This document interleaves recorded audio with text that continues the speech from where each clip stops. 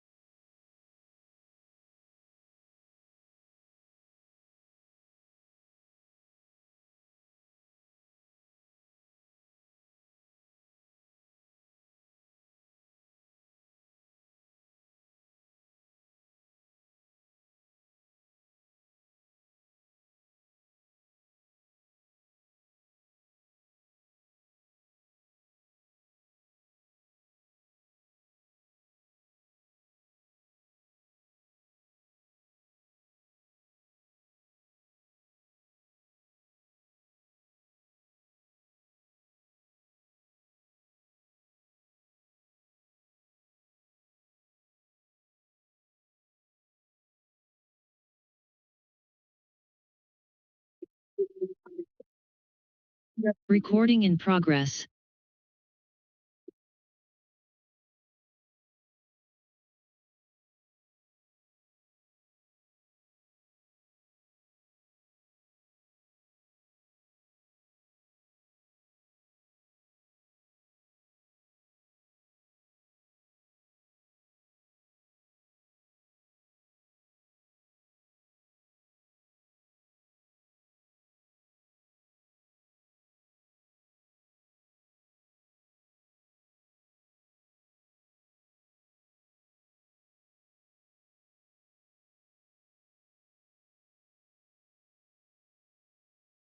Clerk, are we ready? I'd like to call this meeting of the Board of Supervisors, Santa Cruz County Board of Supervisors budget meeting to order.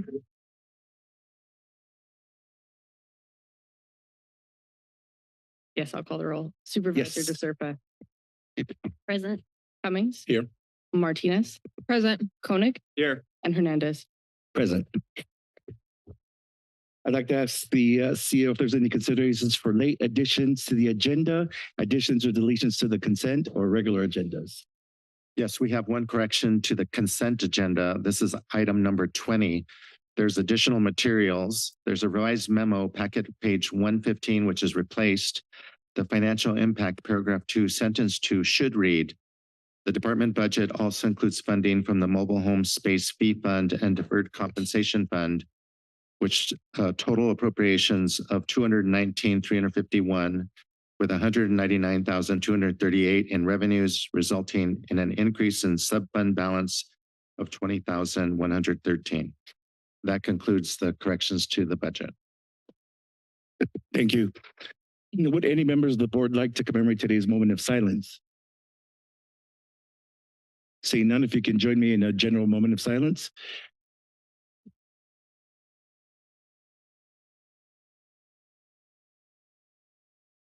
Please join me in the Pledge of Allegiance. I pledge allegiance to the flag of the United States of America and to the republic for which it stands, one nation, under God, indivisible, with liberty and justice for all.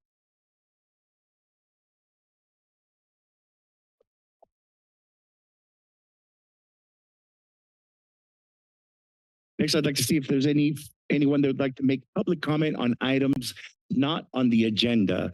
I ask if you're speaking on items either 8 or 9, please do so at that time. But right now it's public comment on items on the agenda. Thank you. Yeah, can I ask a point of order? If we want to pull an item from consent, is now the time, or should we wait? If we want to pull. This should be public comment on consent as well.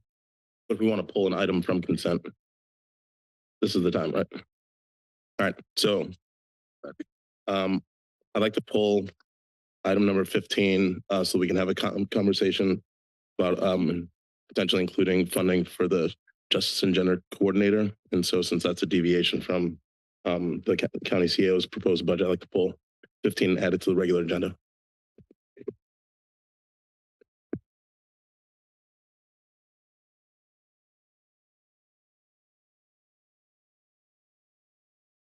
So for the 10 record, point- we'll make it item 10.1. One, yeah.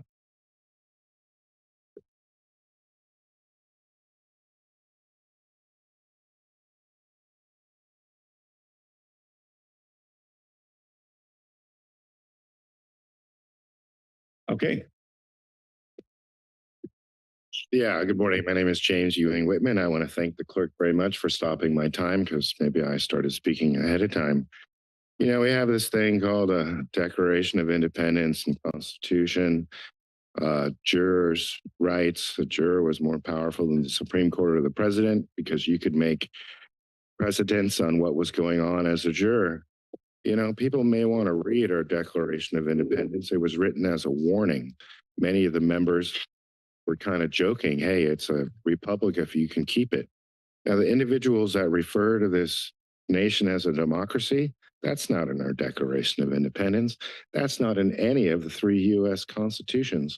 You know, I'm really somewhat surprised about, I guess, litigation. It's not that I invite litigation, but I mean, there are such things as libel and slander. So when I refer to you supervisors as puppets, that's because you're controlled by the corporation of Santa Cruz. And here we have Jason Heath and Carlos Palacios, who are the lead puppets in this room. So we're going over an agenda of finances for this company. Why, for this company, this corporation, Santa Cruz? Why haven't the citizens got together and sued this county for their businesses that were destroyed? These gentlemen, some of them suggested, like you, Jason Heath, I was in the foxhole with you. Your methods, and he's referring to Gail Newell, saved lives. What a bunch of crap.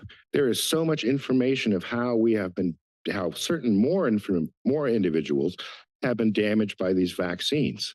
But hey, we're absorbing the nanotechnology in our skin. We're absorbing in our eyes, and it's all being affected by the frequency weapons that you guys have rubber stamped, as well as the city of Santa Cruz. So I feel sorry for the individuals that think a respirator is going to do anything for them when you're absorbing this shit in the shit in your skin. So we are all in this together, and that's why I'm here. Thank you.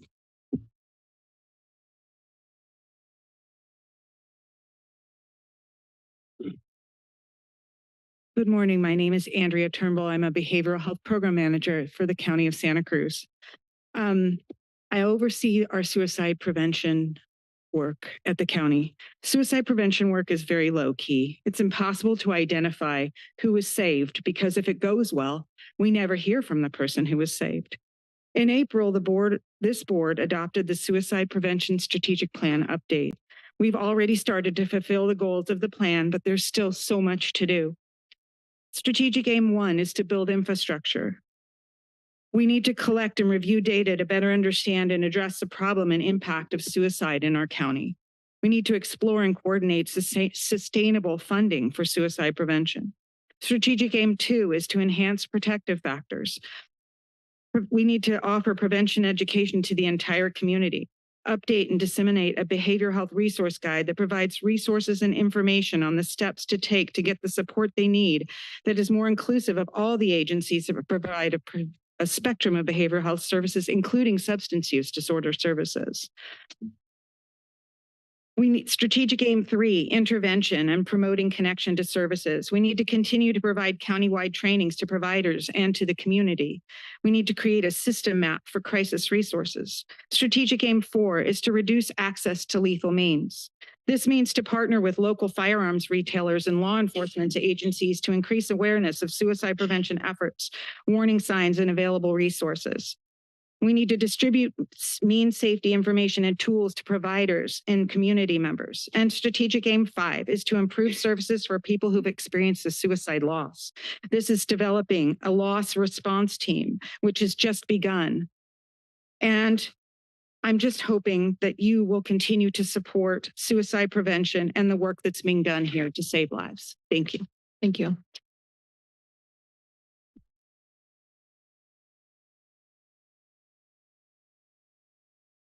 Good morning, supervisors. I am Unai Langus. I am a former teacher and a writer turned activist from District 1. At a time when people are losing access to healthcare, food security, and housing support through massive federal cuts. We as a county need to pull together in mutual aid and fund programs centered in care, healthcare, food security, and housing rather than more incarceration. This is doable. This is moral. This is humane. This is inclusive. This is fiscally sound. This is convivial. Take, for instance, the Neighborhood Justice Program, an excellent alternative to incarceration. It holds people accountable while bringing the community together to help meet each other's basic needs. Let's be creative instead of mindlessly accepting the status quo, the expensive, soul-crushing carceral system. Let's look to the indigenous cultures which have sustained themselves for millennia without incarceration, because freedom is the mode of existence for all sentient beings, including humans. Let's organize and invest in a community of caring and mutual aid. Let's come together as an inclusive economy of well-being for all. Economy and ecology come from the same Greek root oikos, meaning household, home. Let's be inspired by our redwoods, the way they support each other in family rings. Let's make Santa Cruz County truly home for all of us, especially the most vulnerable among us, the mentally ill, the economically underprivileged, the incarcerated. Human kindness is economically and spiritually sound. Let's put political will into this communal vision. Let's do this, Santa Cruz County. Yes, we can. Thank you.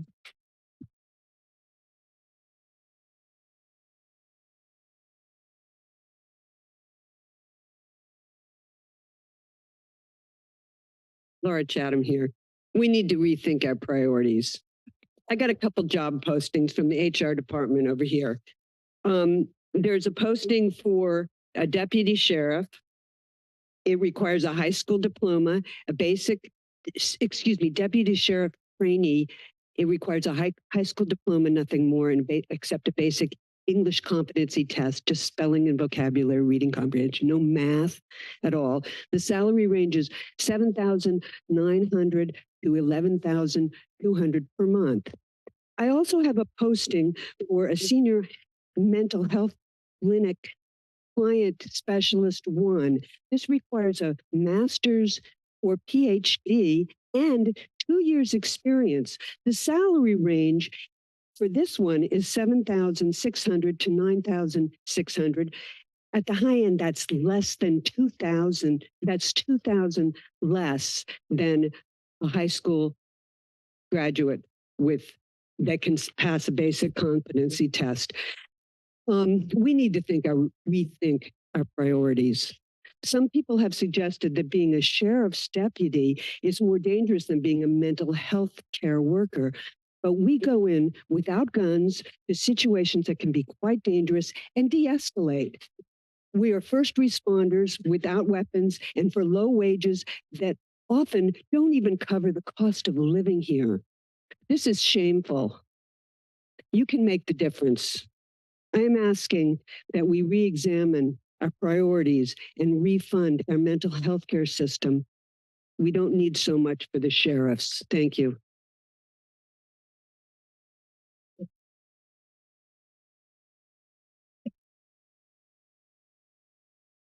Hello, my name is Shelley Bard, and I'm on the board of directors for MHCAN. Good morning.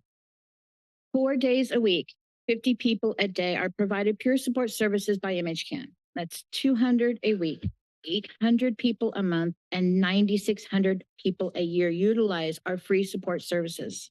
That does not include our food delivery services we provide to people who are unable to leave their homes due to mental illness. 9,600 plus people who are experiencing trauma due to homelessness and mental illness will no longer have peer support services available to them if MHCAN has to close their doors. We have a motto at MHCAN, and it's once you're a member, you have a lifetime membership. And really that's what MHCAN is all about, is enriching the lives of people who are in the thralls of homelessness and the anguish of mental illness. The statistical rate of suicide for people who suffer from traumas of homelessness and mental illness is exceptionally high. 9,600 plus members a year will lose their lifetime lifeline to support systems without the services of MHCAN. And I am very, very scared for each and every one of them. Thank you for letting me be heard.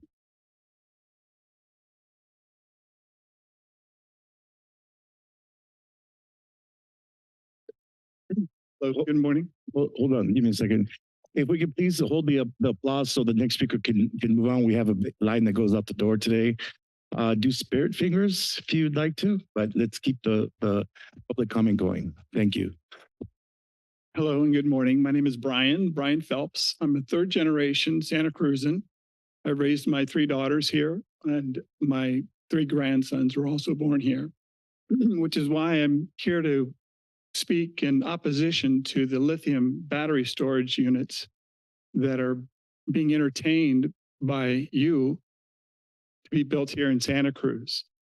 I mean, imagine you've had a hard day and you've come home and you're tired and you go to bed and suddenly you're awakened by a huge explosion. And you look out your window and you see a plume of black smoke coming right towards you. You hear the sirens coming, you hear the helicopters overhead, you hear your neighbors panicking. The smoke starts seeping through your windows, your skin begins to burn, your eyes are watering, you begin coughing. You grab your keys, you head for the door, the phone rings, and it's the authorities telling you to stay in place, and they can't tell you how long you have to stay inside. Now that's not a nightmare. That's been the reality for thousands of people around the world, in Japan, in the Netherlands, and France, who live near these BESS battery storage sites. And I'm part of a community organization, Clean Safe Energy for California, and we've invited you all to come attend our community events, and nobody's shown up. And we're growing exponentially. And we're opposed, and we want you to join us. And this is your opportunity to express your leadership and say no to these sites. Not now, not in the future, not ever. They are not safe no matter what you say.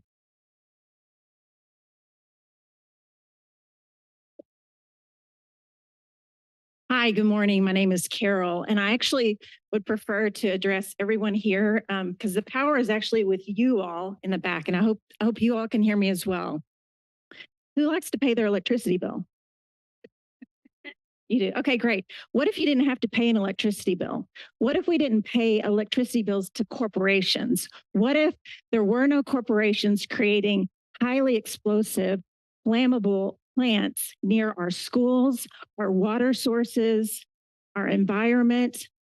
What would that be like? Everybody, I want to encourage everybody to get this book. I'd love for you guys to get it too. Okay, there are sources of energy that are decentralized. That means you don't pay a corporation for your energy. I know it sounds crazy, but that's what this book is about. So I want you to think about. Ma'am, this is your opportunity to address the Board of Supervisors. I am. If you'd like to address the Board of Supervisors, they're right here in front of you, and they would appreciate hearing your comments. I am. Thank you. So can I get that time back, please? Can I get that time back? Please direct your comments to the Board of Supervisors. I am. I'm addressing my comments to the entire room, and you've taken up some of my time, Jason. I would like to ask for a complete moratorium on proceeding forward with these lithium battery plants, a complete moratorium. There's no need to rush. For whatever reason, Santa Cruz County has made a rush to get this done by 2030, and there's no reason for that. There's no reason. We need it to be safe, okay, without these highly flammable, highly explosive plants in our backyard, right next to the hospital, right next to the school, right next to our water supply. We don't need that. There's more technology available. If you guys slow everything down, everything can work out. There's no need to rush. Please be transparent. Please start educating people now. Please start holding public meetings, okay? The lawsuits have started with Moss Landing. Wait until those turn out to see all the damages and injuries that have occurred from that event. Thanks, Jason. Hi, my name is Margaret Quinn. I've been a resident here for over 40 years. I'm here to speak with regards to the Human Services Agency proposed cuts. I have a long history of behavioral health issues. In 2020, I required hospitalization for 3 years, for over 3 weeks, and then entered a dual substance abuse mental health program. The transition to Santa Cruz was tough. Without the services and the agencies here, I would not have been able to go back to my family. I would not have had a home to go to, and I would not have successfully been able to get back to my job. I continue today to use those services 5 years later. Without those services, I wouldn't be able to maintain my job. No way. I am very fortunate to have medical insurance and a very, very good job, which allows me to see a psychiatrist once every 3 months. I see a psychologist once a week out of pocket, which is costing me $800 a month, by the way. It's very tough. Without these agencies in town, we're shooting ourselves in the foot. Secondly, I'm a nurse at a local hospital. Let me tell you about the impact your cuts are going to have on a hospital that's already got shrinking services. We lost our behavioral health unit a number of years ago. Our emergency room is impacted by patients who need behavioral health support. I'm talking kids as young as 10 years old, turning up in our emergency rooms, needing a one-to-one person to watch them in the ER because they have nowhere to go. This is unacceptable. We cannot, there's no way that we can treat our people, the most vulnerable people, like this. By the way, I'm Irish. I came here 40 years ago. This kind of budget for behavioral health would never be on the table. They wouldn't treat their people like that.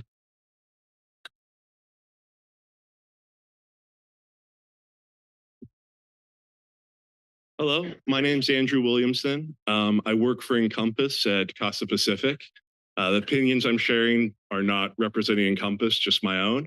I'm here because my program, Casa Pacific, is facing cuts. We just lost Telos, which is an 8-bed facility. It looks like we will also be losing Casa Pacific, which is a 12-bed facility and the only dual diagnosis facility that we have in Santa Cruz County, mental health and substance use disorder. So I'm here asking, please don't let that happen. We don't have enough beds. We are suffering. People are suffering in Santa Cruz every day. To cut more beds is foolish, and cuts will end with people losing their lives. Thank you.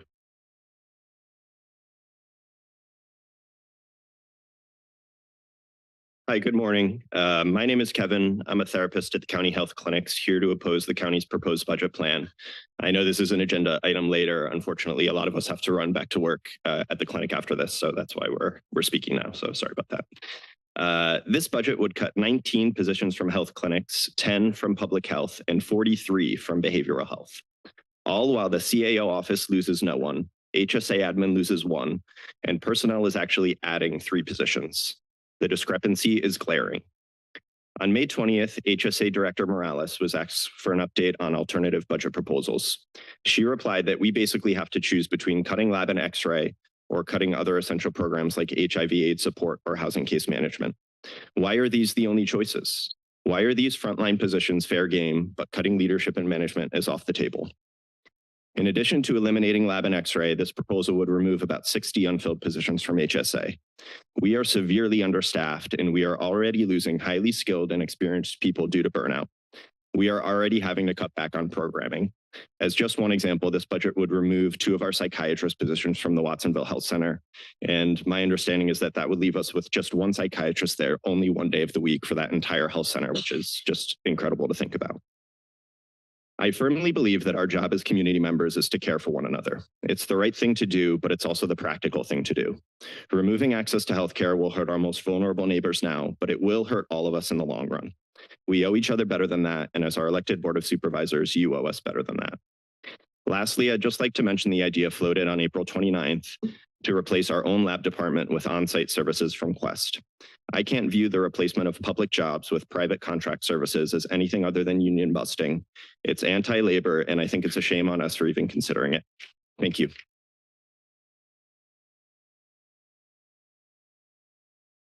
Good morning. I'm a psychiatric mental health nurse practitioner with the County of Santa Cruz for the past 4.5 years. I work in specialty behavioral health. I'm very frustrated with the proposed cuts to our county's essential safety net services that include layoffs of essential workers and elimination of revenue generating positions. I do not accept that these proposals are in the best interests of our county or that there is no other way to balance the budget. Eliminating laboratory and imaging services as well as benefit reps and other positions undermines the efforts of providers to meet the health needs of our county's residents. Our patients' health will suffer with increased barriers to care due to the additional time, transportation barriers, and coordination needs. Evidence suggests there will be poorer follow-through with ordered tests and decreased collaboration, leading to delays in diagnosis and treatment. Our clients face significant barriers to care as it is. Cutting services or contracting out services erodes the quality of care that we are able to provide. We need investment in the frontline essential workforce. This proposed budget is out of touch. I would like to invite its authors to come and talk to providers and our patients, visit the clinics, see the services provided, and most importantly, engage with our county residents around whether or not we would like to have more holes in our safety net or less. As behavioral health providers, we also depend on the existence of indispensable community programs such as MHCAN, which connect clients with services and create opportunities for meaningful recovery that psychiatric services alone cannot provide. Furthermore, there are cuts to unfilled positions that are not being recruited for, psychiatrists and psychiatric mental health nurse practitioner positions that would generate revenue. And we have the infrastructure for. I have a lot of questions about why that's happening and why those positions are not being filled.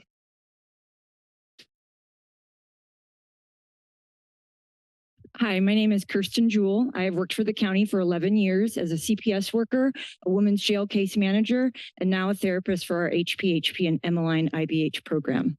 18 years ago, I was a client of Santa Cruz County Services, and I am now an honored and dedicated county employee who finds meaning and purpose giving back to the community who has given so much to me. The work we do saves lives, and I'm determined to fight for preventative and crisis services that save us money in the long run and prioritize public health. Our county X-ray, lab, psychiatric, and suicide prevention programs, along with GEMA, JAG, and MHCAN are services that help me do my job and keep people out of the ED, county jail, and psychiatric institutions. These programs save us money and, more importantly, minimize human suffering. I do not believe that cutting county jobs is a solution to our county's mismanagement of money. According to Transparent California in 2022, Monica Morales started as HSA director with a total pay and benefits of about $300,000. By 2023, her total compensation was over $364,000. In 2017, when Carlos Palacios started as CAO of Santa Cruz County, his total compensation was a little over $300,000 a year. By 2023, it was close to $500,000. These two people cost the county almost $1 million a year. Our X-ray department costs only $2 million. Santa Cruz County has been prioritizing the increased pay of those that make the most over hiring employees that provide the care our county needs.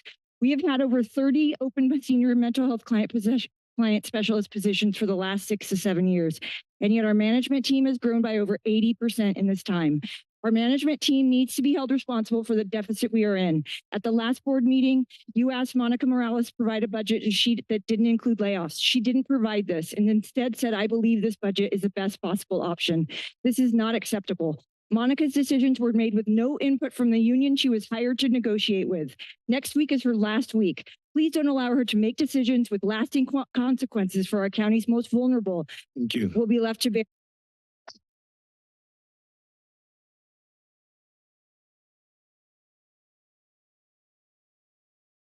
My name is Kaylee Lantot. I live in District 2. I'm a psychiatric mental health nurse practitioner as well as a family nurse practitioner.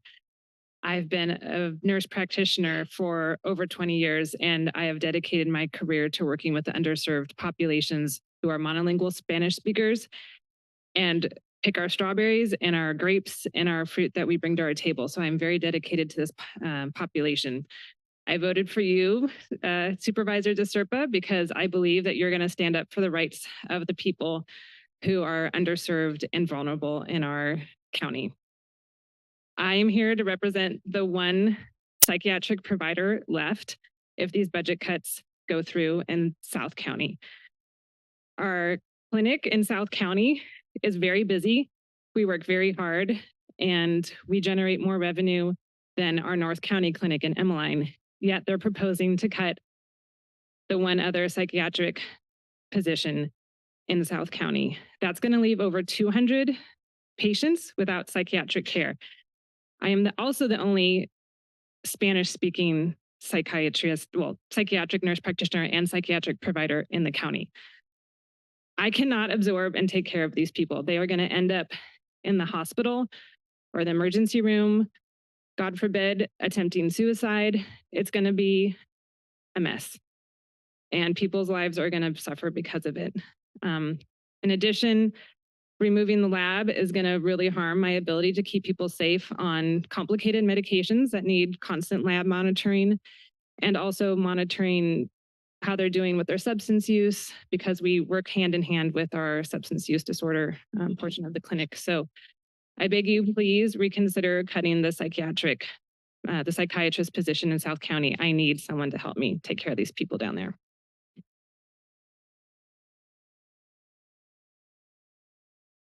Thank you, board members. I'm humbled listening to the, Rama Khalsa, former health director and behavioral health director for the county, and longtime citizen and fan of Santa Cruz County.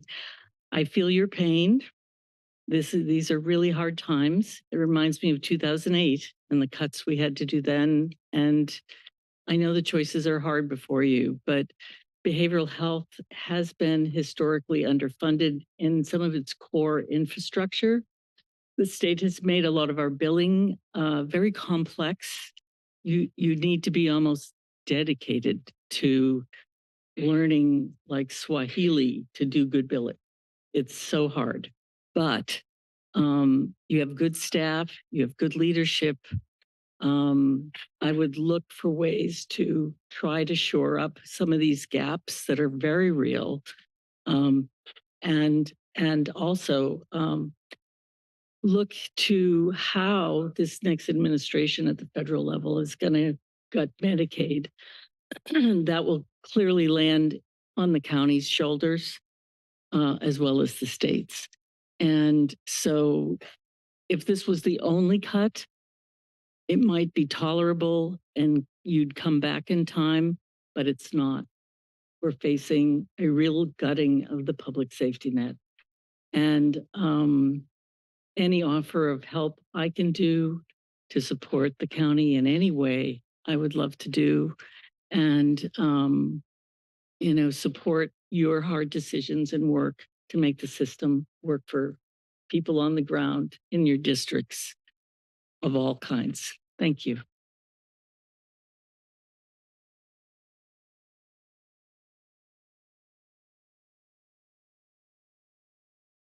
Good morning, Board of Supervisors. My name is Blair Baracious, and I have been a part of MHCAN, both as a client and as a staff member for the last 4 years. As I stated last time, I'm still alive today because of that. They were the only place I got support after a second attempted murder I had to survive. Okay? So, when I think of MHCAN, I often call it the last stop on the road, the last one, where people like me who have suffered lifetimes of abuse and been ignored by everyone in the social safety net. And for me, that was in 2 different states. MHCAN was the only place I could go where I wasn't treated differently for having a disability, where I was supported, and I've been able to pay that forward for the last 4 years. I would like to also address the elephant in the room that I think this budget represents. All of these healthcare services, these mental health care services that are being cut, these are the things that are going to devastate people. Everybody wants to talk about mental health and supporting mental health care, and everybody needs help and suicide prevention, right? Well, these are the things that are going to drive people to commit more suicide, to die of more substance use. Places like MHCAN, like the Gemma House, like these labs all of these things that we're taking care of people, that we're helping people get back on their feet. And these things that MHCAN often connects people to, these being gone will kill people, and it will cost you way more money in the long run. So I really hope that you guys reconsider your actions today.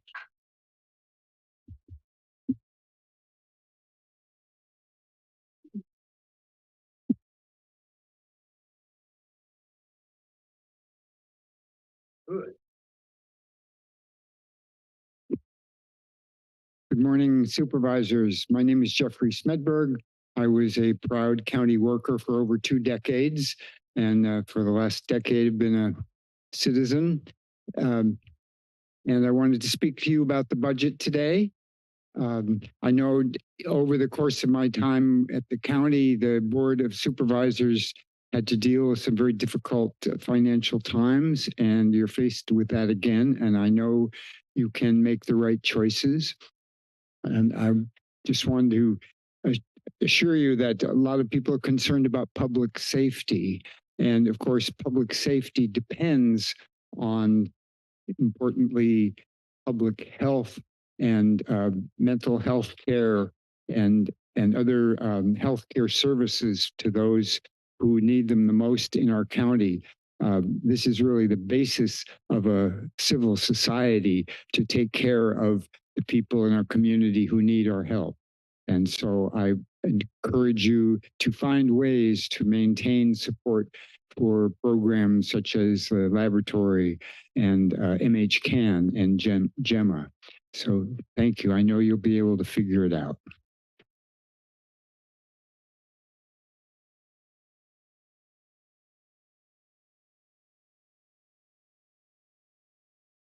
Good morning. Some of you I know personally.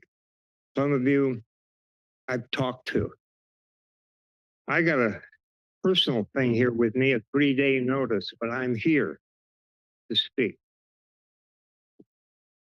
I want you to have found money if you defund MHCAN.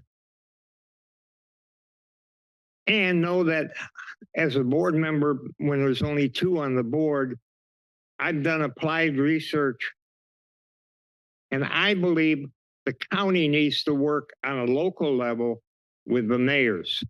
Watch when what it is I can speak into isn't 3 minutes or 2 minutes, but it's in person. So I would like your help to see what you can do. As you could see, Friday Night Alive is more than what it is today. County, let's see what we can do on Friday to make sure our kids aren't using the drugs. So that's my invitation. And best I can, if I don't think this, yeah, you can maybe see it. I don't know how you do it. But I do a 380. And the key is bring this initiative forward. What power?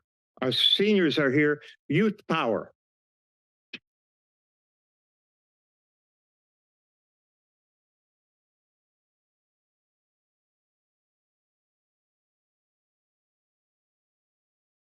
Good morning, Supervisor Martinez, supervisors. My name is Sarah Kojin, and I'm from District 5. I am a commissioner on the Justice and Gender Commission, and I'm here to advocate for the full funding of the continuation of the stipend for the Justice and Gender Commission. I know the county is planning on passing it off to people at the county to take up the position that currently is done by Dr. Susan Green. And I just have to say that, for one, you know, keeping the injustice out of our justice system is one thing that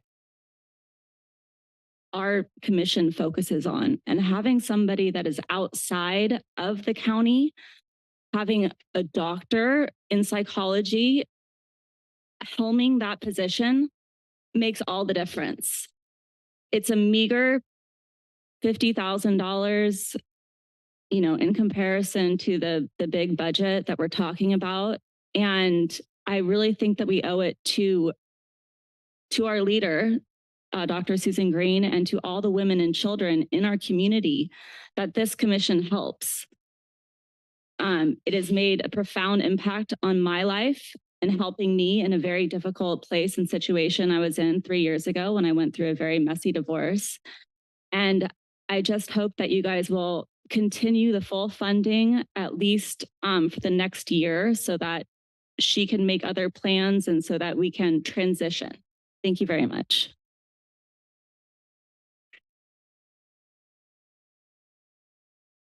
Good morning. I'm Gregory Aldino. I'm here to speak about the proposed BESS facility in South County. The town of Moss Landing is hurting for business. A week or so ago, a colleague received a flat of strawberries at work and decided to share with us. Yay, spring's here, fresh strawberries, yum. Another colleague almost immediately asked, hey, where do these come from? Pescadero was the answer. Okay, and proceeded to eat. Later, I asked, hey, why did you ask where they came from? Well, I don't think I want any from our area around here or from around Moss Landing. It's obvious that people remember negative impacts, negative events and locations. Business in Moss Landing hasn't recovered in the last 4 months. They are hurting. The BESS facility is roughly 10 to 12 football fields in size. If we have a BESS in South County that has a thermal runaway incident, don't you think that people will remember and won't help us, won't shop with us? How is a BESS going to fit into our over $1 billion local agricultural industry? How is it going to be safer? That word safer, the BESS industry is using to say, yes, we're making it safer, but it's not 100%. This is what they say. Safer than what? What legacy are we going to leave out on Minto Road? I appreciate your thoughts. Thank you.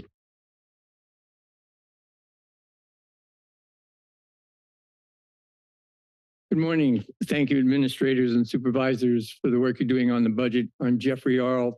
I'm the secretary for the Santa Cruz County Mental Health Advisory Board. And we strongly recommend that you reinstate the HSA budget, especially MHCAN and the GEMA project. I know you have difficult choices. There do seem to be some choices around capital expenditures where there could be postponed. I know this is not a best practice, but the postponing of putting in a lightly used bathroom on Brommer Street or a parking lot, or possibly the staff that are going to be hired for Parks and Rec rather than staff that would be hired for social services seems potentially something you could do. MHCAN's budget was about $700,000, I believe. They cut it back 20% to $500,000. That money is actually from the MHSA budget. It is not paid by county taxpayers here. It's paid by the Millionaire Fund. There is a prudent reserve there that usually is about $2 to $3 million a year. MHCAN would only be about a quarter or an eighth of that. Also, the GEMA project could come from that funding. So I ask you to take another look at the potential funding available and make these changes. It's a matter of social justice as well as community welfare and services. Thank you very much.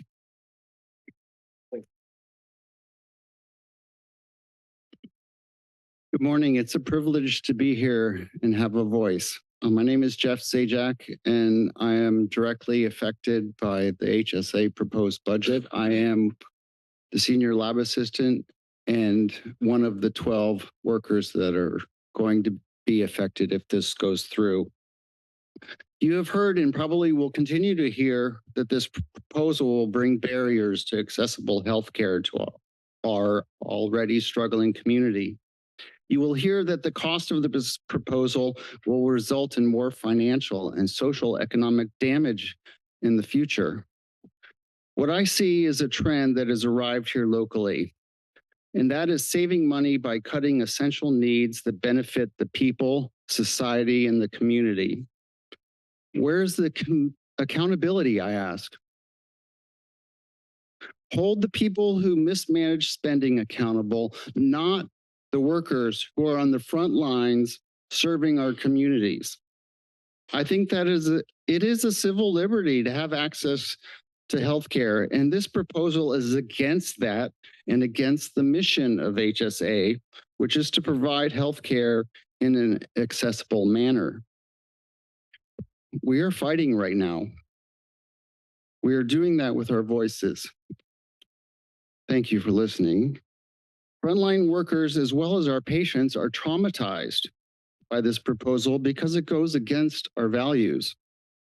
Our vote of non-confidence is mute at this point, but your vote can reverse this culture of cutting services and instead hold accountable the people whose inability to figure out their responsibility of providing a manageable budget and has caused the need to find a way to cut costs. Workers will continue to march and shout to furlough management. That's because there is a solution other than taking away accessible healthcare. Thank you.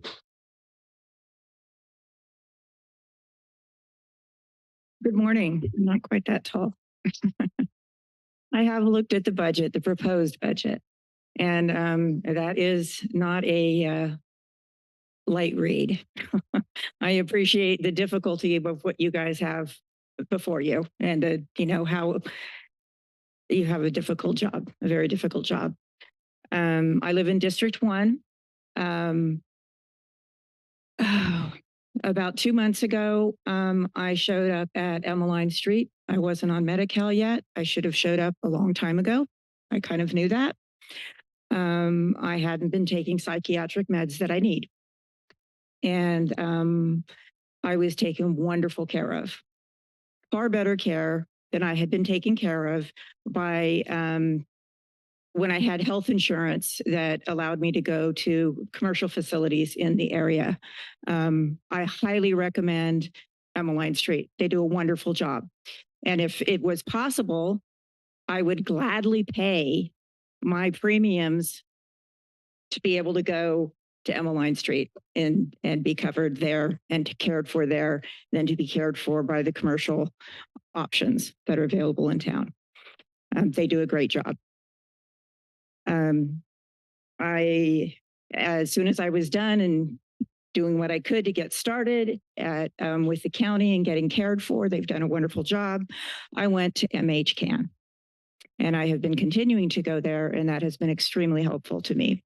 I have a letter that I'd like to turn in from a security guard who works at MHCAN. And one of the things he says is, working at MHCAN can be stressful for staff and volunteers because there are often emotional outbursts that need to be de-escalated. So, you know, if this happens at MHCAN, it's like it's happening in a psych ward.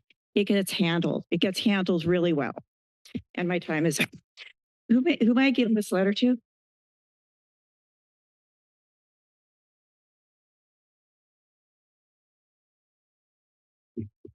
Buenos dias. Good morning. I'm Marielena de la Garza. I'm the CEO for the Community Action Board of Santa Cruz County. And I'm also here representing the PV Collaborative, which is a group of 26 agencies and government partners who've come together to fight the good fight. I would like to just say that my message is simple today. You have the opportunity to put our money behind the beautiful and strong equity statement that your board approved last year. You have the opportunity to direct our money to be people-centered and choose people over pavement. Any other year, the decision might be different, but this year, we must consider people over pavement.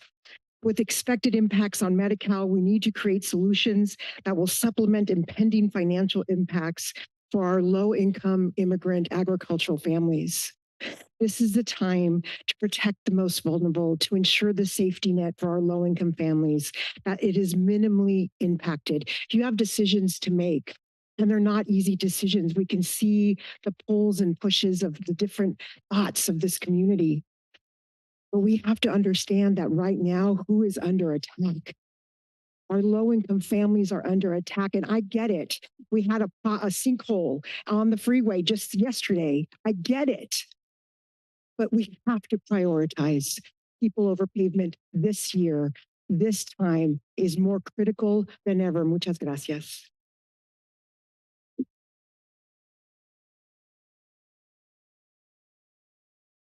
Gonna just start off with a deep breath. It is always so unnerving to stand before you all and so exciting to see such a beautiful representation on our county board. This is really an incredible time to be paying attention. I would like to first and foremost identify myself as a mom. I have my little one out here with Dr. Lisa Hernandez, just so grateful for the women leadership that hold up people like myself that never saw themselves as political, but see parenting as radically politicized, see myself as a Latina as radically politicized.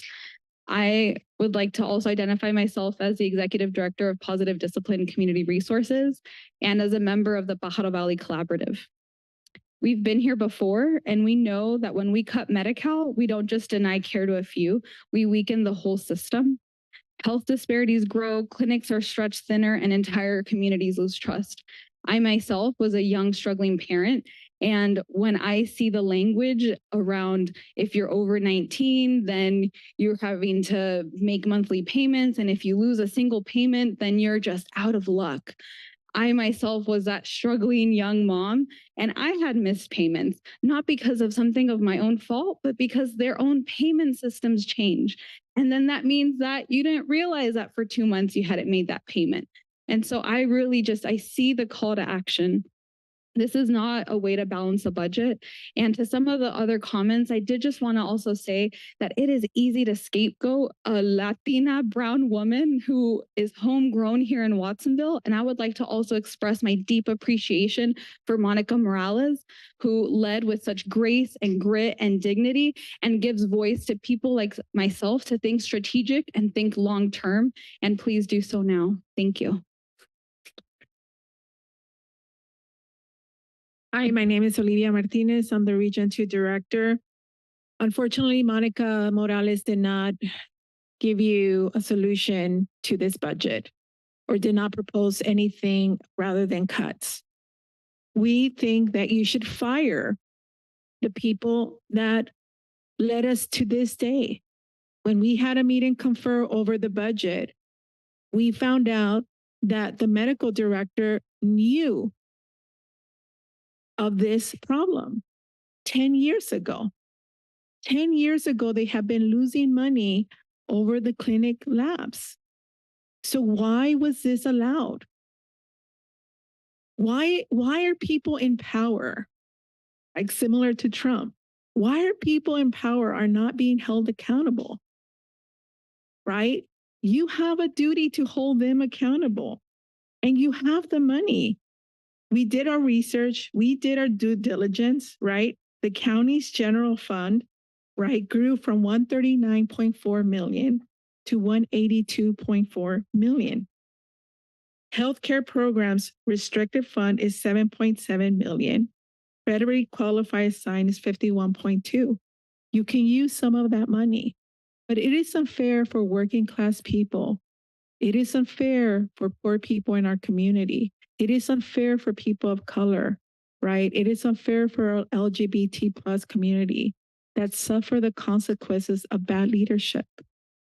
And we continue to allow this. And I have to put reference to Trump because this is happening everywhere, that we are not holding people in power accountable. Fire Amy Peeler. She's responsible for this. She led us to this decision. If you're going to cut, then hold her accountable as well. Thank you.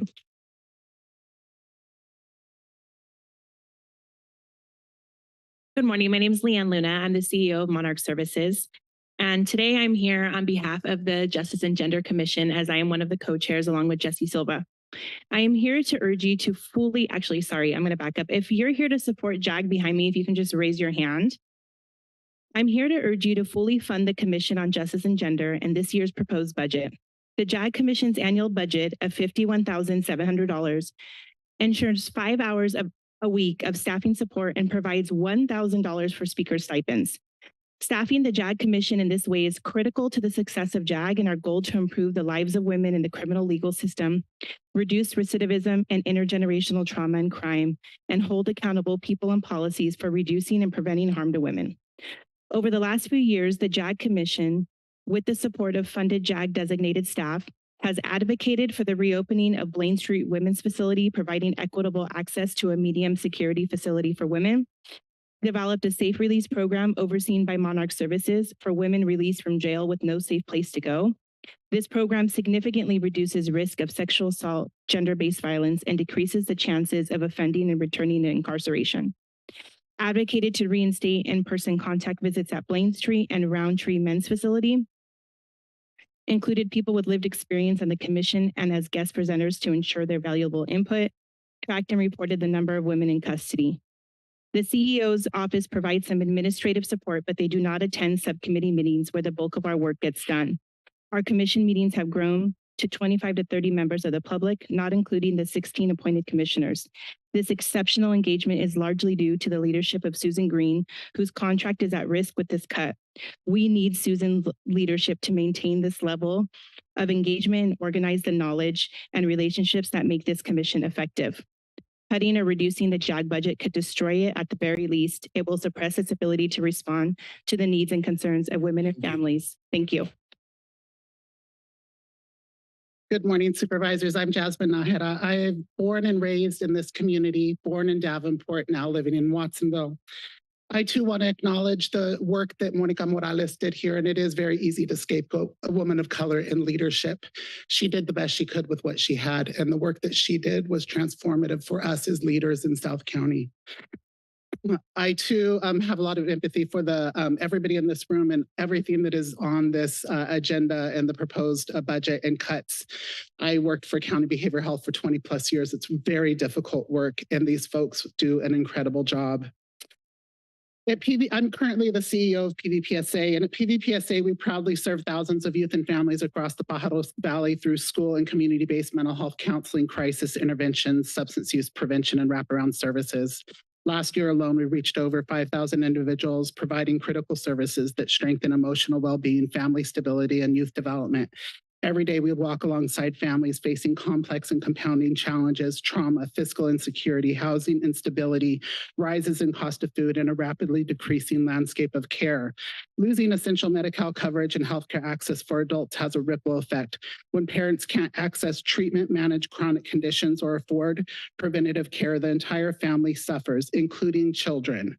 Children whose caregivers are sick, stressed, and untreated are more likely to experience emotional distress, school absences, and long-term behavioral health impacts.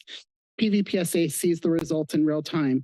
Youth coming to school anxious, distracted, or depressed, often because of family instability caused by unaddressed adult health and mental health needs. As a trusted, community-rooted organization, PVPSA believes that all people deserve access to care regardless of income, immigration status, or background. Cuts to Medi-Cal would not only harm individuals, but undermine the well-being of our entire communities, particularly in underserved working-class regions like the Pajaro Valley. Thank you very much.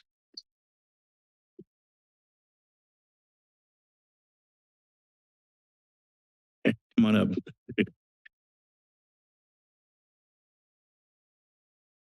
Look at that, it already started me. All right, so for those who don't know, my name is DeAndre James. My real job is being the father of 2 great kids. My day job is being the executive director of the Community Health Trust and a part of the PV Collaborative. I, in those roles, live in District 5, work in District 2 and 4, volunteer and help in District 1 and 3. I get the opportunity to work across this county daily and in my livelihood. And so these impacts and these things is not a time to be apart. It's a time to come together. You've heard from great people in this room. There's great CEOs and executive directors in this room. And so I think it's an opportunity because I know it's a hard job. I don't want it, and I don't envy any of you in your job. Hell, mine is hard enough. But it's not a time to be apart, it's time to come together. And so it's a time to be creative. It's a super time to be creative. Federal cuts, all those cuts are coming down upon us in here. And it's how we do it together that makes a difference. And so I don't know all about the budgets and who and that, and there are a bunch of hard decisions to make. But if we make them together, then we understand and we walk together. And so I get a sense that this wasn't done together. This was done apart. And so I think that's the missed opportunity. It's a missed opportunity for us to do this together. It's going to be hard cuts. Nobody can deny that. There's going to be hard things we got to come. But if we do it together, we can understand and move together. So I implore you to rethink just how we move together in this difficult time. Thank you.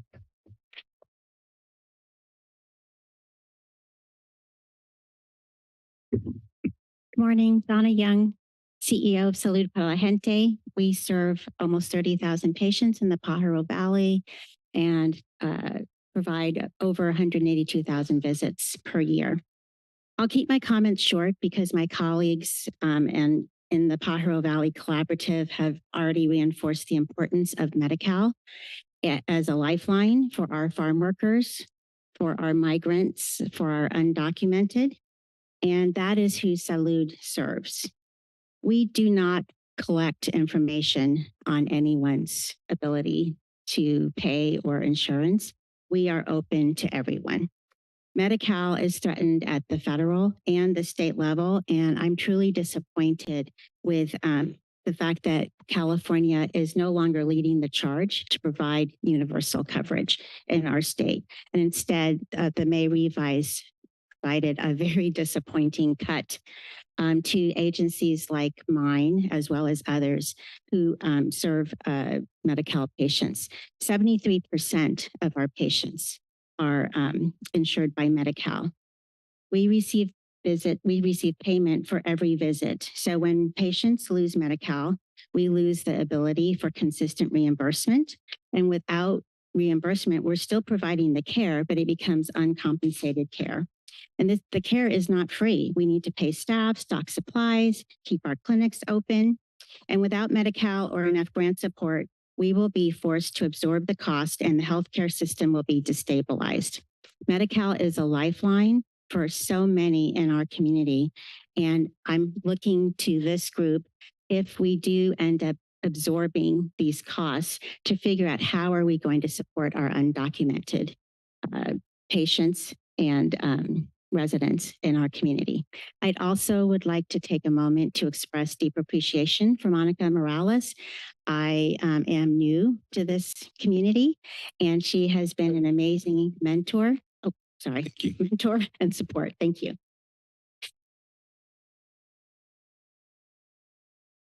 Good morning, board members.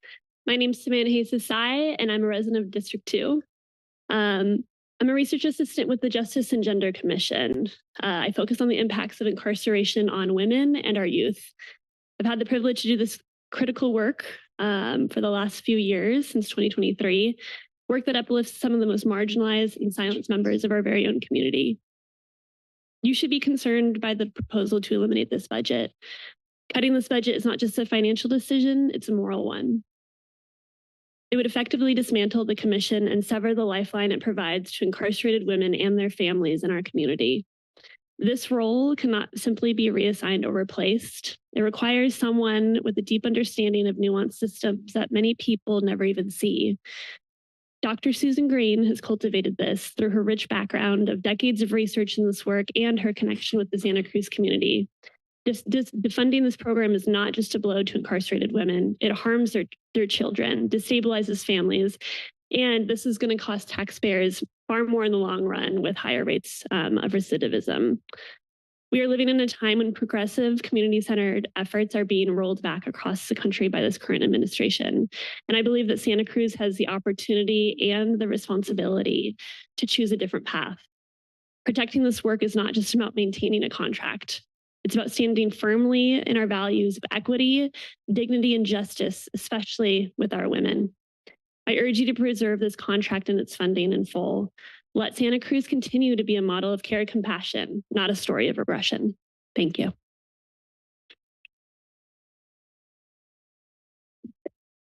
Good morning. My name is Catherine McCormick, and I'm the Chief Operating Officer with Monarch Services. We last appeared before you on November 19th to advocate for the discretionary core funding to support vital services for survivors of domestic violence, sexual assault, and human trafficking. Today, we're here to renew our appeal. As you know, we're operating in truly unprecedented times. The uncertainty of the economic landscape combined with this loss of core funding has placed our ability to continue providing therapy for survivors at serious risk. These services are not optional, they are essential. Therapy is a lifeline for people we serve, and without additional support, we face the devastating reality of having to eliminate this crucial care. Currently, Monarch spends approximately $120,000 each year to provide therapy sessions. After losing core funding, we aggressively pursued alternative grant opportunities. Unfortunately, the most promising state grant was recently eliminated from the upcoming budget by the governor's office. At the same time, our federal and state funding sources have been unreliable, swinging unpredictably from day to day. We respectfully ask the County of Santa Cruz to also stand with survivors by investing in their safety, recovery, and long-term healing. We are here today to speak on behalf of those whose voices are often left unheard in these chambers, those who have survived unimaginable violence and who rely on us to stand up for their rights to live free from violence and abuse. We urge you to consider funding Monarch so that we can continue to meet the growing and urgent need for services in this county. Your support will make a tangible difference in the lives of survivors and help ensure that they are not left behind. Thank you for your time.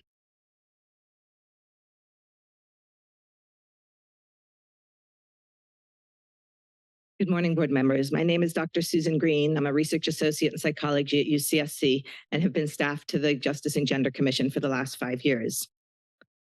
At the core of our commission is the value nothing about us without us, and we center the voices of women who are often locked away in our jail. Today, I'd like to take my time to read a quote that was shared at our May 8th JAG Commission meeting that focused on the psychological effects of solitary confinement.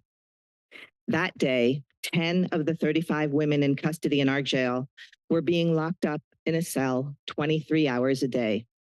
This is not a practice unique to Santa Cruz County Jail. But I believe here in Santa Cruz, we can and must do better.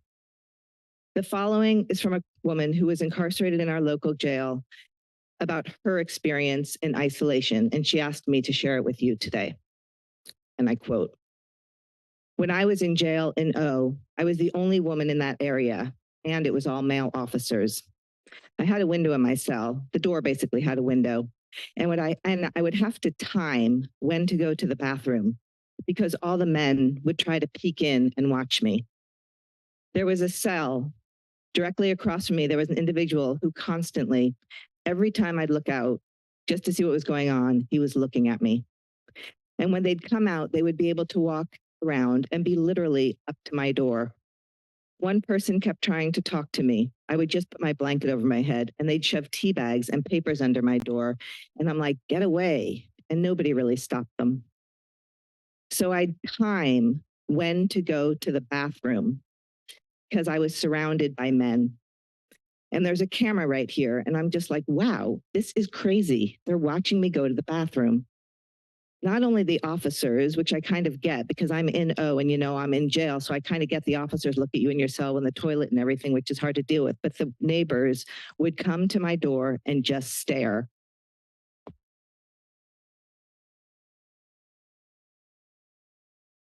Hi, good morning. My name is Emma Ledvina. I'm a mother, community member, and director of the Parent Center, and I'm here today to ask you to continue to fully fund the leadership infrastructure for the Justice and Gender Commission. Thank you, Supervisor Cummings, for pulling this item. I'm sorry that myself and others are speaking now. Sadly, we have full-time jobs and can't stay for the full agenda. As you all know, the JAG Commission has grown into a highly effective body with sustained participation, not only from its 16 appointed commissioners, but from 25 to 30 members of the public at every meeting, and 3 working subcommittees of 8 to 12 members each. JAG has also proven itself as a space where work gets done. In advocating for reopening the Blaine Street Women's Facility, creating equitable access to services that men were receiving at Roundtree, and creating the Safe Release Program with Monarch Services for women leaving jail with no safe place to live, and in advocating for in-person contact visits for children and their parents. This kind of consistent engagement and advocacy cannot be taken lightly. These actions directly impact family stability, public safety, and the dignity of incarcerated women in our county. Without this funding, the JAG Commission's vital work will be gutted. Respectfully, the CEO's staff do not have the expertise, the relationships, the depth of knowledge of the research, or the sensitivity to be able to facilitate this work and to engage people with lived expertise. They also currently do not have time to even attend subcommittee meetings, let alone have the time to plan, organize, and facilitate them. I know that JAG is the only commission to have staff, which is allegedly why it is on the chopping block. But the reality is having a staffed commission is working in a way that few others are. After all the time and money the county has spent on increasing the work and engagement of commissions, why would we impede the work of the most successful one? Defunding JAG would silence marginalized voices and dismantle a commission making real change. I know that you all have some very hard decisions to make, and I also know that there are at least 74 people working for the county making over $200,000. I also know law enforcement's budget actually managed to increase. Honestly, it is a little bit painful watching us all try to convince you to support. Thank you.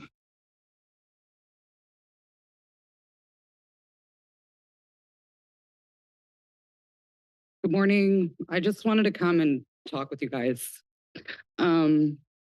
and lean in a little bit more to vulnerability rather than last time. It was the more intelligence and persuasive approach that I was employing. So what I really want to say is where I'm at now, and I am general manager at the East Beach Street House for Women in Watsonville.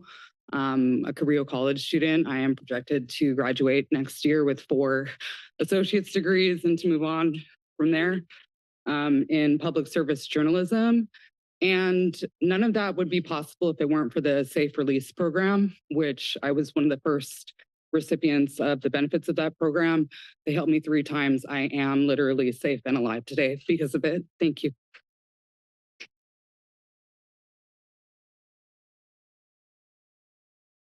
Good morning. I'm here with my colleagues, and I just want to say hello. My name is Clementina Cruz. I was born and raised in Santa Cruz, and I've proudly served this community as a public servant in both Santa Cruz and Watsonville County laboratories, providing essential diagnostic services to our most at-risk patients. I'm here today with the message for the community and the Board of Supervisors. The proposed to eliminate our public lab without alternative plan is reckless and short-sighted. Eliminating the lab services means patients ranging from just a few days old to over 100 years old will be denied the critical testing for STDs, HIV, and hepatitis C, and other testing. Mental health services, patients will be denied timely lab completion in order to receive their medications. Providers will be extremely challenged to care for their patients without timely lab results. Treatment plans will stall, appointments will get canceled, patients are forced to seek care elsewhere. This doesn't just hurt our patients, it jeopardizes the funding tied to grant programs, physician services, creating a ripple effect of harm. This decision ultimately will cost the county more money in the long run, and more importantly, put the health and safety of our patients at serious risk. These decisions will delay diagnosis, disrupt proactive care, and deny residents access to current health care they are entitled to. Meanwhile, management is claiming they don't have money. Meanwhile, they have hired 13 new management positions. Management is refusing to acknowledge their poor spending choice and are trying to justify cuts by claiming the lab is the problem. This is unacceptable. My time's up. Thank you.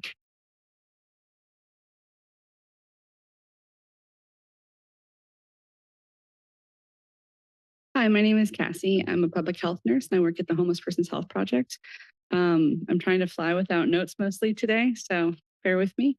I've lived in District 2 for almost 40 years, and I've worked at the county for about 5 years. So when I came on, I remember when we were essential workers, we were celebrated, we were battling COVID. We were with the patients face to face, risking our lives. I had a patient the other day tell me, "You started during COVID? I can't believe you're still alive." So yes, patients see it too. The reason I'm speaking today is I feel very concerned about how our leadership and personnel department are mirroring the federal government in top-loading leadership positions, and who's paying the price is the people with the smallest voice, and that's happening nationally. And I think that you guys are better than that. I saw you all at Pride. I loved that. That's awesome to see you guys walking.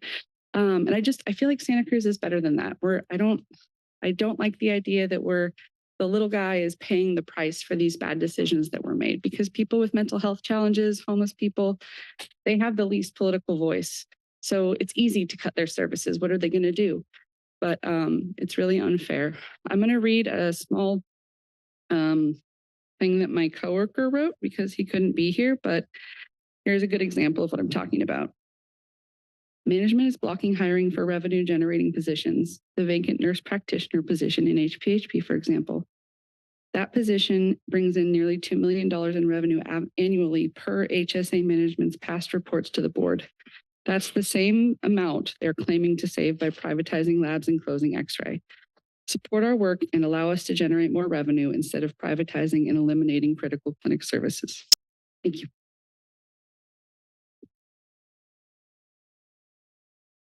Good morning, Esmeralda Torres, Program Director with Monarch Services and Director Overseer of the Safe Release Program. I'm here to ask you today to please consider in keeping full funding for the Justice and Gender Task Commission. I have been a case manager and advocate for justice-involved women for over 10 years. I have seen and worked with these women who have experienced some of the stories that you heard today. This commission is successful because of the leadership it has had. This commission has grown year after year. Community members want to attend those meetings.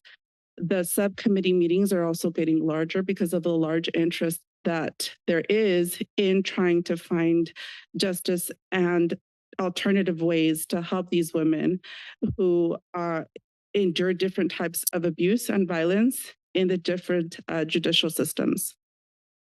So again, I just want to ask you to consider fully funding the program because it has worked. It is a space where survivors get to speak their truths, their experiences, and there is no other platform in our county to be able to do that. Listening to survivors' voices has really helped the community come together and think about what are we doing wrong and how can we bring justice to these women? Thank you so much.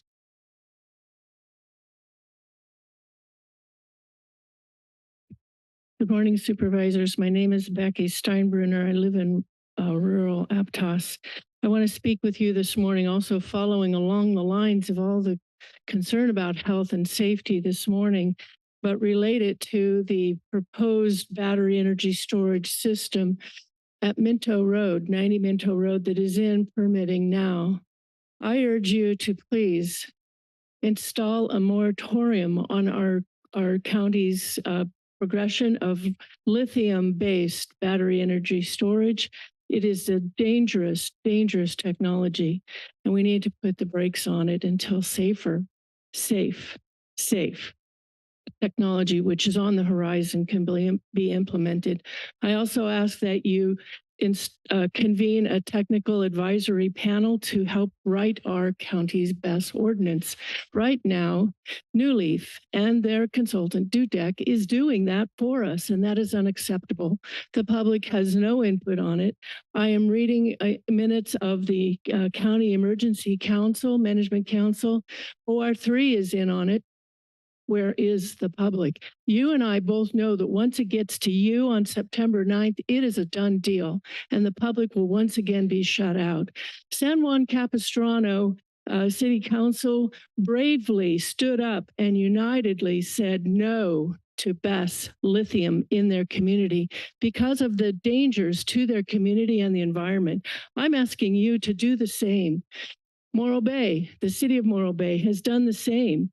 You can also unite with them and say no to lithium BESS in our county. I have a document from the Watsonville Wetlands Watch Planning and Conservation Committee. Questions to New Leaf. New Leaf says if there's a fire, and that's not going to happen, it would only stay within the footprint of the project. That is ludicrous. These are the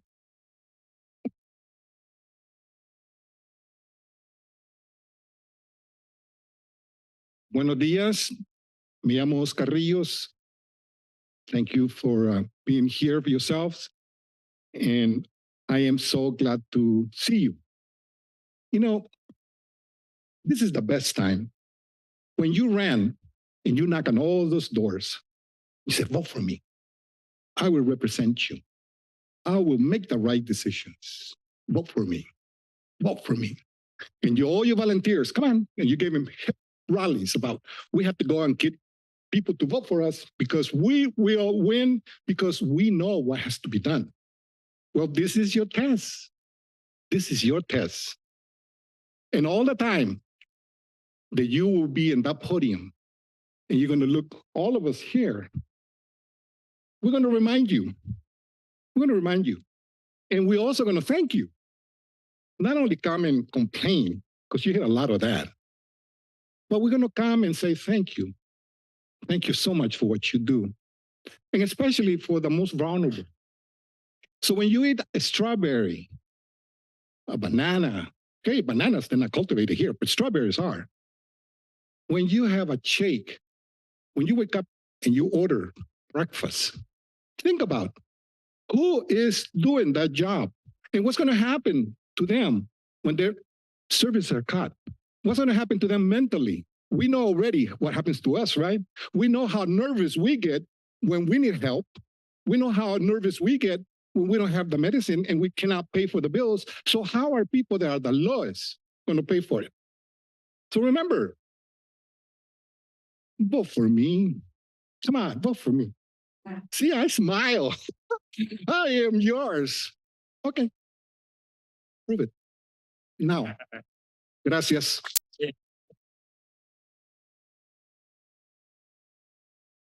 Well, it was an honor to hear him speak. That was incredible. It's nice to be here, everyone. Thanks for all the effort that it takes to be with us and be present with us and to hear us out. It's so important what we're here to do together to do. I work at management mental health program for Encompass Community Services. I'm speaking on behalf of my own will and testament, and so I just wanted to name like the consequences of the cuts. When we look at potentially CASA-P, hearing about that now, we look at Telos, we look at MHCAN, Gemma House, the labs. I understand that times are really hard right now. There's no question about it. What we're not maybe discussing so overtly right now is what the cost is going to be for our societies. It's been mentioned. So the largest mental health bed capacity is, from what I understand, the jail. So what I'm concerned about mostly is like taking a look at that. What does that mean? It means people who are coming through experiencing homelessness, experiencing mental health distress, extreme states. This is the criminalization of the, I hate to say mentally ill, but just for impact, criminalization of the mentally ill. This is a bigger picture of what's going to come down the way. We're going to have less resources for people to be able to be a part of services. I also went through the mental health system significantly when I was younger, so I have lived experience of being able to struggle with the hell on earth that mental health conditions can convey and be a part and express with people. The fallout to this is monumental. And I hate just to come up and complain about things without offering some kind of solution. And I don't know that I have one, but I think that what is so important is that we think about matching what other counties are doing with the budget. So we're looking at, are we paying the same for our mental health services that other counties are paying? Can we draw down a different categorization from a smaller rural community into a more broad, we're a pretty wealthy community. How can we maximize our drawdown of money so that we can offer support and money and services to the people who most need it? Thank you. Hi there. My name is Tracy Kennedy, and I work for both Telecare and Encompass. I've worked for a couple of different programs within Encompass, and I am here speaking on my behalf.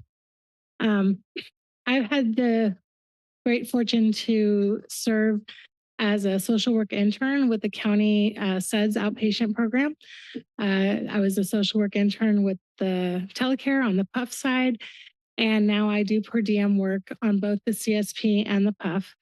I've worked with Second Story, I've worked at Casa P, and I currently am a program manager for Return Project, which works with justice involved individuals and is funded by AB 109 funding.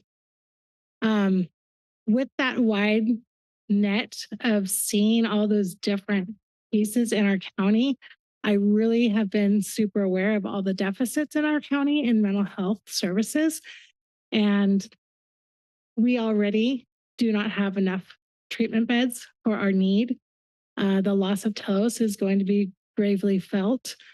We have people that stay at Telecare, super expensive for one day of treatment. They stay for multiple days past when they really could be discharged because there is nowhere for them to go. They're waiting for a step down program, they're waiting for a bed, and there's no bed. So now we've lost 6 more and potentially more with Casa P. I know that this is a horrible thing to have to balance a budget. I encourage you to look at the wider budget and see what is more appropriate and less impactful to the greater being. I've recently learned that there's like $10 million going into retrofitting the juvenile hall. I guess it's a matching thing, but there's only 8 kids in there. So thank you.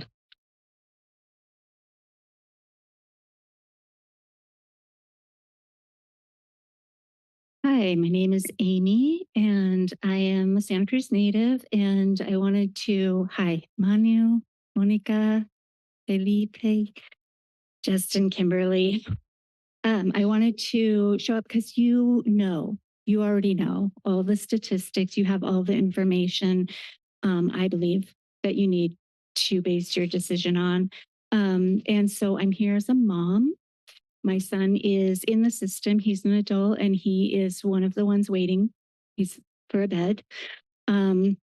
He's been through the system several times of rehab, substance use disorder, recovery, inpatient and outpatient, and relying on the care in Building K at Emmeline for enhanced mental care healthcare.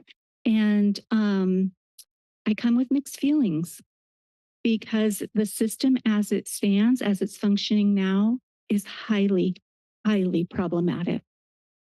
And what I know to the core of my being is that he will not stay alive without these resources. He will not. The last time I was in the hospital with him, I held his hands as his neck wounds, self-inflicted, were stitched up. He will not survive.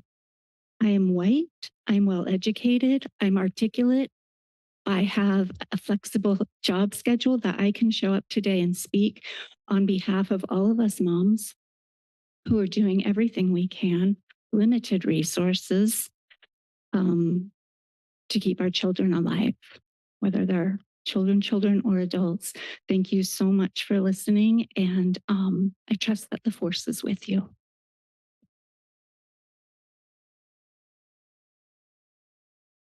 Good morning. I'm Carol Williamson. I lost my son Nate to suicide. He did not survive the difficulties of bipolar disorder, and he tragically left us at age 24. So I volunteered as the president for NAMI Santa Cruz from 2008 till 2021, and I worked hard with my main issue to increase the availability of treatment beds, residential beds, and all kinds of services. Unfortunately, over all these years, increase hasn't happened. In fact, decreases are on the table. Fewer beds, and what we have is really inadequate. It was bad enough losing Dominican Behavioral Health Unit, 28 beds, and then getting just a 16-bed psychiatric health facility. We have to send so many individuals over the hill for expensive out-of-county treatment. And I'm really shocked to hear that we might be losing Telos, a subacute bed treatment stay, and also possibly Casa Pacific. So the main key resource holding all of this leaking dike situation are the staff members, the dedicated humans that put their finger in the dike of this leaking situation. And those are all the humans that are at behavioral health services and at our contracting people, Front Street, Encompass, Monarch, all of these other people. So we can't lose the people in addition to the losses of and lack of growth in facilities. We would be going in the wrong direction. So I just ask you to please rethink whatever possible other solutions you can come up with. Thank you for your dedication.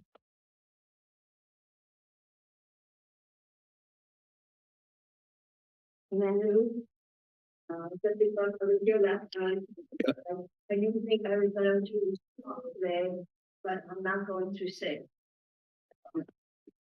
Speak on the mic, please.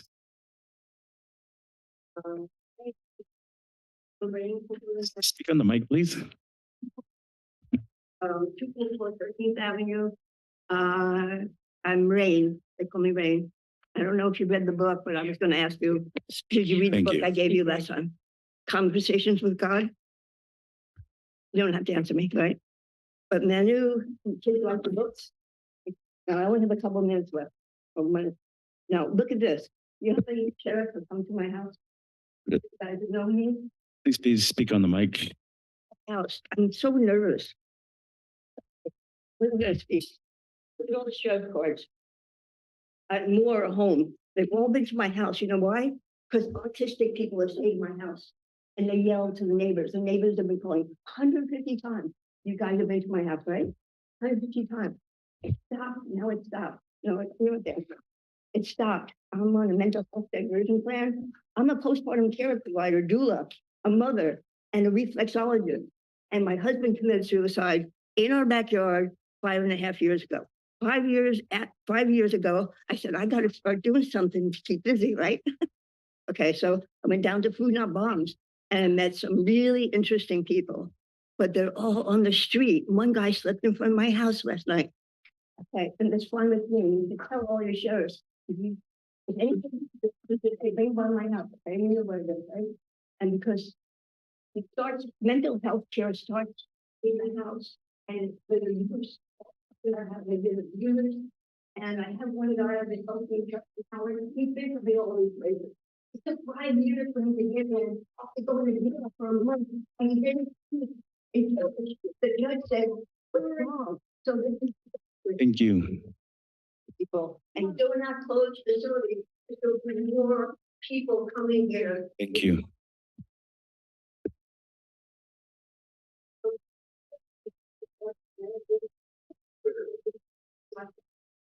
That's what I do. And when in the car, and in the car, if you don't call me, how many people know me up there except many?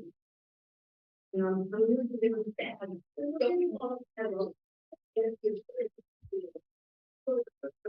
Thank you.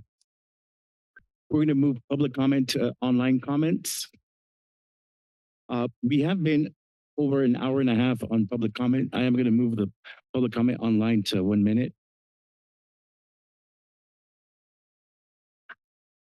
Where did it go? Oh, and Judge Guy said, I'm so glad you contributed. And I can't. Can we get help?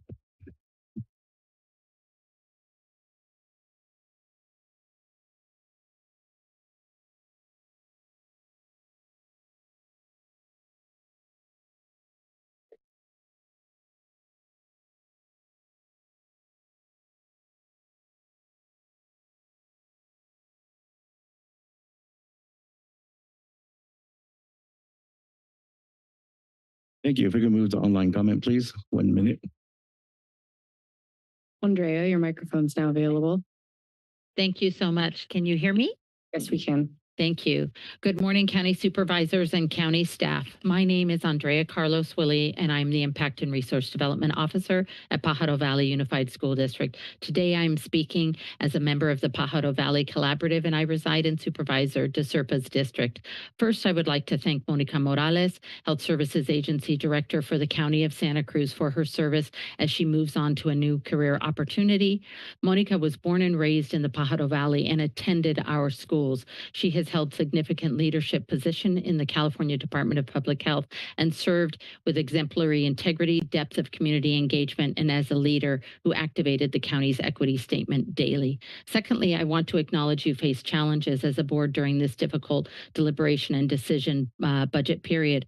We at the PV Collaborative ask that you put people over politics and people over pavement. Please work with us to find new solutions to develop strategies to protect vulnerable communities and preserve our county's healthcare system.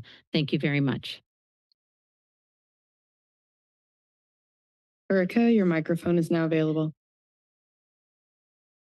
Great, thank you. Good morning, Board of Supervisors. My name is Erica Padilla Chavez, and I have the pleasure of serving as the CEO of your food bank Second Harvest. First, I want to quickly just begin by thanking Health Services Agency Director Monica Morales for all the comments that my prior PVC colleagues have stated. Monica, we will miss you. Thank you for being such a strong champion for our entire county. I want to say this. I have heard everything that was said this morning. This is the year where we have to prioritize human-centered services, or as Maria Elena put it, people over pavement. And I know you have those discussions tomorrow. But I'd like to offer an opportunity for this board to work differently, to find solutions to a complicated problem. Can you please take action to form a essential services task force that brings CBO, philanthropy, county leaders together so that we can find solutions to a complicated issue? Thank you so much for your leadership.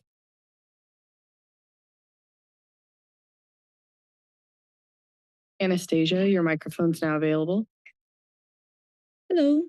Thank you, Board of Supervisors, for your time and your hard work. I'm here as a proud Soquelite. I deeply care about our county's well-being and believe that cutting so many behavioral health services will cause unnecessary harm to everyone, not just to our county's most vulnerable populations.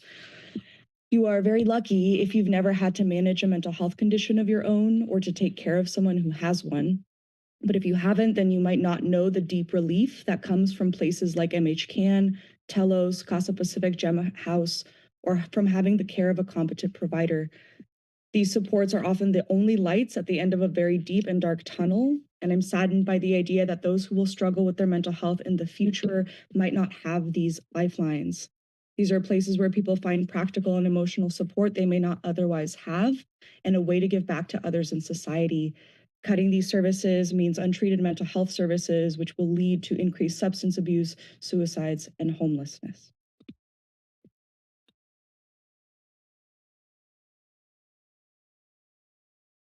No further speakers, Chair.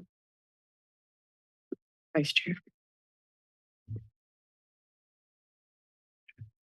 Vice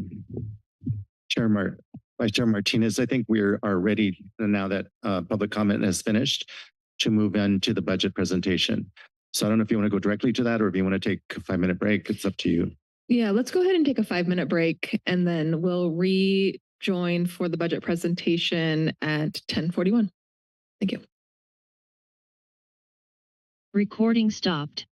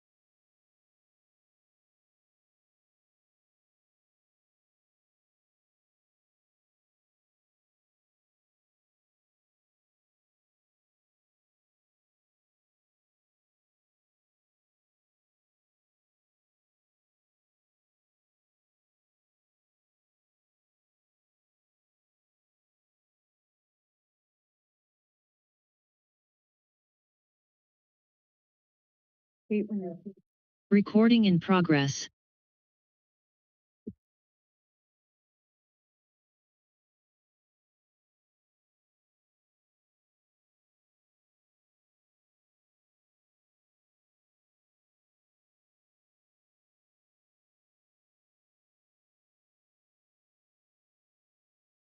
Thank you.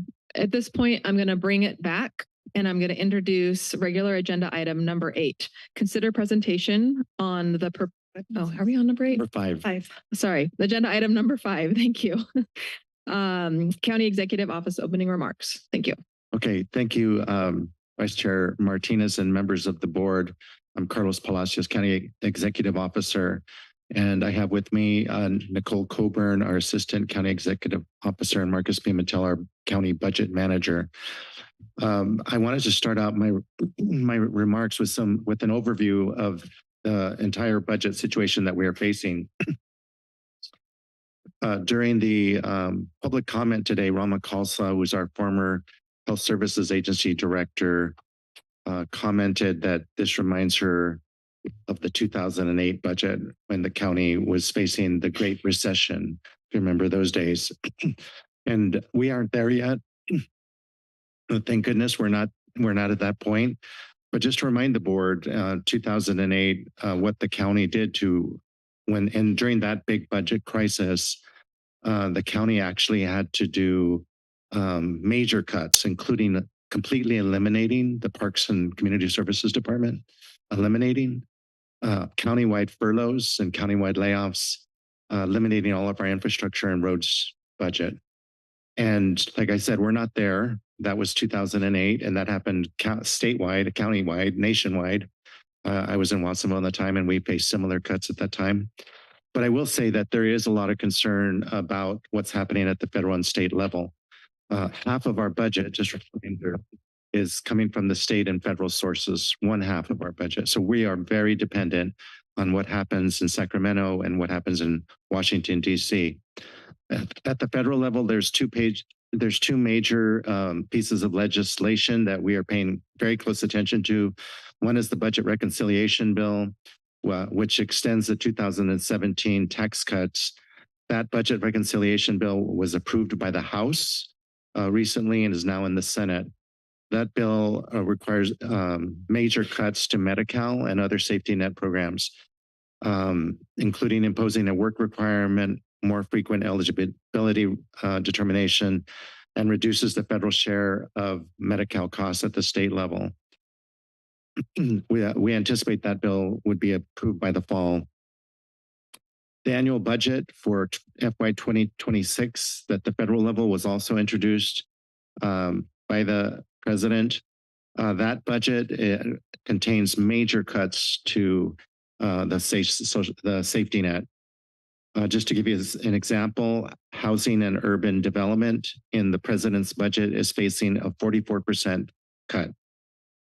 Health and Human Services, which funds many of the programs that we've been talking about today, is facing a 26% cut. Now, these cuts are in addition to the cuts that are being contemplated in the budget reconciliation bill. So we're watching that. That'll be approved by October 1st. And then the state budget, the governor's budget includes $5 billion in cuts in Medi-Cal. That is one of the major premises of the state may revise in the state budget that he introduced. That budget is being debated in the Assembly and in the Senate, and they will have to approve that budget by June 15th. At the same time, this governor's May revise budget did not include any funding for Prop 36, which CSAC estimates will cost $250 million to counties across the state. There's no funding as another unfunded mandate. And it also includes piecemeal funding for a number of our homeless services. What the problem with that is that there's no sustainable services funding for our services that we're providing. So in addition to developing 3 navigation centers and many other permanent supportive housing, The difficulties is that the state is providing one-time funding for those programs and is not providing any ongoing funding for those. So just to give you an example, in the 3 navigation centers, there's funding for 2 years of operation in those. And then after that, there's no funding. We're supposed to make it up using CalAIM and Medi-Cal. But the CalAIM and Medi-Cal is at risk because of the feds. So anyway, it's a very difficult and complicated budget situation. And more than likely, what's going to happen is that in Sacramento, they're basically calling this a placeholder budget that they will approve on June 15th. They will come back in October. There's likely to be a special session of the legislature to approve major budget reductions based on what happens at the federal level. The federal budget and the reconciliation bill will likely be approved also by October 1st. So more than likely, we will be returning in October to reopen our budget based on what happens at the state level and the federal level. And that's fully anticipated in Sacramento. That's what everybody's talking about. So anyway, I just want to provide that overview before we get into the more specifics of our budget proposal. So with that, I'm going to turn it over to Nicole Coburn, our Assistant County Executive Officer who oversees the budget and is going to give you a presentation and then an overview. So good morning, Chair Hernandez and members of the board. I'm Nicole Coburn, Assistant CEO. To my right is Marcus Pimentel, our County Budget Manager. We're going to present on, give an overview of the proposed budget for 25-26. I'm going to start it off by talking about and just reminding you of some of the federal and state funding risks, which CEO Palacios already provided somewhat of a summary of. Today, you're going to be approving a consent agenda that consists of the general government department budgets, our county financing budgets, and 2 of the health and human services budgets. Those are for child support services and core investments. And then we'll move to the regular agenda where you'll hear the Health Services Agency, the Human Services Department, and capital projects. I want to note, which you'll be hearing about later, health services is just a presentation. Today, the budget itself is going to continue to June 10th for action. So with that, I'm going to start out by just highlighting some of our county achievements before we get into the budget and some of the other heavy topics. We've had numerous achievements in the proposed budget. We highlighted 277 across all of our departments. We've completed 70 operational plan objectives, and the proposed budget also consists of the objectives that we're proposing for our new 2-year operational plan.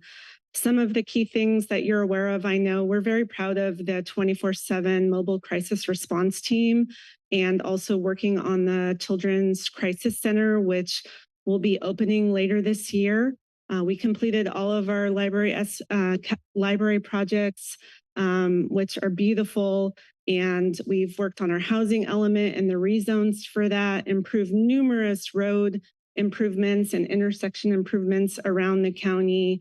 We're continue to expand our South County Government Center operations and the services that are provided to residents in Watsonville and neighboring communities.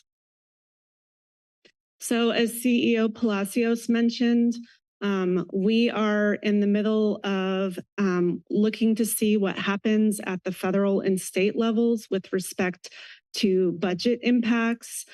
Congress is currently negotiating both the 2025 reconciliation, which has some very significant impacts to county services for our safety net programs, as well as the 2026 budget request that the president issued earlier this spring. The state budget, as CEO Palacios mentioned, is working towards a deal to meet that June 15th deadline.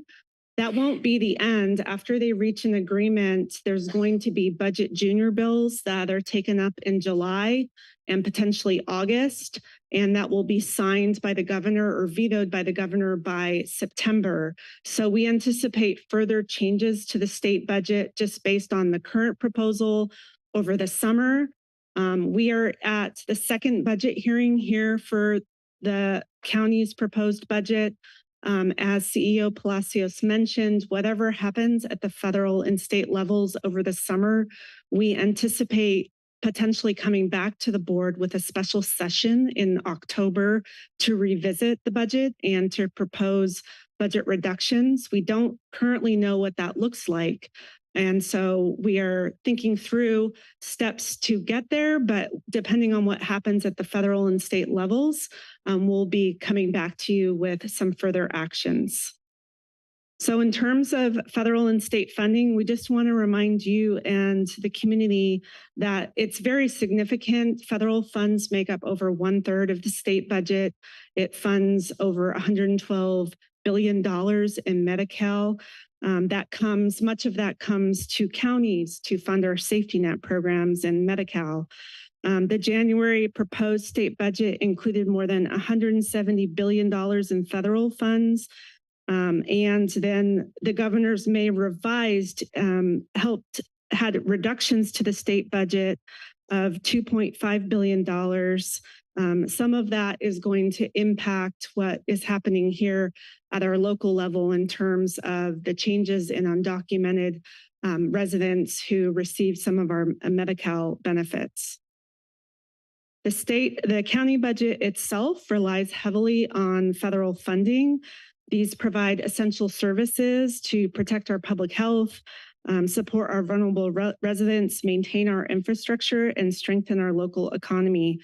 The programs that are heavily funded by federal funding sources, as you know, are Medi-Cal, which is Medicaid at the federal level, CalFresh, which is food assistance, which is SNAP at the federal level, and then CalWorks, which is cash aid, or TANF at the federal level. The county budget, half of the general fund budget, over half, is funded by federal sources or state sources that are pass-throughs from the federal government.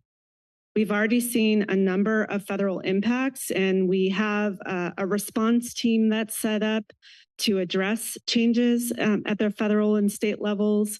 This is overseen by Elisa Benson, who is the other assistant CEO. We are collecting data, analyzing that data, performing legal review and analysis, anticipating fiscal impacts, coming up with mitigation strategies, working and collaborating with our community partners, and advocating at federal and state levels to minimize impacts. We anticipate that 1 in 3 county Medi-Cal enrollees may be impacted by the Medi-Cal changes. That is 30,000 people who live in our county of our 274,000 residents. We could see impacts across all of those programs that I mentioned, Medi-Cal, CalFresh, and CalWorks. FEMA is an area where we are very concerned what may happen there in terms of receiving, and Marcus will talk about this further, receiving obligations in cash to both pay for current repairs that are in progress, but more importantly, pay the $80 million in debt that we issued last year. We have debt service that cost the county we paid, I believe, about $12 million in May to pay down that debt. And that is going to be picked up by both the general fund and the road fund. But if we can get those FEMA reimbursements to continue to come in, we are banking on those payments to help pay that debt service. It's very important. So I'm going to turn it over to Marcus, who is going to pick it up and talk more about the risks of federal delays. Yeah, so just to reiterate, our financing plan that resulted in issuing nearly $90 million in debt last year, $80 million external bonds. We now expect another $27 million next year and the year after in federal reimbursements, some of it federal highway, some of it FEMA. That's part of our financing plan. If that doesn't come into place, our debt service costs are going to go up, which could add ultimately about $4 million a year of annual costs. So it's really imperative that the federal government performs on their obligations and their commitments of reimbursing us for our claims. As Carlos and Nicole mentioned, the state budget is also very concerning. As if you saw this, as the federal government goes, so does the state. As the state budget goes, so do we.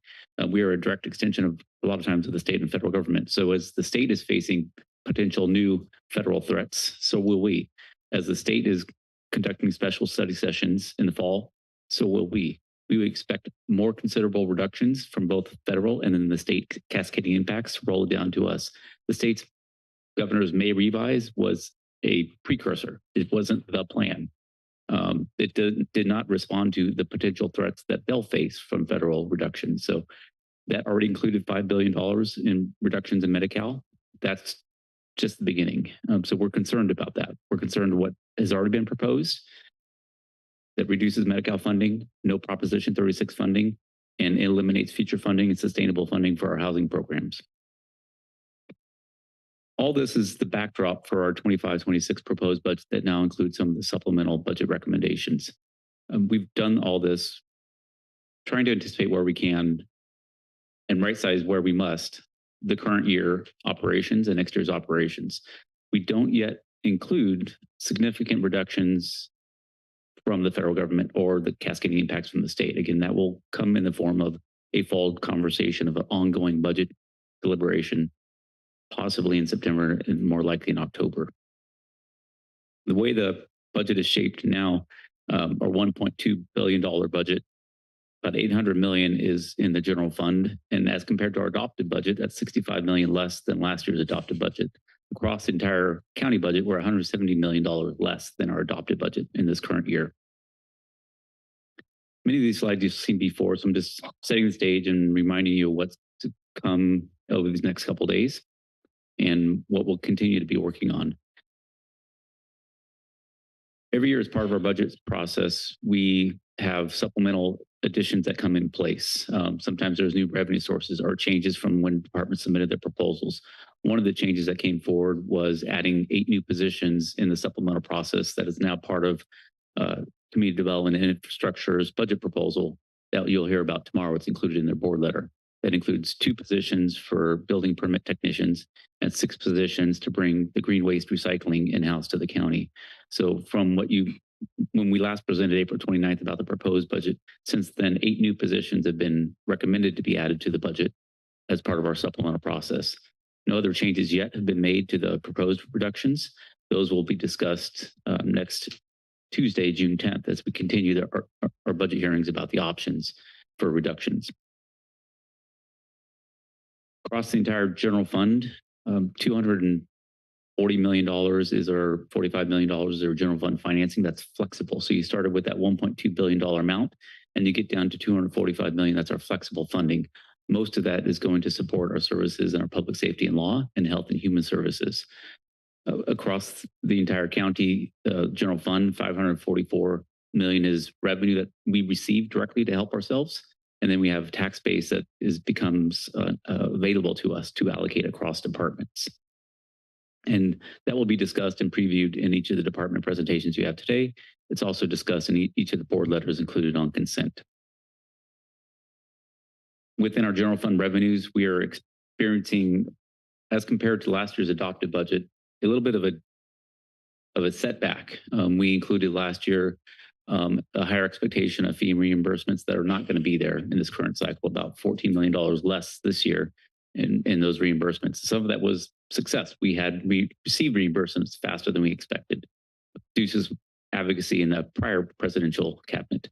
Our taxes are doing okay, except for sales tax. Sales tax continues to be on a downward trend. We revised in February our 24-25 estimates of sales tax, and our budget includes a reduced projection from our forecast. So our sales taxes, we're seeing some erosion there. We're seeing consumers starting to pull back, and that's a national trend as we're seeing here locally. When we look out into our forecast, so there's a couple things that are at play here. We were presented to you today, and as you'll hear from every department, is the proposed budget. In addition to the proposed budget that sets a total amount of spending authority, we develop a forecast that's more of our credible forecast, what we think we'll actually spend, what we think we'll actually collect. So often you can think of things like salary and benefits and professional services that in the budget level are near full authority of full cost, but through vacancies or delays in professional spending or capital projects, instead of getting them all built in 1 year, might take 3 years. There are often less cash flows going out in the year. So we put a lot of effort into updating our forecast regularly.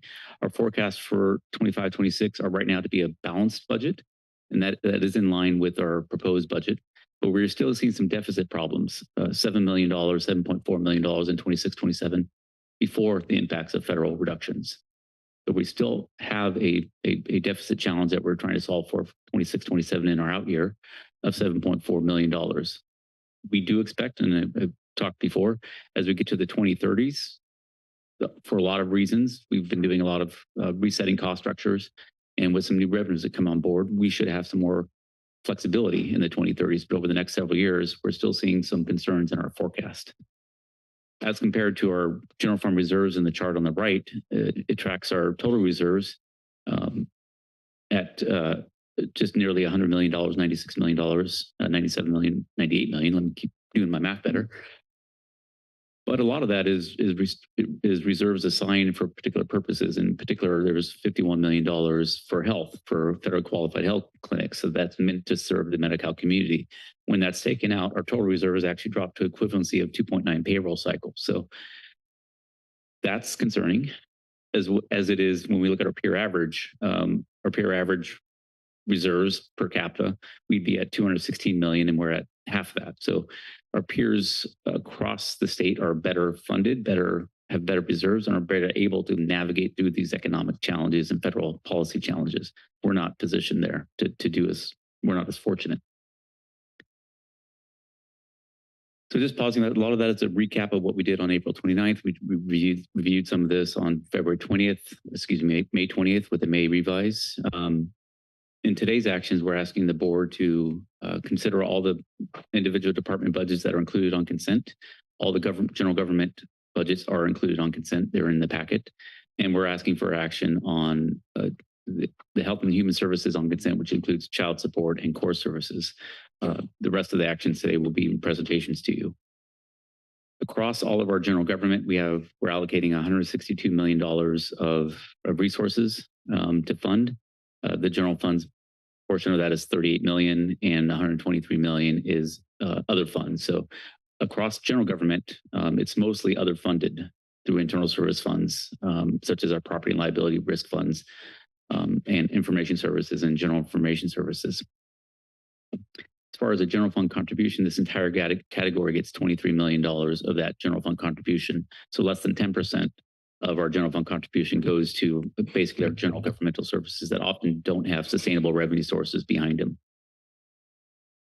As far as staffing changes across this entire category, there's two. One is transferring 3 positions from human services into personnel, and a temporary increase in the Board of Supervisors that we expect to neutral out to net zero. Right now, the budget includes an addition of 1 position, but we expect during the year that position will be, we'll get back to an 18 staffing level by the end of the year. Also on consent is our county financing overview. These are our technical budgets that includes our general fund contingency, debt service, and county revenue. 18.9 million in total expenditures for this category. Our general contingency budget is underfunded. We typically fund at 1% of expenditures. We are short by 1.3 million at 0.8% of general fund. There are more reductions likely to come as some of our member contribution. The county is has a membership in other associations such as our animal services or 911 communication center. We expect those center costs to increase, and as they do, our general fund contingency would be reduced for those increases. We've also included in our debt service fund the addition of $1.5 million. It's the contribution for the 24 disaster financing and financing package. In our general county revenues, we are adding the full year of Measure K. Last year was a partial year, so this year the full base of Measure K is on board. That added $3.2 million of sustainable revenue. And the general fund in total, through a general county resources, is providing $4 million to our roads and infrastructure and vegetation management programs through community development, and they'll talk a lot about that tomorrow. In addition to $1 million towards our aging county facilities. We've also done a transfer and recognizing an ongoing increase in our property and liability funds. Unlike some of our other cost categories, we're seeing a year-over-year double-digit % growth in property claims and liability claims and insurance for the county's assets. And that's starting to creep up, and we're to the point where we've got a $4.7 million add this year in the general county revenue to fund that. Health and Human Services, the budgets you'll see today for starting with health services as soon as we're done and human services, again, are before any federal budget threats or reductions that are coming forward. And on consent are child and core services. Across this entire category, there's 515 million of resources. The general fund is largely that amount. The exception is within HSA's environmental health, some of theirs is a special revenue fund. This category receives $54 million of the general fund contribution. The largest amounts go to human and health services. And across their staffing, human services, the reduction of 3 is a transfer to personnel. The health and health services agency, their reduction of a net 74.4 is, as we talked about, and you'll hear more consideration about that next Tuesday, June 10th, as part of the regular agenda item. And then as part of the June 10th board budget action, that's when you'll formally consider the HSA's proposed budget. Today is just an informational presentation. And then tomorrow, or excuse me, next Tuesday will be the consideration of HSA's budget, where you'll be able to get more details about the reduction plan. Child support services was a state funding cut that resulted in 2 reductions. Again, like human and health, we expect child support might get another hit as the state budget gets their own hit from the federal impacts. As far as capital projects, you'll hear that at the tail end of today's presentation. We'll have an overview of our new capital improvement program that includes the funding this year of a little over $7 million of capital projects. And you'll get a lot more detail about that. In our new expanded 5-year CIP plan, we've identified $396 million in total active projects across the county that have 45 different funding sources. Again, you get a lot more details about that a little later today. And then as far as this is near the end of our overview warm-up act presentation, as we get to today's actions following this presentation, you'll have the consent agenda that includes all of those regular items that we talked about. You'll be asked to approve the consent agenda except for the item that was pulled. And then here you'll have the presentations and consider the budget for human services and the capital projects. And you'll hear the presentation from health services, but there'll be no action on the health services budget. Within that, at the end of today's hearings will continue tomorrow at 9 a.m. on Wednesday, June 4th. That ends our presentation, and we're available for questions, but I think most of your questions might be related to departments who are presenting next. Thank you for the presentation. I'll open it up to the public for any public comments on item number 6. Sorry.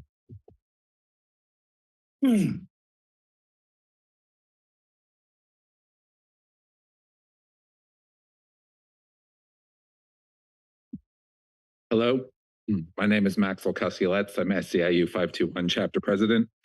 I've spoken to you many times before. I've tried to always bring data. I've almost always brought urgency. And unfortunately, I've usually brought demands. This time is no different because I'm here to speak up against the unjust and financially unsustainable proposal being brought forward by the CAO and Personnel's office.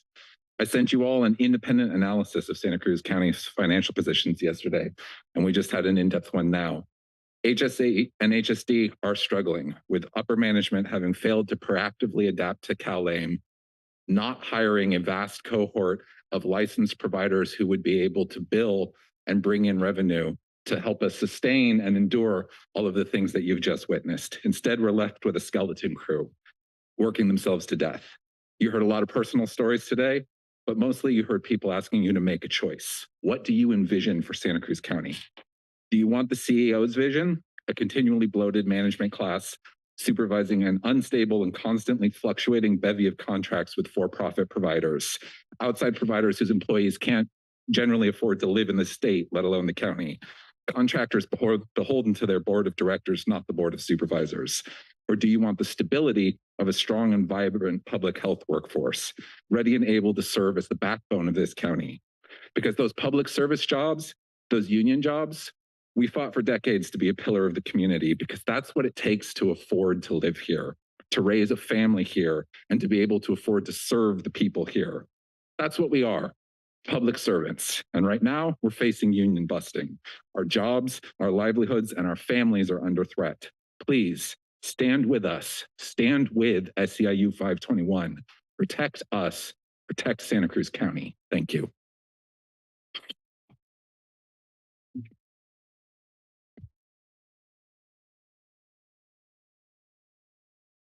Good morning, Becky Steinbrunner. Thank you for the summary report here this morning. And I look forward to hearing more detailed information later today and tomorrow. What is clear is that there will be other actions before your board coming based on delayed information of federal and state budget. So I want to ask you to take to heart what many of the people who came to you this morning asked for is a place at the table to work collaboratively with you to come up with alternative solutions to this problem. I was especially moved by the man who said, we need to do this together. And that involves us all. So please take delayed action. Continue this until you have better information. Don't rush to the door and approve massive cuts at a time when you are not sure of what's coming down the pike and you have now time, it appears, and an opportunity to work collaboratively with those who are affected and the families that they serve. Thank you. Any public comment online?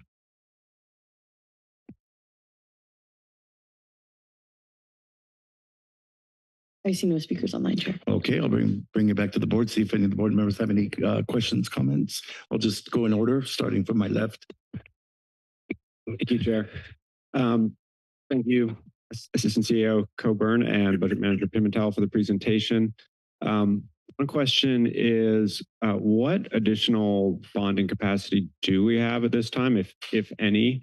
I mean, if we did experience another winter like 2023, would we be able to issue another similar bond, or what size could we even consider? That's a great question. We are currently exploring more creative options to expand our bonding capacity. We were near our limit last year, and we were looking at some new alternatives that might give us some flexibility, but we're getting to the point. Effectively, it's not necessarily a 1-for-1, but effectively we kind of operate like a home, a person might. If they have an asset, a car or a house, they can lean on that, they can leverage debt on that. We've used our county facilities in a way that feels like that. And as we start, as we've attached most of our debt to many of our new county facilities and our older county facilities, we have less available. So that's part of our challenge. We actually have enough debt capacity legally to go way high, but our problem is we don't have enough quality county facilities that are free to be used. Mm-hmm. So that's part of our problem. So we're coming up with some options for that. So I guess the short story is we're working on some contingencies just in case, because as you see, our cash is very limited. Mm-hmm. So, 20 million, 30 million, that might be a number we can figure out. Mm-hmm. But anything bigger than that, if we're talking about another 60, 70, 80 million dollar, we're going to have some challenges. Okay, thanks. Yeah, I mean, as if we needed more bad news to consider. One thing I didn't hear mentioned in the presentation, although you did talk about FEMA, is some of the discussions by the federal administration to actually raise the limit of what even qualifies for a federally declared disaster, and even potentially putting that limit beyond the reach of most of the disasters we've experienced, so that basically we wouldn't qualify anymore with the kinds of events we're seeing. I mean, that's, as you heard, we in 2008, when dealing with a budget shortfall, did so by eliminating our county roads budget. We've consistently have prioritized people over pavement over the last decades. And so our road system is now in a pretty critical situation. I mean, I think we have over 500 failed culverts today. And I don't say that to make, I mean, in this discussion of people versus pavement, with the reason we have pavement is for people. It's for people to go to work, to go to school, for the ambulance to get to people's homes. I mean, every one of you here today got so thanks to the pavement. And so really what we're talking about with making sure that the pavement is maintained is that the very thing that underpins our entire economic structure here is there, that when we get back to the revenues we can count on, our property taxes and our sales taxes, that those sources continue to flow. So I'm glad to see the commitment of $4 million in this budget to some road infrastructure maintenance. I mean, by way of example, one of the investments we're talking about making is investing in the culvert under Leona Creek. That's under Capitola Road, which moves 15,000 people a day. And while there are a few alternative routes here and there, I mean, right now with the Murray Street Bridge closed, that route is carrying more people, probably even than that. So I do think it's something we need to consider. And then, of course, the other $2 million that we are making in investment in road operations is, while new from the general fund, is actually offsetting reductions we're seeing in other areas. And so we're really actually falling behind in terms of regular maintenance. So, I mean, I see this investment that we are making for roads is sort of an absolute minimum. And I think that we should think about, I mean, there's so many unknowns, right? I mean, we could be coming back to talk about Medicaid cuts. We could be coming back to talk about the increase of the FEMA and what qualifies as a federally declared disaster. And I think it is important to maintain as much flexibility in our budget as possible. And unfortunately, that means discussing the cuts that are on the table today. So I'll end my comments there. Thank you. Thank you, Supervisor Koenig. Supervisor Martinez. Thank you. I really appreciate the budget presentation. Thank you for all of your good work on this. This is my first budget hearing as a county supervisor, but I come to this process with really over a decade of experience managing millions of dollars in public funds and delivering essential services through difficult times, through times of recession and budget cuts, during disasters like the COVID pandemic or the CZU fire. And so I feel comfortable in the position of making difficult decisions about limited resources, really balancing urgent needs with long-term priorities, and really understanding the long-term human impact behind the budget line items. So as a supervisor, I'm very guided by the values that I've led with my entire career, which are values of equity, of compassion, and also of accountability. And I believe it's the government's job to both be responsive to the changes, but also very responsible with the unknowns and, making decisions in difficult times like these when there's a lot of volatility in the financial landscape ahead, and really heightened needs across our community. The reality is that we are in a time of transition and change. We have propped up a number of public safety or public health services through COVID era funding that were going away even before the federal threats that are before us. We are now in a landscape where the state and the federal budget are really going to tell us a lot more in the coming months about the gaps and the holes of our safety net. And I'm super concerned about those who are currently relying on Medi-Cal, who may not be covered in the coming months, in the coming year. I heard you say up to a 30% reduction, which will not only devastate our clinics, but also our behavioral health programs, our entire safety net of community-based providers, and of course, the families and the people who are relying on this healthcare access, because they're going to keep coming and there's going to be holes.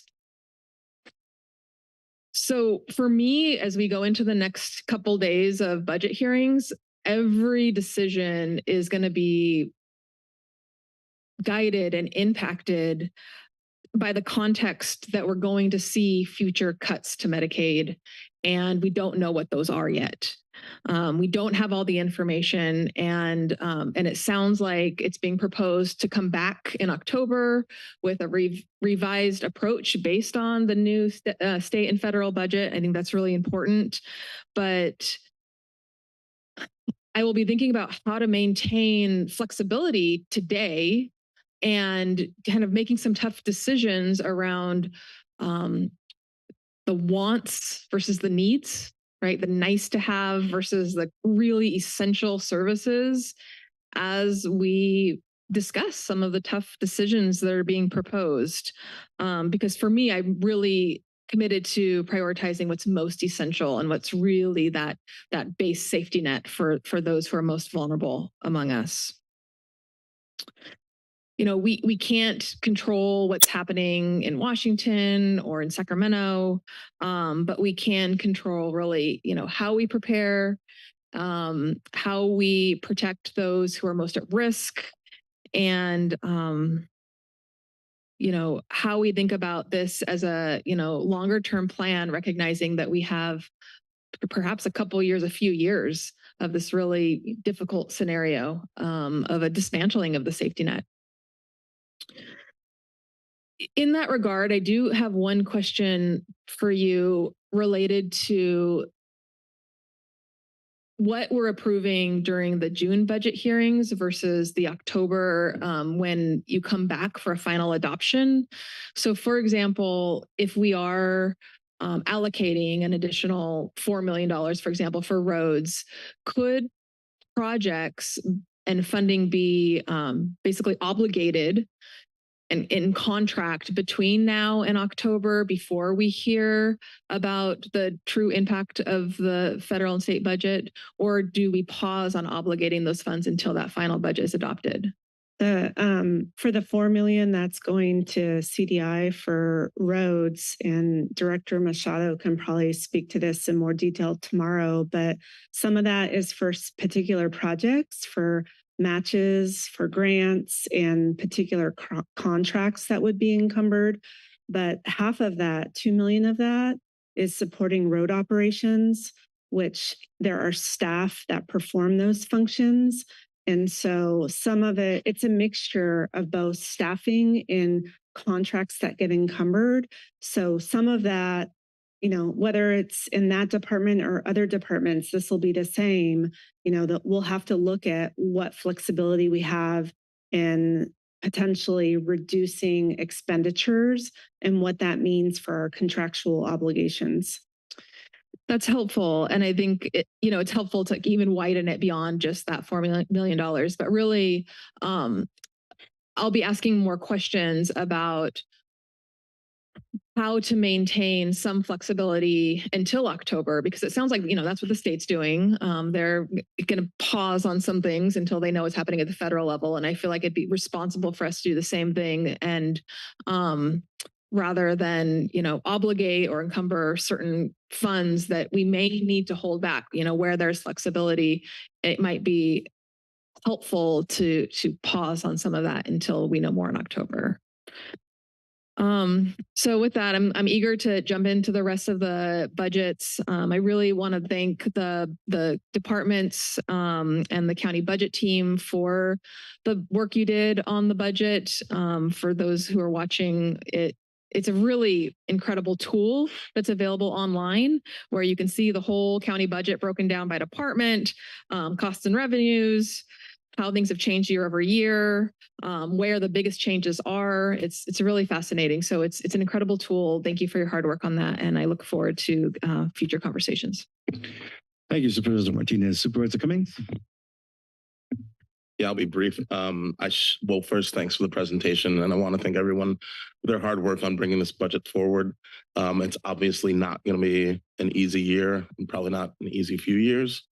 And we're going to have to make a lot of really hard decisions as we move into this budget. And I hope that, you know, as we move through this process, we continue to try to do the best to sustain the services that we can provide to the greatest extent that we can, but knowing that that there are going to be some hits to our budget. And I guess we'll see in the fall what the feds end up doing, but, you know, hopefully we can advocate to our friends in red states that they reach out to their federal representatives and tell them to push back. With that, I had a similar question related to Supervisor Martinez, so I think I'll save that. And then I just want to register a no vote on item number 25. This is approve the proposed 2025-26 budget for collective results, evidence-based core investments, and what's that? No, it's on consent. We're just on item 6 so right we have now. consent, Yes. okay. Yeah. We'll take All right. up Well, item then- 7 momentarily. Yeah. So, well, with that, then I'll just conclude my comments. And, you know, it's going to be tough, but we're all going to have to work to get through this together. And so look forward to further discussion. Thank you. Yeah, the order was a little off on this agenda, I thought, but thank you for that. Supervisor DeSerpa? Thank you. This sitting on this board today is reminiscent for me of when I took my seat on Pajaro Valley Unified in 2010. The district had made so many cuts, there was literally nothing left to cut, and I had to cut more. We're not at that spot yet, but unfortunately, because of the federal administration, it feels like we're heading that direction. So I don't look forward to October because I know we're going to have to likely make even deeper cuts. So I guess I know we're making cuts today. We know we've heard from the public, but are the cuts today deep enough now? I feel in part that we're sort of kicking the can down the road. Should we have even done more at this point to prepare for what's coming in the fall? I don't know who wants to answer that. Do you want to go? Yeah, thank you for the question, Supervisor DeSerpa. No, I actually absolutely think we've done enough with this budget. We have a balanced budget. We made some very hard decisions to make some cuts to get a balanced budget throughout the county. And absent the federal administration, we would be fine, actually. We would be making some difficult cuts, but overall we would be fine. So we've done our job, I think, right now. And I think it's now just going to be getting this budget passed and then waiting to see what happens at the federal level. Okay, great. I heard, I think, Nicole, maybe you said that we're working with a stakeholder group, like maybe Elisa Benson is doing that. I'd like to know who's on that stakeholder group and maybe give some direction to expand that to many of our community providers, many of whom spoke today, and in particular in South County, so that they can be included in solutions and trying to come together as a county, understanding that we may have to make these cuts down the road. So I don't know if we're including those people, but I got some communication that they have not been included in some of these stakeholder communications. Yeah, we have an internal group that Elisa oversees that is our federal policy response team with staff. But one component of that, as I mentioned, is the community engagement arm, which was led by Monica Morales. But now that she's leaving, Elisa and I are picking up that to some extent, as well as Jen Herrera. She has been coordinating with the Pajaro Valley Collaborative, and we've also presented to the South County Triage Group, but it's really the collaborative and the Pajaro Valley leaders who we see as the way to work with and collaborate and think through our problems that we might be faced with in the fall. Okay, thank you. I think there's potentially funders out there that could help fill some of the gaps. Like I reached out to the Community Foundation earlier this week on some of the cuts we were making to see if anybody had contacted them yet about, trying to patch some of those holes. And it didn't sound like it to me, honestly. So I just think that a broader response and including many both philanthropists, funders, and community-based organizations in some of this planning would be helpful, and hopefully to soften some of the blows. I do have a question on a couple of things. The 4.7 add in liability claims, is that money that I heard you say that we've seen increased liability claims. Does the 4.7 like a contingency of it, is it in case, or is that actually what we're paying out now on claims that have already come? Yeah, we have a complicated, but it's process for our property and liability claims. We're self-insured up to a certain limit, and then we have insurance that kicks in. The cost of our self-insurance claims, the size of those claims, typically you look at risk things as frequency and severity. Our frequency is going up. We're getting some more claims, and the severity, the size of those claims have been growing. That's a trend across the state. So we're seeing our claims liability for our self-insured go up that we have to pay out, and our insurance go up. So that 4.7 represents the cost required to maintain our current cost structure. And that cost structure has been increasing double-digit % increases year after year after year for the last 5 years. We haven't seen the plateau yet, and we're expecting more increases in the out years. So that's unfortunate. It is unfortunate. And then I heard Supervisor Koenig's question on bonding, and I think we're already have a bond, $90 million. The first payment comes due right in 2027, which is going to eat into what very little discretionary funding we have in our general fund. Can you just, if somebody here knows about how much that is going to be, that particular payment, that first payment? Well, we do have 1.5 million. It was a complicated financing, some internal financing, some short-term financing, some long-term financing. We do have a $1.5 million payment in this year's debt related to the exact disaster funding component of last year's bonds. And then the next amount, I think in the out year, gets closer to 4 million, maybe 3 million in total in the out year. Okay. We are, I'll just add to that though, we are planning to pay down that debt this next year as we get reimbursements from FHWA and FEMA. So we do have, why don't you talk about them? Yeah, see, the risk is if we don't get the $12.1 million we built into our financing plan in next year's budget, that $3 million payment will go up. It will go up by to 4 million or 5 million. So we need to get at least $12 million of federal reimbursements on our 2023 disasters, in addition to all the other reimbursements that are outstanding for CZU in 2017. So it's that, but that to me, I mean, just from everything that I've learned since taking my seat, that doesn't seem very secure, right? Because FEMA hasn't paid us to date for things in 2017. Why do we think that they'll pay us now? We have multiple funding sources. Okay. Federal highways is another funding source. Okay. A lot of our projects. So we have other areas that, yeah, okay. Well, that's good news. Yeah. If you look like next year, I think of the 12 million we need, there's about 9 million is federal highways, 3 million is FEMA. So we recognize that 3 million dependence on FEMA might be a risk, but maybe federal highway instead of 9 comes in at 15. Mm-hmm. So I guess I would caution us, and I'm sure you feel this way too. I don't want to speak for you, but any money that we have, we need to probably save and push towards this reduction in our debt, because it looks like we're also are running a deficit budget right now, 7.4 million for the next fiscal year, right? No, we're balanced. Oh, we the are general balanced. fund is balanced. Oh, okay. I'm sorry. I saw a slide and I thought it said negative 7.4. Oh, that's great. I think you're thinking of next year.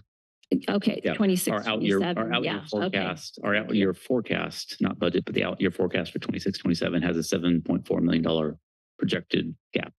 Okay.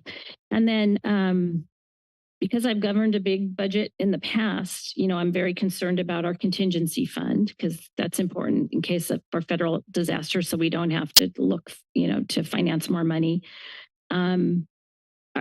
Or how concerned are we that our contingency fund is only half of what our peer counties might have in reserve? I would say it's a very significant concern in my space. And it was demonstrated last year. We had to quickly pull together in 4 months financing of $80 million, largely because we didn't have the cash to pay for the projects and the disasters as the size of those disasters and the size of those damages grew. In my experience in other times in other places, you've been able to do some of it pay-go. You've been able to allocate cash resources to help triage that. We weren't, both the severity and the frequency. We had a lot of claims and some big claims that we just didn't have the cash resources. So we had to go to the bond market and internal financing to cobble together what total of $90 million in financing, about $50 million in $50 to $60 million in disaster financing. So it continues to be a challenge for us. were we at our peers level? For a lot of reasons, we could talk about our property tax compared to peers, our sales tax compared to peers.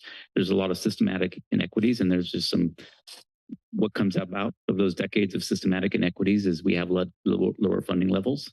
And so our cash reserves, surprisingly, are not as strong as our peers. Okay, thank you. And then, I mean, I know we work on this every single day in every department, but to figure out ways that we could bring more money in sales tax, the general fund, TOT, for visitor accommodations, grants. I just got something today from the Department of Healthcare Services about bond BHCP round 2 funding opportunities now open. I know this county didn't get anything in round 1. I'd like to apply. I mean, we need to just bring as much money as humanly possible into our county so that we can serve our community better. I'll just mention that we did get a BHCIP, not this round, but from prior funding sources. That's how we're funding the children's crisis stabilization. So we were one of the first counties actually to get that grant. And the dilemma though is that, so we have the children's crisis stabilization. It's a great project. I was touring it last week. It's going to be a wonderful addition for our community, but we're going to really struggle to make it pay for itself. And so we have to be really, Is that built into this budget, by the way? That we're going to be hearing? It is. So the $5.3 million. Yeah, Good. it is. But it's just long. Yeah. So we have to be careful how much we get these grants because we have 3 navigation centers too that we don't know how we're going to pay for in the future. So we definitely, want to take advantage of grants and so forth. But the problem is that the state has not provided long-term stable funding for any of these new programs. That's really the heart of the dilemma that we're facing in the state. The governor likes to say how many billions of dollars he's put out there, but it's all one-time funding for projects. And then there's nothing sustainable. And that's what we're advocating with the League of Cities and CSAC at the state level. Thank you. CEO Palacios. Okay, and then I guess I'll just end my comments in saying that, I just came off the campaign trail. One of the number one needs that I heard from the community is our roads and infrastructure. There's a basic expectation from our community members that are paying their property taxes and their sales tax and that have lived here for years, that their roads are properly maintained, et cetera. So I would not be in favor of pulling any money from the already meager roads budget. We need to improve those roads for public safety reasons. And it's less than, I think, 50% of potentially what the program used to. I mean, today's proposal in front of us is less than 50% of what had happened in the past in our roads program. I mean, I have people in my area that haven't had their road repaved in more than 50 or 60 years. That's just unacceptable. So thank you to Supervisor Koenig for advocating also in that way. And then that concludes my comments. Thank you. Thank you, Supervisor DeSerpa. We're definitely in falling on some dark times, and it's very concerning when we have to rely on an unstable federal government because that ripple effect comes down to the state in terms of funding, and then it comes down to us on the county level. And, that's where we're at right now. But, I'll keep my comments short. I would like to echo some of the comments from Supervisor Martinez and Supervisor Koenig. But I am glad the question was asked about coming back and revising maybe like a budget 2.0 in October to take that pause. And I say to take that pause to really look at sort of triaging what we have in front of us, right? And of course, we want to make sure that we keep staff. We want to make sure that, we look at this through the lens of people lens. All that's very important. And it's going to take some tough decisions, right? But I think that's what we have before us in the next few months. There's with roads, it really is important within at least District 4. It was, it probably still is, not just on the Campaign Trail, but it still is probably one of the most things I get calls about. And so I think that's of utmost importance as well, that we keep the funding for roads. I have the least amount of funding for roads out of the county, especially after 2013's Measure D created that formula system that they have. But I echo also Supervisor DeSerpo's comments about that. Roads are very important, especially in District 4. But that's what we have before us, and so it's gonna take all of us. And I suggest maybe next time we have a public hearing, a budget hearing in South County as well too. So that's it for my comments. We need to pass this, accept the file, accept the report. No, you don't. You can move on to action. Okay. Number 7. Perfect. Consent agenda. Next, I'll move to item 7, action on the consent agenda.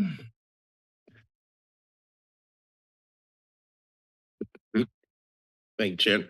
Yeah, I'm gonna register no vote on item number 25, which is the core investments. Similar to the concerns I had back in November, December, we made a decision on this. I have even more concerns now because the decisions that were made on those programs to invest in was before we saw what was going to happen with the new administration. It was under a previous president, and now we're going to see major cuts to a lot of our safety net programs. And personally, I think that there are programs in there that are great. They're very nice for us to have.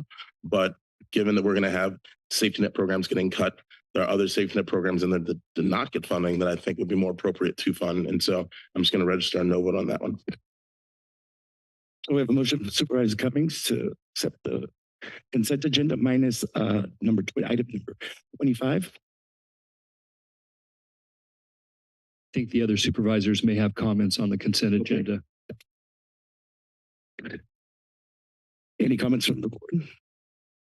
Yeah, thank you. I just want to start off by recognizing that we're adopting a lot in this consent agenda.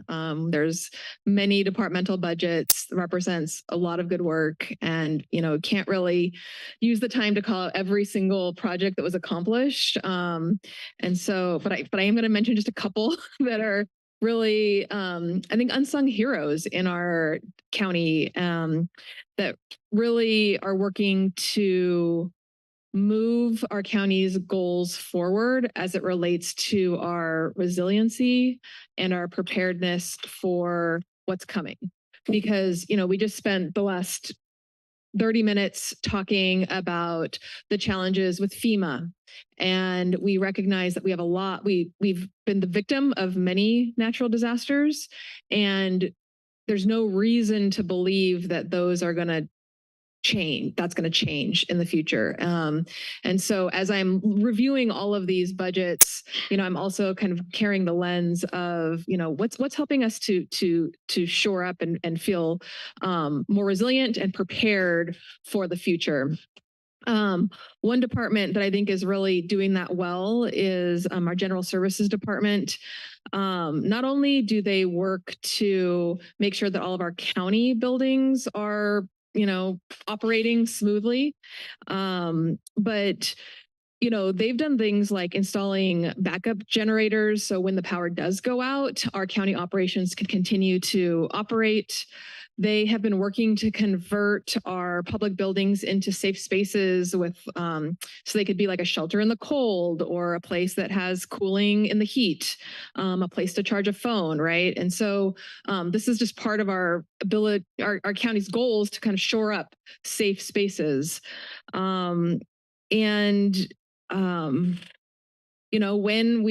If we do have another fire, for example, there's been a lot of work to install HVAC systems that are capable of filtering out smoke. So it's a place for people who are vulnerable to bad air to come in and be safe. So I want to thank them for that work, for their work also to make sure that our infrastructure is more green and cost efficient. So I know there's a lot of work happening related to solar panels and our EV charging stations, transitioning our county vehicles to electric, right? All of this is, again, part of our climate action goals. And there's not really an opportunity to highlight a lot of that over the next couple of days, but it's important and in line and in alignment with the goals the county is trying to accomplish. Similarly, our information services department, we're here to approve that budget as well. And I just want to thank them for their active role, not only ensuring that our county's IT infrastructure is strong and, we can all get on our devices and whatnot, but they also play a big role in our region-wide broadband infrastructure. So I think that's an area that's very important to those of us who represent rural communities, that the lack of communication infrastructure, broadband, and basically critical public safety communication support is available. And they've been at the table with our federal or our state partners and everybody from PG&E to AT&T to ensure that we have access. They are also implementing a uniform radio system that will allow all local firefighters and law enforcement to communicate on one system instead of kind of the hodgepodge that's been around for a really long time. And I just want to give you a thank you for your good work in stabilizing our infrastructure. And finally, within this budget is the county's contingencies budget. This is just, I want to recognize such an important carve out for the unknown, right? We've relied on it when there's been a disaster. I know last year we were able to carve out a little bit for the alternative emergency evacuation route in Lompico Canyon. And given the uncertainty and volatility of what's happening, I'm really happy to support a contingency budget, and I know it had a little decrease this year. I'd love to see us just continuing to ensure that we're investing in that contingency, because we're talking about a safety net for people, but that's a safety net for the county when things surprise us. And so I appreciate that. So with that, I think I will second the motion to approve the consent agenda and see if there's any other comments from my colleagues. I do want to mention, we do have a second, and we do have a motion in a second, and Supervisors Cummings is voting no on item 25. Any further comments from the board? Supervisor DeKoning. Yeah, thanks. I'm also going to register a no vote on item 25, just because, this is really our core budget is some of the only flex we have in our system, and it's pretty clear that as we sit here today, there are other more urgent things than some of the programs selected. Like as Supervisor Cummings said, some are great and some are like really fulfilling basic needs, and others are also great, but not basic needs. And this is a time where it would be great to have $5 million just to spend on basic food services or mental health services. And so I had a lot of issues with the way the process went. We didn't even know how many people each one of these programs were serving, and we didn't have any sense of like the cost benefit of each. And, while I respect that we did run a process, I think there could have been a better process. And so I'm going to vote no on item 25, and we'll support the rest. Also registering a no vote on item 25. I do think these times call for austerity, and there are multiple agencies, like you said, that are serving the greater good, and very happy to continue those services, but there are others also that are not, that are sort of fun, but not urgent or critical. So for that reason, I will be also registering a no vote on item 25. So follow up, we have Supervisor DeKoning and Supervisor Sup also registering a no vote on item 25. We can take a roll call vote. Just if I could comment on that, if the board is not going to approve the core budget, then you need to give us direction about what to do with that budget. If you want us to bring back all the items and then you want to approve them, we can do that, and we can have a very interesting public hearing about that. But this has been a long process. We have a budget that's approved. We have people that are approved for those contracts. In fact, we have contracts that are signed already. They've been negotiated and signed. And so it seems like it would be pretty disruptive to come back and now try and reallocate those funds. So right now with the vote, nobody's going to get any money. And so we'd have to bring that back. We need direction about what do you want us to do?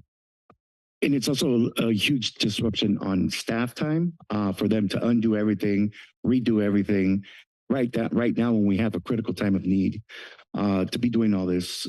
So I just, want to make sure that we do things right and that it also creates some sort of legal obligations, legal issues that we have because these are contracts. So, I just want to put that out there for the board to consider. And I might just share that one reason I would support moving the core funding forward is because we've already communicated to our CBO partners that they're going to receive these funds. So they have staffed up, they have or are staffing up, right? They are operating, they've signed leases. I think that it is it's more harmful than helpful to pull the rug out of our community partners last minute, because it will leave 35 agencies scrambling to figure out if they need to lay off staff effective July 1st. Okay, so with extra input, I would reconsider my no vote. I would like to say that I do think we should revisit, and Supervisor Cummings and I have a plan to revisit the core. So I will reconsider my no vote and vote yes. And I'd like to take a look at this closely in this next year and be very planful about where the money's going and where it should go and where we can pull back. Yeah, one thing really briefly too is my vote is consistent with just how I've been voting on this across the past 2 years. So I do think it's, I still have concerns, and I think it makes sense for the board to move forward. But I think Supervisor Koenig and I have been expressing our concerns about this since we took our initial vote on this back in the fall. And so I do think that we should really be thinking about whether these contracts in the coming year need to be renewed for a second or third year, because of the fact that we're going to be in really dire straits. And for example, should, K through 5th grade cooking classes take priority over mental health care? It's great to have those kind of classes. We want to support after school programs, but we also are in a position where we're going to need to be supporting public health and food security for people who are vulnerable. And so I think throughout the course of this year, we really need to be having conversations about, in the coming year, what are the contracts we want to sign? What are the services we want to provide? And so I'm going to stick with my no vote because I've just been consistent over time, but I think it's important for the board to move forward. So Supervisor DeSilva noted we changed the vote to a yes vote. And also I'm going to make it noted that for Supervisor Cummings and Supervisor to continue to have the committee to look at the core funding as well. Correct? Okay. Now we can take roll call. And just for the state of the record, the clerk records that the motion was made by Supervisor Cummings, seconded by Supervisor Martinez, with Supervisors Cummings and Koenig voting no on item 25 from the consent agenda. Correct. Supervisor DeSerpa. Aye. Cummings. Aye. Martinez. Aye. Koenig. Aye. And Hernandez. Aye. Motion passes with 2 no votes. Supervisor Cummings and Supervisor Koenig.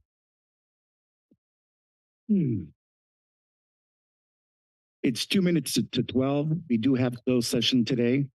We don't have closed session today, but you may want to take a lunch break before you start with the regular agenda. Okay. So we don't have closed session. Yes. Because that next time it'll take over an hour. So I don't know if you want a half hour or an hour. It's up to the board, but 45 or an hour? 30. We'll take a 30-minute break. and come back at 12:30. All right. Recording stopped.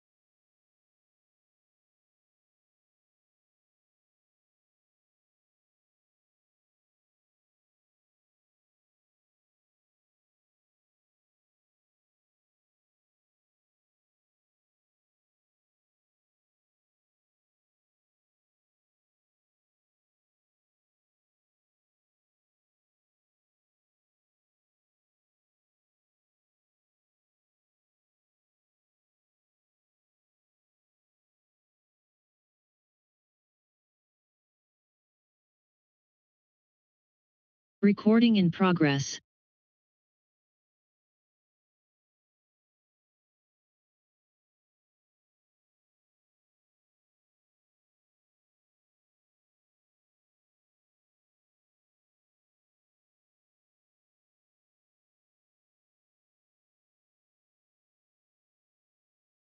Madam Clerk, are we ready?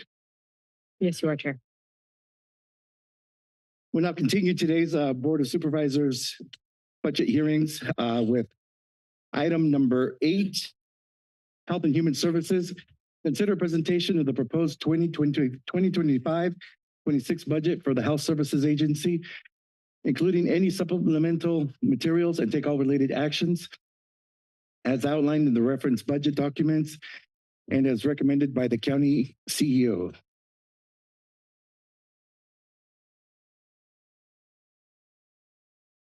Good afternoon. I know we've had a very busy morning, so we'll try to get through this.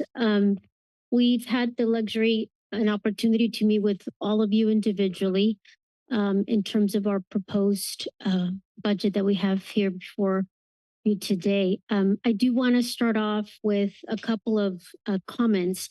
One is just really thankful for all of our team that came together to put this budget proposal in front of you. As you can imagine, it does take a lot of brains coming together to develop a balanced budget for you. And it's definitely a very tough time for us. And I think because of that, I know our staff have been looking at every possible penny that we have, every possible grant and opportunity to ensure that we do our job and present to you a balanced budget.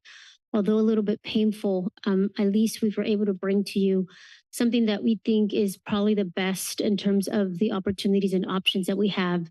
A couple of just reminders. Right now, it's just an overview of our proposed budget. On June 10th, you will have a comprehensive presentation on lab and x-ray specifically, where we will dive into the details of the implications, the opportunities, and the cons as well.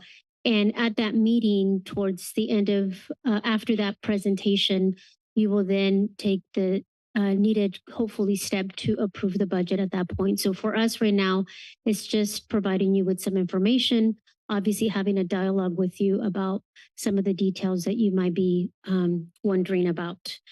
I also want to just kind of give you a high-level overview. Jen Herrera is the assistant director. As you know, I will be transitioning. So she will be your interim director and to you and to our community as of tomorrow. But her and I will be reviewing this. What you have in front of you is just a high-level overview of what we've had to put together, considering the changes that have been looming, honestly, probably for the past 12 months. Now, prior to the administration, at the federal level, we have sensed that there is going to be policy and funding changes. And you guys have seen that because of COVID. We've seen a reduction in grants. And that's what you'll see reflected in this proposal. What you also see is just, structural deficits that some of our divisions like clinics have been struggling with. And we've been lucky enough in the past to be able to offset it with intergovernmental, what we call grants. And because of the policy changes and the funding changes, we now are at an impasse with some of the key funding decisions that we have to really look into. But I think for now, what I want to do is hand it to Jen so she can really dive into the details, and then we'll be here to answer your questions. Okay, thanks, Monica. So good afternoon. We are grateful to be here today to present our proposed budget for Health Services Agency. Our presentation will cover who we are, what we do, the current drivers that inform our financial situation, our proposed budget, and emerging issues, which includes the anticipated impacts from state and federal policy, which, as you're aware, is not actually counted in this proposal at this time. So our mission. HSA's mission is to promote and ensure a healthy community and environment by providing education, outreach, and comprehensive health services in an inclusive and accessible manner. This is our org chart. We are the largest county department and have a decentralized structure with 5 division directors, an assistant director, and the county health officer. Our divisions include health centers, behavioral health, environmental health, public health, and administration. Each division supports a variety of programs summarized here. As you can see, we provide a full spectrum of health services from public and environmental health prevention efforts to patient care and crisis emergency services. Our programming consists of direct patient-level services to system-level services, all of which supports our vision of a healthy, safe, and thriving community for all in Santa Cruz County. And this is us by the numbers. Last fiscal year, in environmental health, our consumer protection and hazmat programs provided regulatory oversight and support for thousands of facilities and practitioners. We managed 74 environmental cleanup cases, supported 103 water systems, regulated over 36,000 parcels through our land use program. In public health, we processed over 2,000 birth certificates and 10,000 death certificates. We served over 13,000 patients through our health centers. And in behavioral health, we provided specialty mental health care to 3,500 adults and over 1,000 youth, and provided substance use disorder services for 1,700 adults and 167 youth. Though we have a wide variety of programming with various goals and objectives, we have prioritized these 3 health goals based on the public health needs in our community: mental health, opioid overdose, and homelessness. Over the next few slides, I'll dive into our work in these specific areas. First, with opioid overdose. This graph shows the rate of opioid-related overdoses since 2017. The blue line indicates fatal overdoses, the orange line non-fatal overdoses. In recent years, our community has experienced a rise in opioid-related overdoses driven by fentanyl. We have one of the highest rates in the state. Though preliminary, we are seeing a drop in overdose rates last year.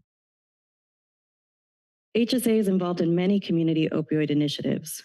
We provide medication-assisted treatment, or MAT, through our health centers, serving over 8,600 patients since 2016.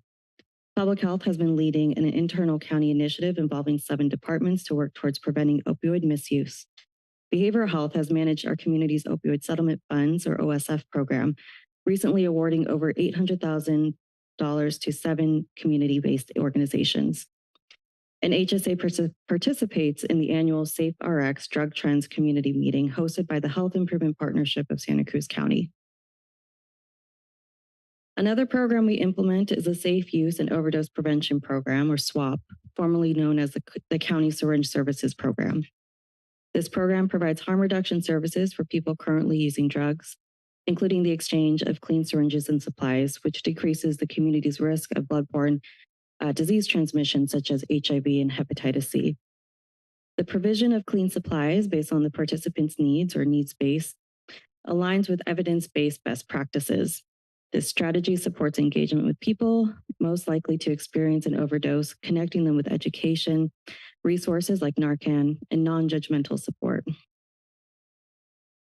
Through this intervention, we also anticipate increased safe disposal of syringes and less syringe litter. This chart shows the amount of syringe litter, the blue line, compared to syringes safely disposed, the dotted green line. Over the past 4 years, there has been an increase in syringes safely disposed, which includes those disposed at public kiosks and exchanged in person via swap. Our local data and the evidence base show that syringe litter decreases when there's an increase in safe disposal opportunities. Moving on to mental health, some of the work that we're doing in mental health from this past year. In this current year, we have implemented the 24/7 Mobile Crisis Response Program. This graph shows the number of calls and encounters we've had since October. In recent months, we've seen an increase in utilization of the service as it becomes more known in the community. And with each encounter, we do another follow-up within 24 to 72 hours. Building this program has been a key investment this past year, and sustaining and refining it will carry over to next year. Other projects that will continue to next year include the capital project supporting mental health. The Behavioral Health Bridge Housing Program will provide a low-barrier housing navigation center for 32 individuals. And the Children Youth Crisis Center will have 8 chairs for crisis services and 16 residential beds. These projects expand our mental health system capacity and will allow our community to heal within their home county. And an ongoing program that we've maintained is our Homeless Person Health Project, or HPHP, which provides primary health care for people who are unhoused. Over the past few years, we have seen an increase in the number of visits and unique patients in this program. indicating the continued need for this type of healthcare service for this unique population. We will continue to focus on ways to sustain this program to ensure that people who are unhoused still have access to high quality healthcare. So all of the activities we just reviewed are a mix of funded and unfunded services. Some are mandated, some are not mandated. All of them are meaningful for the community.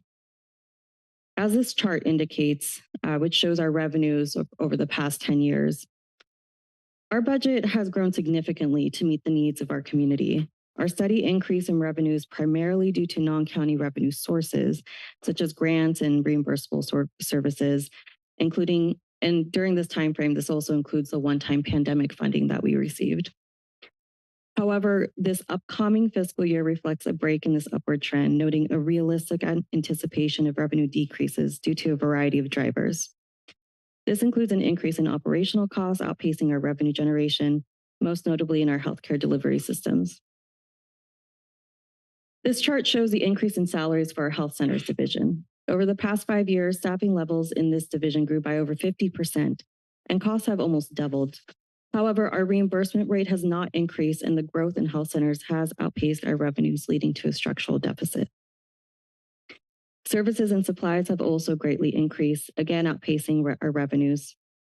These costs increased greatly during the pandemic and haven't gone down. The decrease in the current year in the adopted budget reflects the proposed changes to lab and radiology. Excuse me. And in behavioral health, our largest division, we've had rising expenses over the past few years. The orange line indicates services and supplies, which includes the increased reimbursement in the current fiscal year to our behavioral health and SUDS contracted providers. This increased expense is related to our CalAIM, the CalAIM behavioral health payment reform. And these charts kind of show the comparison of the impact of these behavioral health payment reform. So our rates are far below adjacent Bay Area counties. The dotted red line shows how our county's rates compare to the higher rates throughout our region, making it difficult for us to remain financially viable or compete for our workforce. The impact of this new reimbursement model has caused a structural deficit for our behavioral health system, which is inclusive of our community-based providers. Another financial driver for our budget has been the real impacts of recent federal policy shifts. Due to our reliance on federal funding and policy, we developed an internal response structure to track federal and state impacts. Earlier this year, we received early termination of federal funding affecting over $400,000 and 5.7 staff positions. We were able to pivot and maintain our operations and staffing through other funding sources. However, due to our other structural deficits mentioned earlier, we will not have the ability to pivot resources if we have another unanticipated budget shift.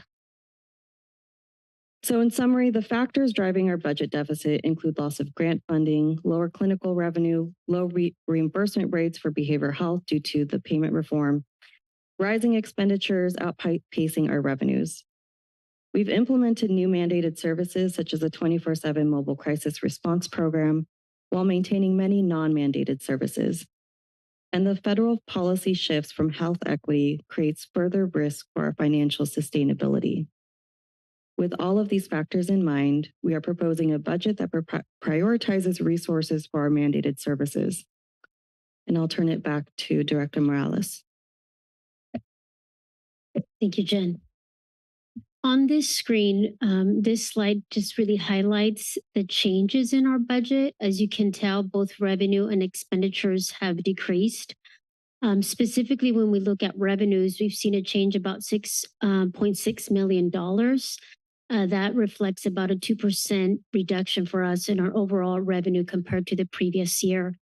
Our expenses, as you can see, they're still, trickling up. And we see also shifts there about 1.4%. Lucky for us, we did get an addition of $400,000 from Measure K, and that's to support our behavioral health program. And we saw an increase of about $2 million from general fund, and that just takes into account the increase in for salaries and benefits that the CEO has contributed to our staffing levels. What you'll also see up towards the bottom is the changes in staffing. This is pretty dramatic for us. We're basically seeing a reduction of 74.4 staff. Now, granted, the majority of them were vacant positions, but even not having that flexibility of having vacant positions, if we were to leverage a new grant, we would have to come to you and go through an entire process that takes anywhere between like 6 to 8 months to just get the staffing in place for that grant. So it does definitely, I think, put us in a corner just losing those vacant positions as well. And as you're aware, we do have about 12 positions that are currently filled that we will be discussing with you in more detail.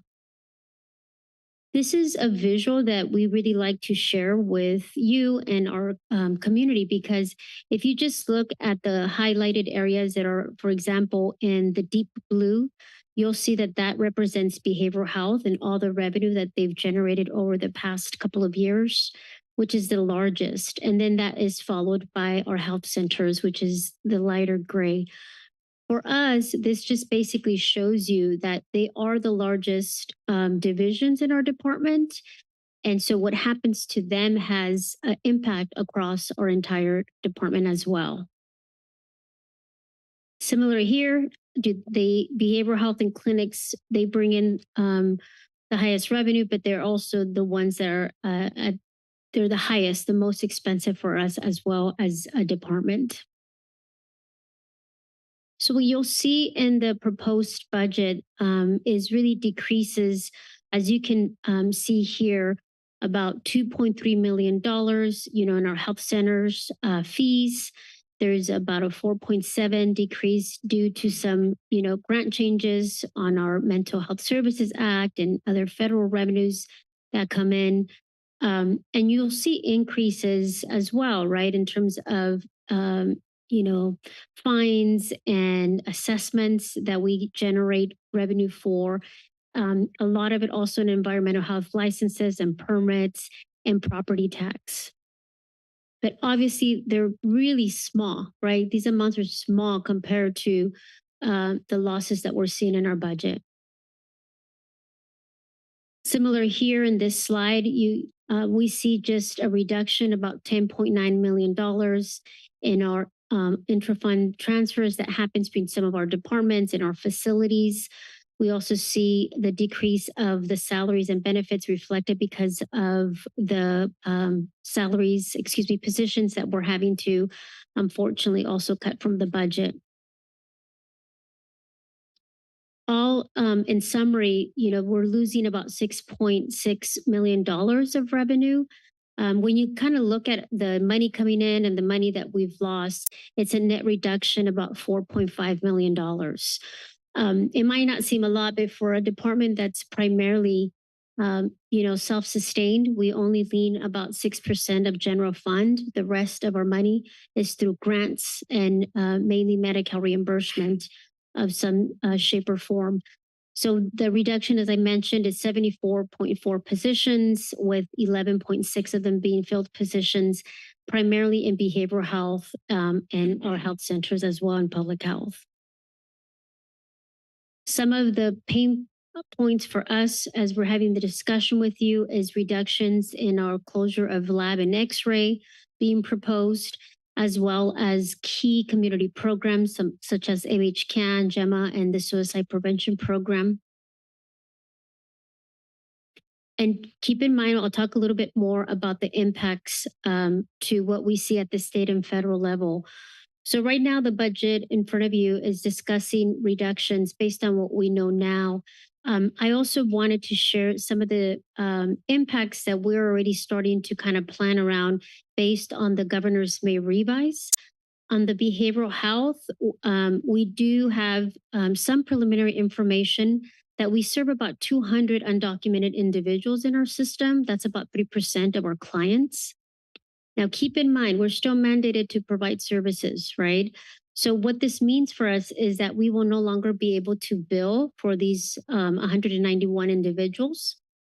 What that means is that we would have to now consider them indigent, and we will have to find a way, if they come to seek services, to pay for these services outside of Medi-Cal reimbursement.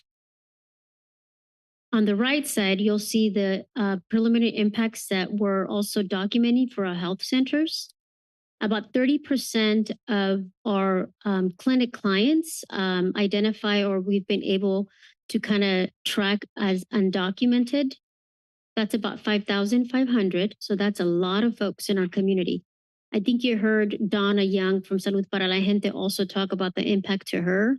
So when you look at the basically system of care of the federally qualified health centers, you're going to see about the majority of the Medi-Cal population being impacted with the FQs in our community. There are 3 additional line items that we're tracking that was based on the May revise. One is acupuncture. So the May revise is proposing eliminating reimbursement for acupuncture under the Medi-Cal plan. That would be across all clients, regardless of whether you're undocumented or documented. Right now, we're estimating about almost $1 million impact for the health centers. Now, that's basically what we're able right now to generate in billable services for acupuncture. The second one is dental. As you probably saw, the May revise also calls for the elimination of dental care for the undocumented community. We're estimating about a $770,000 impact right now for us. And then finally, elimination of the prospective payment is just a method of payment that the clinic has utilized. And that's, we're estimating about $2.7 million impact. Now, you will know this very soon, as of next month, whether or not this is going to move forward. In addition to what, unfortunately, we have in terms of the cuts in front of you. So it is going to be, for me, something that I just have to remind you, these are not easy times. We're trying our best to bring proposals to you that we know will have an impact, but at least stay focused on providing primary care and behavioral health services per the mandates or per the need in the community. At the federal level, you've heard Jennifer discuss, we had about a $500,000 impact already in the spring. We're anticipating that we will see additional impacts to Medi-Cal. So in addition to approximately, I would say $4 million that will land in June, at the federal level, we're anticipating an additional reduction based on modifications to CalAIM. We know that it's still currently in the budget, but what we heard is that they're going to modify the criteria for what qualifies under CalAIM. If they're going to be able to cover all current 14 identified kind of social determinants, it sounds like they're going to be modifying those. So we will see some changes to that. In addition, you've heard us talk a lot about provisions to gender affirming healthcare and reproductive health, also impacting services. We need to see how the state's going to react to that, because in California, we have other mandates to ensure that gender affirming care and reproductive care is in place. We just don't know who's going to actually pay for that care if the federal government is no longer going to reimburse us for that. So hopefully that's not going to come to the county as well. Those are just a few of additional risks that we're noticing and kind of tracking at the federal level. You did ask for us to come back and maybe potentially consider what opportunities do we have to prepare for these changes specific to the Medi-Cal population. I wanted to remind the board that you do have Cruz. It's been a program that has been in place for many years in the county. It does primarily support specialty care, but we did have it prior to the ACA. It is based on a criteria. So currently, anyone making less than 160 of the federal poverty level, which is about $25,000 a year or $2,000 a month, can qualify. You do have to get referred by your provider to get this care. Currently, the program we have about a $3 million budget for the program. It goes quickly. I think we've been able to serve about 350 or 25 clients. I do anticipate, with just the numbers that I've shared with you about thousands of folks losing coverage, that this might be a potential option for you guys to consider and grow. Obviously, in order for the fund to grow, it requires additional funding for this. We have met with the different FQs in the county to start the discussion because it also impacts them. They refer into this program and other entities refer into this program. But I advise the board to really take a look at this as an option as you move forward and consider leveraging additional dollars for this very important program that you already have.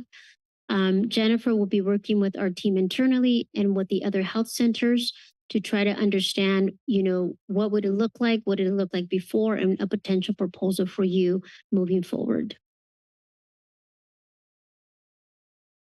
As you move forward, I've said this during our one-on-ones and just repeating it again, that unfortunately we're in a state where in order for us to remain flexible, it does mean you have to tighten down. In order for us to be prepared, it means that you have to start planning now and taking, action now. We have tried our hardest. These are very difficult times. No director wants to come to you with cuts. I will tell you that. It's not something that we, take the role and are very, very cautious when we bring these proposals to you. But I do know that we have to do our job and bring you a balanced budget. And so that's what you see here. We are prioritizing mandates. We're also looking at programs that prevent morbidity and mortality. And we have to prioritize those because we know we are the safety net as well in this community. As we continue on our journey, we continue to look for innovation, efficiencies, and quality.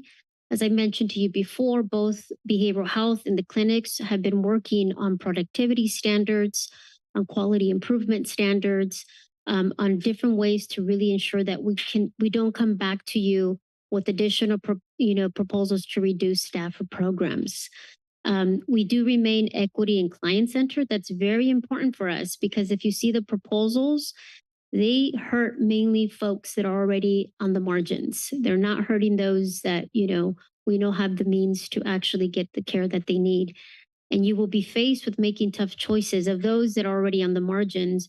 With the little bit that you do have, who will you be prioritizing? And so I've asked the team to lean on data, to lean on the burden of health in our county, and to present that to you as it comes with additional recommendations. And finally, I can't leave without pitching. I've talked with some of you, and especially the CEO's office about this. We do need alternative sources specifically for behavioral health and obviously for all of the programs, but we always seem to get cut when there's new policy, when there's new changes at the federal and state level. This is not just happening to us, this is happening statewide and nationally. And it's just so unfortunate how your safety net has to kind of ride along whatever policy decision is being made. We know we are, in many ways, a key factor to the economic viability to this community. We just don't get treated like that. And so I'm urging you to really consider, as our leaders, to think about alternative ways. And one of it is a potential ballot measure to try to sustain health services. With that, that concludes our presentation. On June 10th, you will be officially approving our proposal, but for now, this is, what we have for you, and we're here to kind of take your questions as well. Thank you for the thorough presentation, and we'll have one even more thorough in the 10th. I'm going to open it up for the public for any public comment. Hello again. I would just, Laura Chatham, I just want to address the elephant in the room is the increase in the sheriff's budget at the expense of healthcare. It seems everything gets cut except the sheriff's budget, and that goes up every year. So we ask for care, not cages. The chief at the jail tells us that it is routinely about 70% capacity, and juvenile hall has 8 inmates, but runs at capacity for 40. It seems to me that there's room, and I appreciate the presentation quite a bit, and I especially appreciate what you said at the end, that we need to look at, instead of paying the sheriff deputy trainees $11,000 a month, we could probably pay a few more of the people that we need for the healthcare. We do need roads, especially I want my road fixed too. We don't need more jails, and we don't need more overpaid deputy trainee sheriffs getting, as I said, $11,000 a month with only a high school diploma. Please consider finding the funds for healthcare and cuts to the sheriff. I'm sorry, we're seeing it on 2 different days because I think that it would be really clear if you took a look. We don't need more sheriffs, more people to stand around and make problems for people. Thank you. And thank you for all your hard work, everybody in the room. Thank you. Come up. Hi, good afternoon. My name is Tyler Starkman. I'm the executive director of MHCAN, and I urge you guys to continue funding us. We're the only peer-run mental health facility in the county, so we do need the funding desperately. These are not just programs, they're lifelines. MHCAN, we provide something that other services often can't: community understanding and support from people with lived experience. And that peer connection saves lives. Let me share you my story. I was diagnosed bipolar type 1 and living on the streets about 15 years ago, caught in a cycle of repeated hospitalizations and crises. The support that I found and stability of our peer-run services at MHCAN helped me get to where I am today. Today, I'm no longer homeless and fully employed. That transformation didn't come from an emergency room, and it didn't come anywhere else from the jail system. It came from community such as MHCAN. Despite the success of another facility, such as the peer respite facility at Second Story, we were deemed unnecessary when they somehow are deemed necessary. We provide very similar services that are now considered discretionary when there's no real given reason as to why ours are discretionary and others aren't, because those are services have been considered mandated. Please don't treat people with mental illness unfairly. When you single out MHCAN, you're creating more stigma and you strip people from the support that they need to recover on their own. In response to certain things that I heard today, MHCAN also recognizes that there are fiscal constraints that the county is facing. In the spirit of collaboration and sustainability, I was willing to reduce our expenses by 22% while continuing to provide the same contracted mandated services that we provide, but I was never received any response. We're actively trying to apply for Grant 2 funding through the DHCS round 2, and we will continue doing that as necessary. Additionally, we're prepared to shift and align our resources towards housing. Thank you.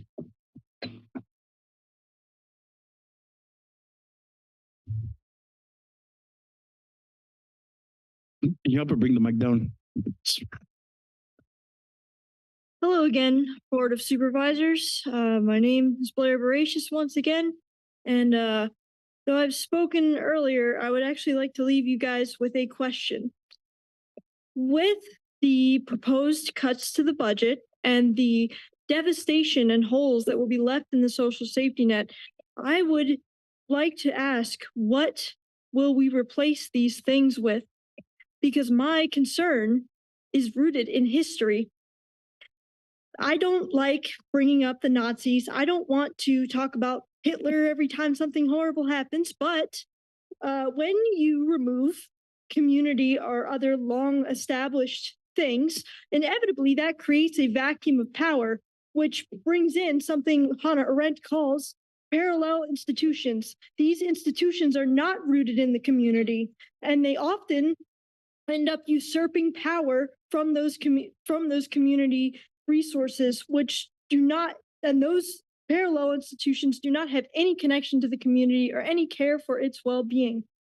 And I understand that you guys are in a tough position because it is not you that is creating this vacuum of power, not on purpose. You're dealing with a federal budget that is slashing our ability to have services. But I ask you to consider, at the very least, collaborating more with the people that are providing these services before you make any serious decisions. Because what is going to happen is there's going to be a lot of destruction and death on the back of this. So I will do whatever I can to help bridge the gap, personally between what we have now and what we still need to maintain in the future, but I'm asking you to be transparent with the public and give us a bit more input. Thank you.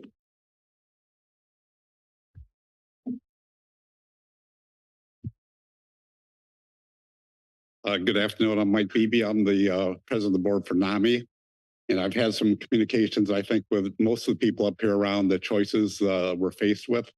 The points I'd like to make is first, the HSA department is being held to a different standard. They need to cover their own budget, but no other department does. They have most of their expenses covered by revenue, yet for the whole county, they're the only department getting cut. So out of 2,700 people, there's no cuts in any other part of the county, and I don't think that's equitable. What we've heard this morning is the needs from the community, which are really still not covered today. When we look at our treatment beds, the treatment beds we have are the most expensive. We have the acute center at the Puff. We send half to 2/3 of our people out of county, which is at twice the cost. We have no step-down facilities, and we just lost Telos. So we don't have a cost-effective range of treatment services. We can save the money if we get those services in town by just not sending the people out of county. So I would ask you to think about the need that's not being covered, how these cuts are going to further diminish those needs, and how, if we're going to manage the budget, we should do it on an equitable basis where everybody takes a cut across the county. Why should they be the only standard that has to manage their budget when everyone else is supported by the general funds? And so, you know, there's a lot of need in the community, and I think we need to be creative in terms of how we address that and not take it all on the shoulders of the one team that's really supporting our community. Not that the others are, but this is really a critically needed service. Thank you.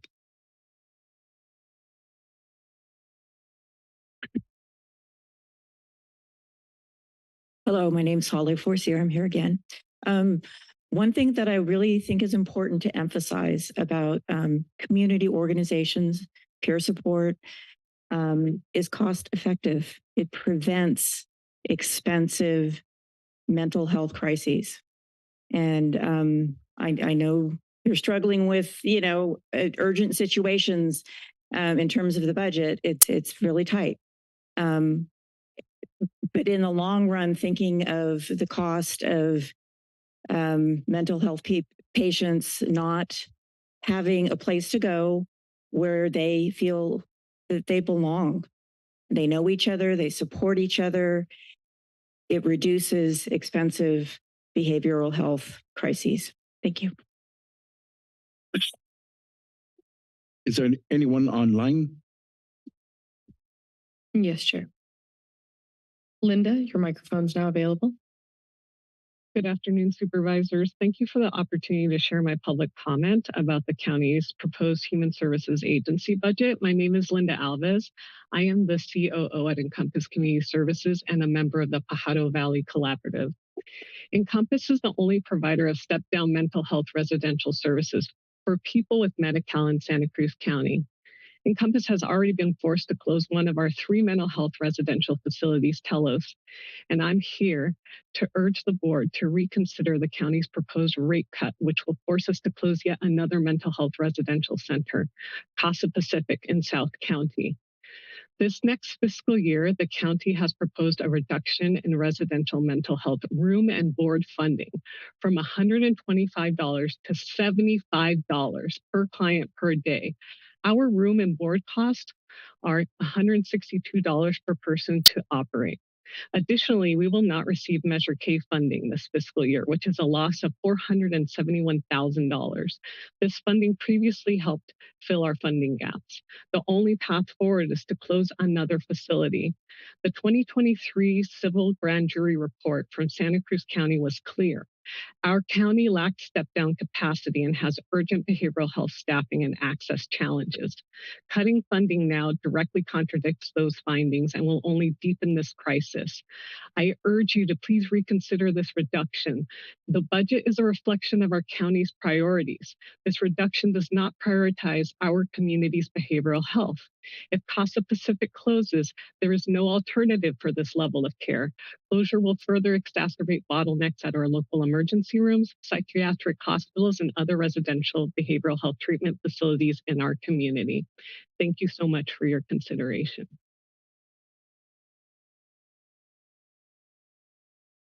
Kathy, your microphone's now available. Hello, this is Kathy Lass. I'm in Aptos, California, and I'm here to echo what's been said by people in public comment about the Health and Services Agency always needing to defend and balance their budget when other departments don't have to. So I really would like us to re-examine how we're spending our general funds and asking other departments to take the hit also in these hard times. We know that we just heard how the reimbursement for mental health beds is going from $125 to $75, and incarceration costs so much more. These are areas we can scrutinize to see where we can save money by looking at how and when we incarcerate people and looking at how we can save money in that arena and shift it to our health and human services. So I just to finish, I'd like to re-examine how we allocate that money and make sure that we have really looked under every rock for every penny by sharing the burden of these times. Thank you.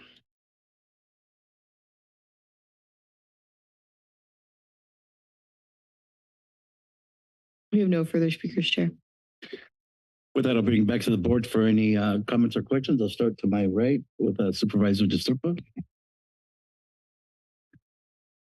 Thank you. Somebody brought up something a little earlier that I wanted to follow up on. They said that the psychiatrist position in South County was set for elimination. I'm wondering if you could speak to that a little bit. So that will leave one, sounds like psychiatric nurse practitioner to manage the entire South County. Yeah, population. so the 77, I'm sorry, let me back up. The cuts that are highlighted also include non-actual FTEs that work in the county, like locums. And so that's what we're talking about. It's a locum position. And will that leave just one psychiatric provider then? I will invite the director of clinics, Amy Pillar, to come and discuss that with us. Just for the rest of the board members, locums tend to be twice the expense when you bring them in. And so that's also something for us to kind of look into a little bit more. Sure. So we have an integrated behavioral health department that has four psychiatric nurse practitioners and a psychiatric medical director, and then therapists under that. So what will end up happening is we will try to serve the entire county with a little bit less.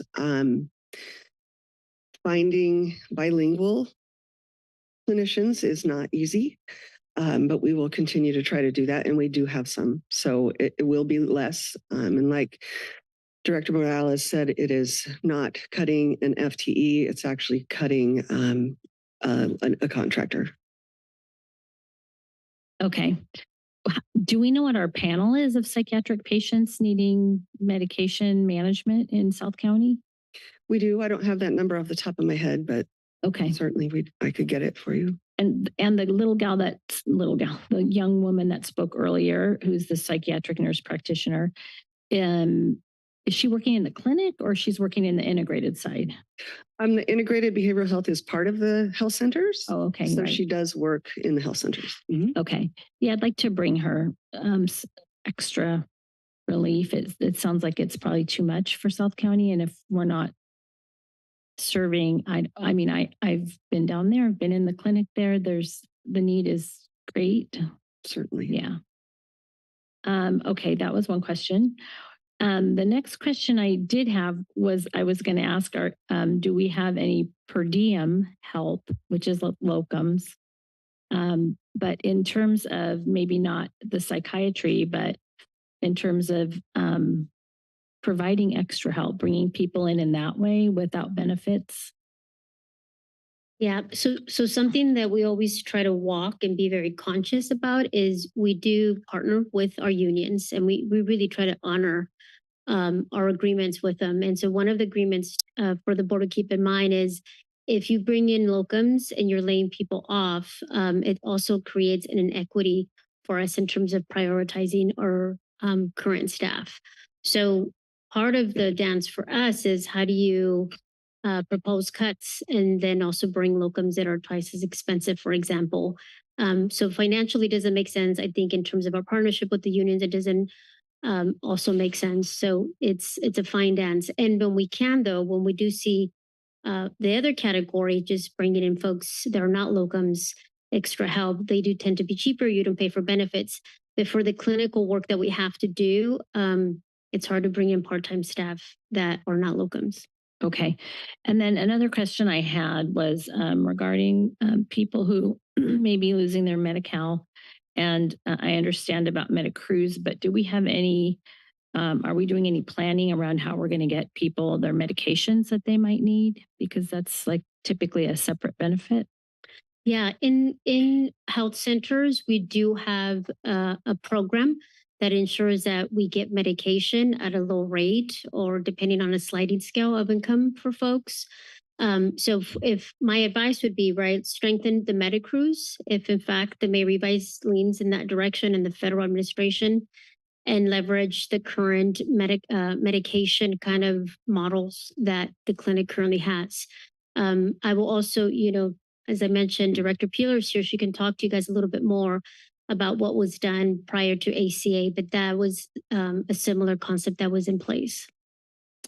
Okay. And then finally, regarding the rate cut for residential, 75 is really not enough to cover the costs. And I'm wondering if you could just speak a little bit about why that is happening and if there's any resolution that could be brought in front of us later. So our staff did an assessment statewide, trying to understand what other counties were doing with room on board, and they were averaging about $50.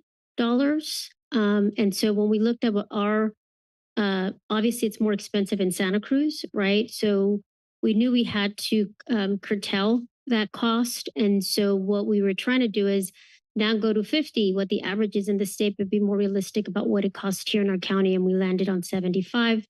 We have other providers also that are moving forward with this. And they seem, at least the feedback that we receive from them, that they will be able to actually make the rate work. Thank you. Yeah. Supervisor Cummings. Thank you very much.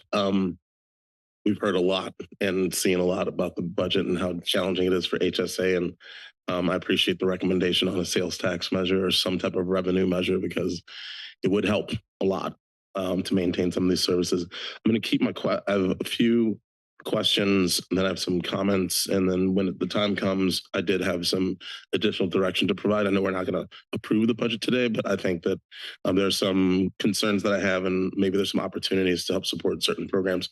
So the first was I was just curious with the litter, the syringe litter disposal slide. It was really great to see that the amount of syringes being collected on the ground versus those being disposed have that kind of inverse relationship where as we've had more receptacles, it seems like it's gone, the syringe litter has gone down. So I'm just wondering what has led to that success, because it was a really big contrast. Yes, well, one of the other things that happened during this time frame is our mobile pilot. So we did have an increased participation and engagement with people out in the field.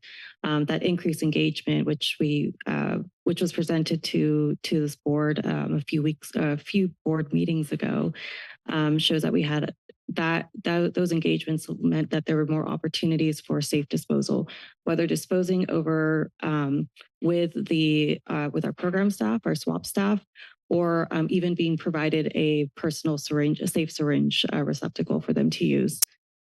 That's great. It's just, I know there's a lot of concern about having those kind of mobile programs, but as you know, data shows, and now as data here shows, those programs are really helpful and effective at not only reaching those clients, but also reducing syringe litter. So it's just great to see that positive response from that program. When the slide came up about the 24/7 mental health crisis response. I was just curious, where are the majority of those calls taking place?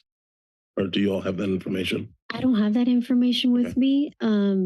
I don't think but yeah, we don't have that, but we will get that for you, Supervisor. Yeah, it'd just be great to see where in the county those calls are taking place. Track them, so we'll be able to report back to you on that. Okay, yeah. Great.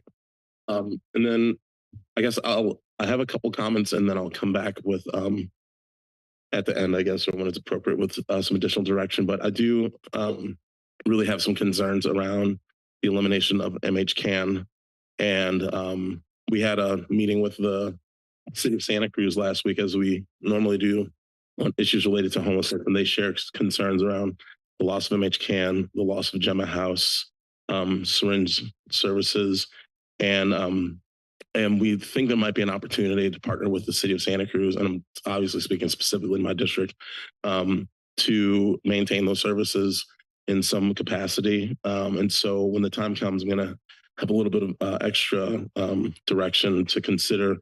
And how this has worked for the new members is that, since we're not passing the budget today, these are just options for consideration for when we do have the budget come to us.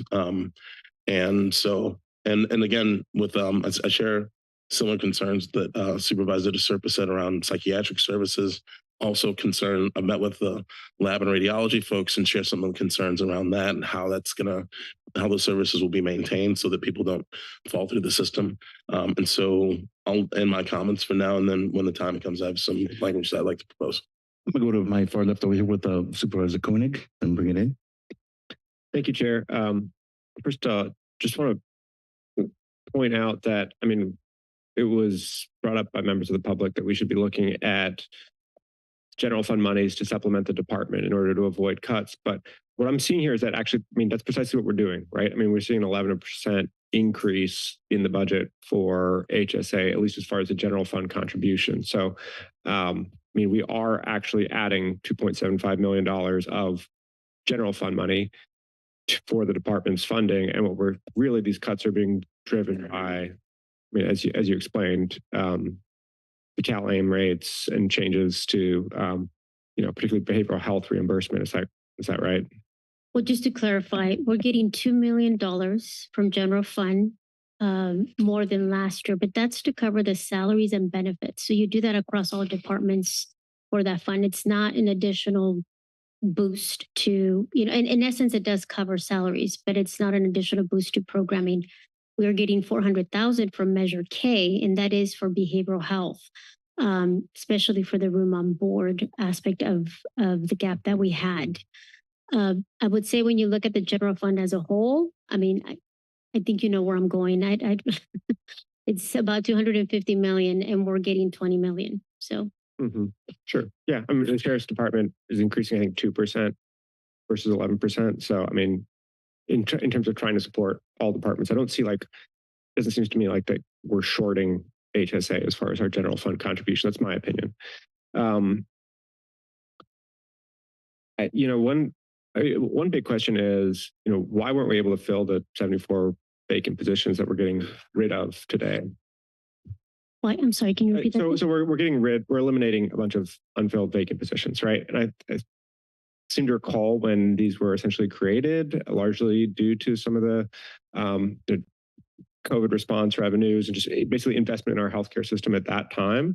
And we haven't been able to fill them, and therefore they never generated revenue. They never paid for themselves, and we never kind of created that self-perpetuating system. Why weren't we able to fill these positions?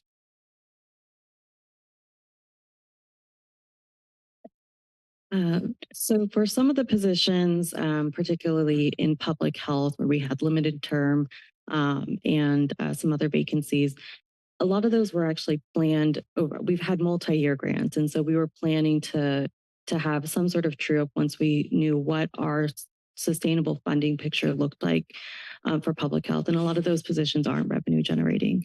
So that's just one snapshot of those positions. Yeah. I will also add, in some of these areas, so the behavioral health positions, it's very difficult to recruit. You guys have heard the stories. You've made investments in, methods to try to increase recruitment. So that also has something to do with it.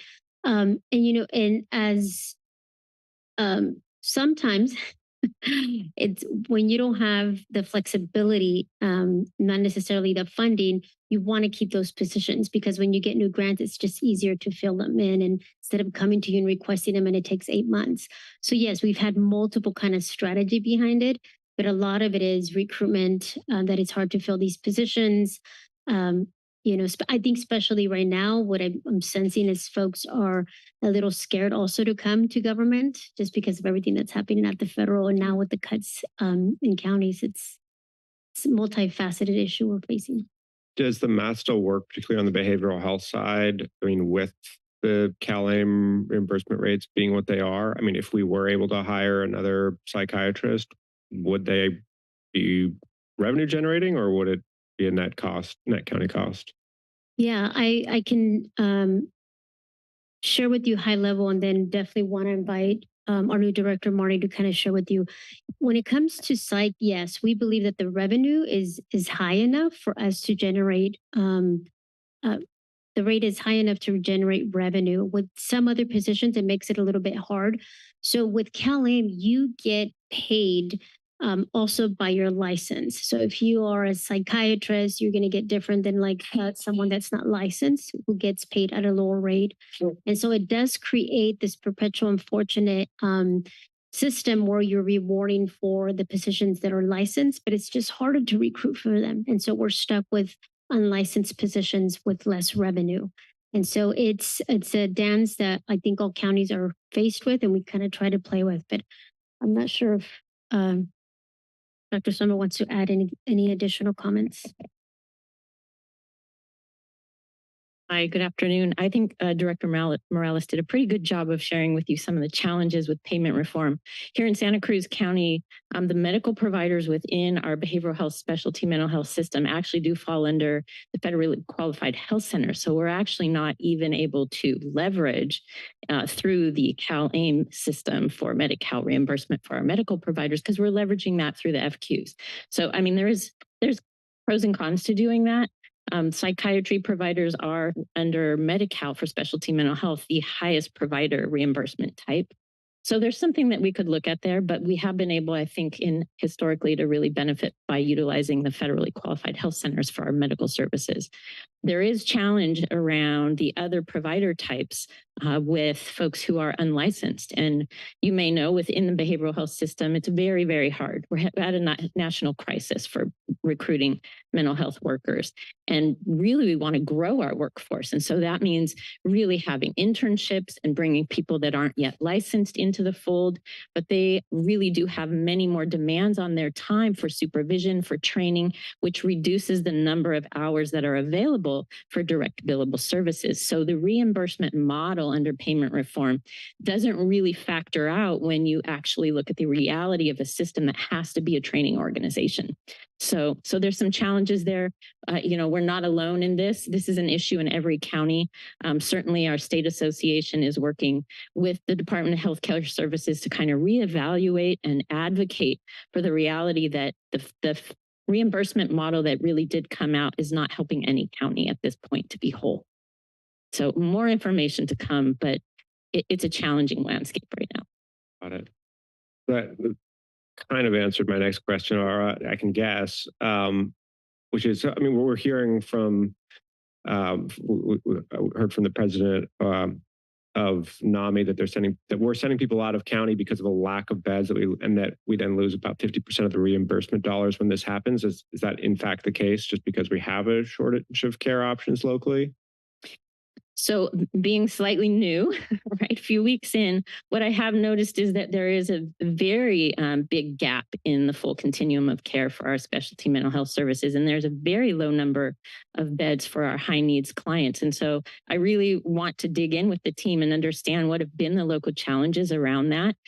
Some of that certainly must be fiscal. I mean, our partners at Encompass came to us yesterday and really shared the dilemma that they're struggling with. And so for me to have a really clear answer for you. I need to dig into what the current contracts looks like, what their budget looks like, what kind of expenditures are they dealing with? Like, what's the reality of the cost to operate the facility, and how does that factor into what we actually have available to reimburse providers for, and then figure out what's going to be a model that makes sense to start to effectively grow that continuum here locally. So that's not a quick or easy answer, but I feel like it's an honest and realistic one. Okay. Dr. Morales, you have anything you want to add to that, or? It's what we learned with the children's facility that is scheduled to open is that it takes a lot more for us to pencil out than just building that facility. It costs us $27 million. And the contractor we're going to be working with, I think, is about $8 million. So we're going to be, the estimates right now, even if we have a regional model, which means we bring other, youth from our neighboring counties, we will still be in the hole about $4 to $5 million. So we do definitely need to pencil out. We thought like, okay, building it locally, having the kids here locally, it's still benefit to the community. We know that. Absolutely, there's no question about that. But financially, we also need to think as a system, what are going to be the maintenance plans for these buildings? Because they do every year, they go up. Facilities just increase. And so it's, I think, something for us to contemplate as well as we're thinking about additional facilities. We have a lot of facilities for such a tiny county.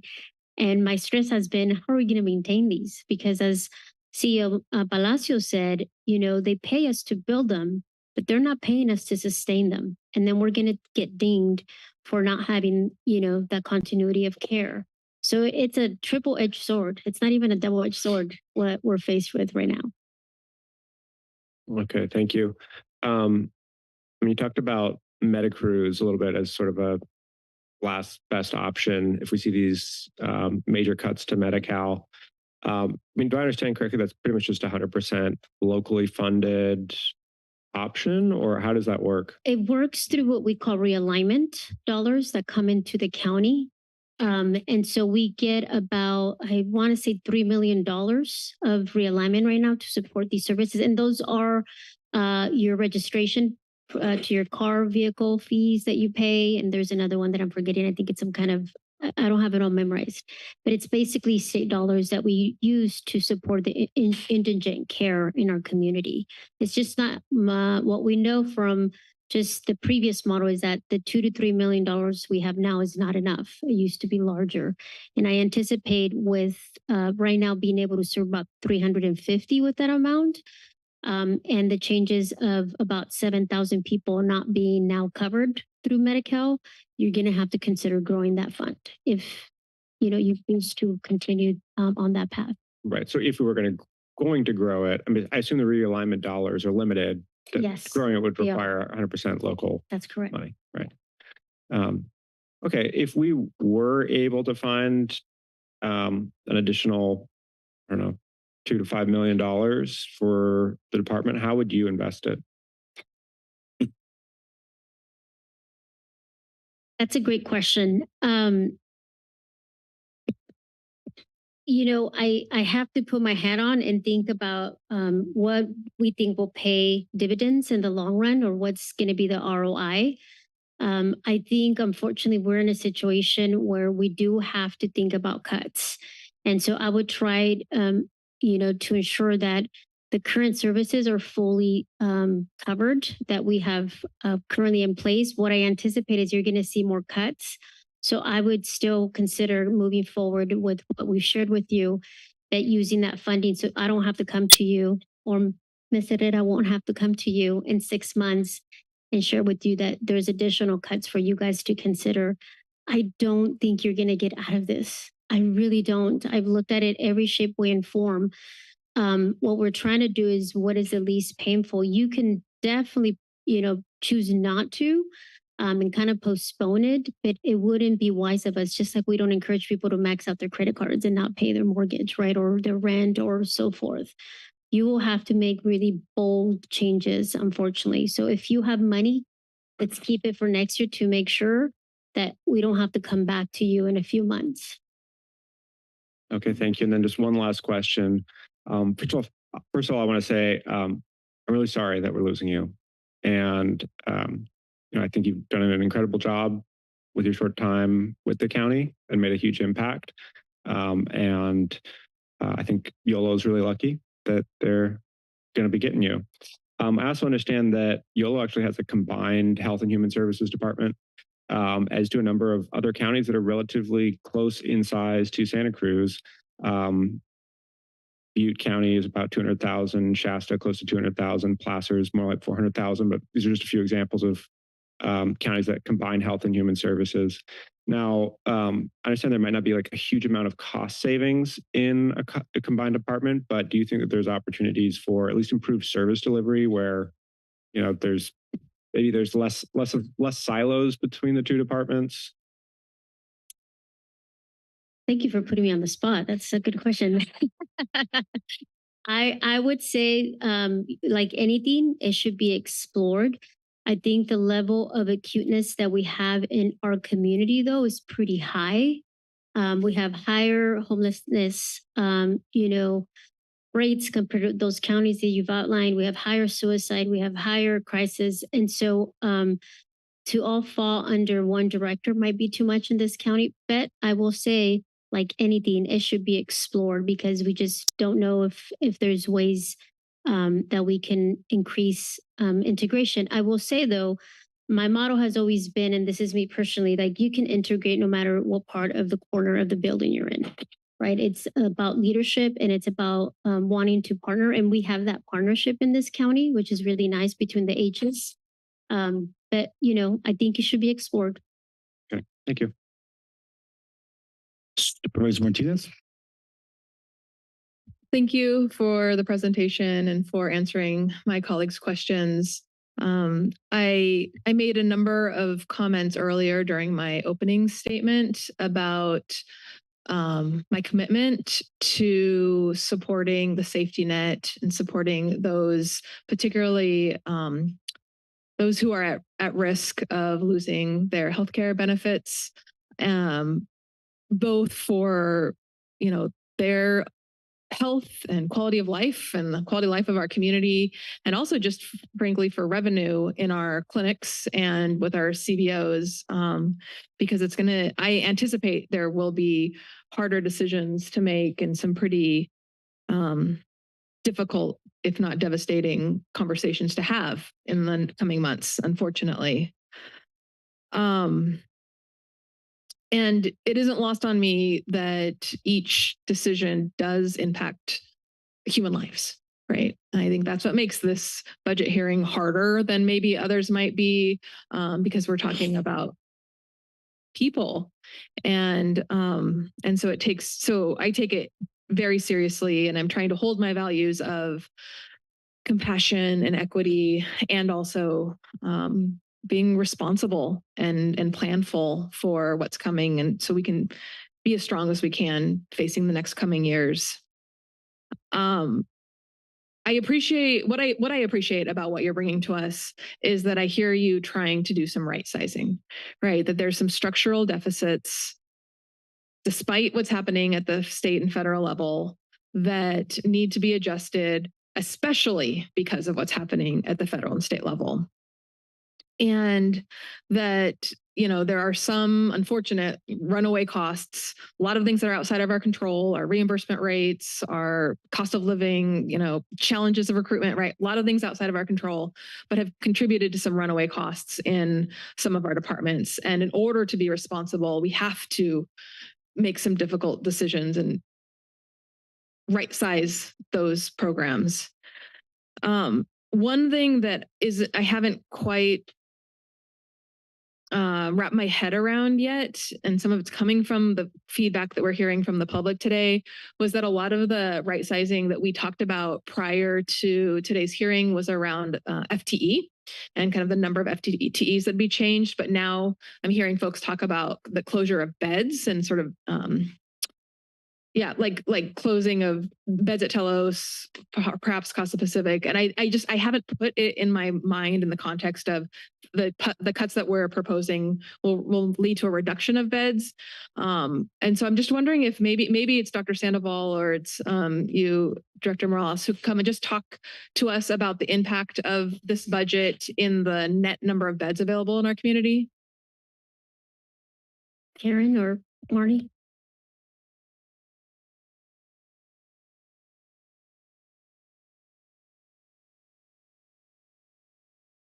Oh, thank you for the question. First, I do want to bring it to the attention of the board that as of yesterday was the first that we were informed of Encompass's proposed closure of the facility. So this is very brand new information for us. So I think that's very important that you know that. So we're definitely going to try to look at that. Telos closed. Right now, our hope is that we don't have to close Costa Pacific, but we're having to dig into that. That's brand new. As far as the number of beds, Karen can provide the detailed information on the number of beds in the facilities. Yeah, so for mental health, we've only ever had 38 available, operating around 36, depending on whether or not each facility filled every bed. Encompass operates all of the mental health residential in our community. El Dorado Center, which is in unincorporated Midtown with Live Oak, is a 16-bed facility. Costa Pacific is 12, and Telos was 10, operating around 8. So that is it for mental health residential at the non-inpatient or locked care level. In our SUD continuum, we have currently 94 beds with the new investments from the Bond Beach Chip Round 1. All of those facilities were SUD facilities. So 30 million went to the city to build a campus at Coral Street. Almost 4 million went to Encompass to expand their currently expanding Si Se Puede, which is really great, in Watsonville to add much needed withdrawal management services. And then Janus won a $44 million award to build a recovery campus at the site of the Roadway Inn in Watsonville. So really great to have that infusion of services in Watsonville, also something that we've been working on in behavioral health. However, that will expand our SUD continuum. As you've heard today, our mental health continuum is shrinking. Part of the reason that our inpatient costs are so high or that we rely on the inpatient unit more so is that we do not have a broad continuum of care for mental health services in our county. The typical continuum of care would allow for enough residential beds to be able to step people into, for example, El Dorado Center as a crisis residential versus sending somebody to the hospital. If that interim level of residential is not available, then the only thing left is for people to present at the CSP in crisis, because basically we haven't been able to serve them before the crisis, and so they end up in the crisis. Also, just for education's sake, about 46% of the people going into our mental health residential are experiencing homelessness at the time they enter, and I want to say it's about 52% for SUD. So a lot of the individuals that we serve at the residential level for both SUDs and mental health don't have anywhere to go. Once they gain some stability and some healing, they end up going right back to the street because we aren't able to solve for the housing. So it's a very complicated picture. However, there has been a lack of investment in our mental health system of care. And when I got here, we had the 3 mental health res. I'm not exactly sure how that came to be, or whether I understand there was more before that closed down. We also had River Street Shelter that closed down. So we have seen a shrink over the years. I think that we have been, since Dr. Sandoval got here, really thinking about creative ways to solve that problem. One of the issues with mental health residential that doesn't exist for SUD residential is that mental health residential is subject to the IMD rule, which means that you cannot have more than 16 beds in any mental health residential facility. That does not include facilities that are like, for example, our Front Street facilities, which are more of a board and care. They're licensed as adult residential facility. So it's a different type of longer term, usually care. For that social rehab or crisis residential, we are limited to that 16 bed per facility. With the rates that we have, especially for the social rehab, it doesn't pencil out for operators to really be able to invest in the clinical programming that is required for the level of care that's providing. So social rehab, which is how Casa Pacific is licensed. Again, only 12 beds there. The rate is 200 and something. I can't remember off the top of my head. Crisis residential, on the other hand, is 400 and something. So you're getting a much higher rate, but the responsibility is to provide a much more robust clinical programming at that rate. So I don't know, this is just, I don't have an answer for you as to why, but these are some of the things that we face when we're trying to really expand the mental health residential sort of level of care, as well as, honestly, day treatment, which is also lacking in our county. That would provide like 5 hours a day of treatment, 5 days a week, or even 3 hours with a less intensive level. We don't have that either. So we're having people basically leave residential and have programs like MHCAN, which is honestly why MHCAN is so valuable to us, because people have a place to go and get support during the day. So anyway, it's a mess. Well, we really just need to take this next year and really figure out how do we actually solve the dilemma of the gaps in the community care. And we're not going to be able to solve that by ourselves. We need to actually bring in the community and really talk to the community providers. There's probably going to be some RFPs in our future, right? Yes. There's a lot that we need to do that can't happen overnight, but this is a glaring issue for us. So your questions are relevant. They're important. We will have more conversation. Yeah. Thank you for that overview. I'm sorry, it's a mess. Maybe that's the wrong word to use. Probably, I would say it's an opportunity to really shift how we tackle things. Yeah. Right. The thing that I would ask, we're not adopting this budget today. It's going to come to the last day. Is that if it appears that the budget that's proposed will reduce the number of residential beds that exist today, to please communicate that or let us know that is on the table for last day budget hearings. That would be helpful. Yeah. Thank you. Let's see, moving on just a little bit. I've heard that there may be some support from my colleagues on the board to restore funding for MHCAN and GEMA program.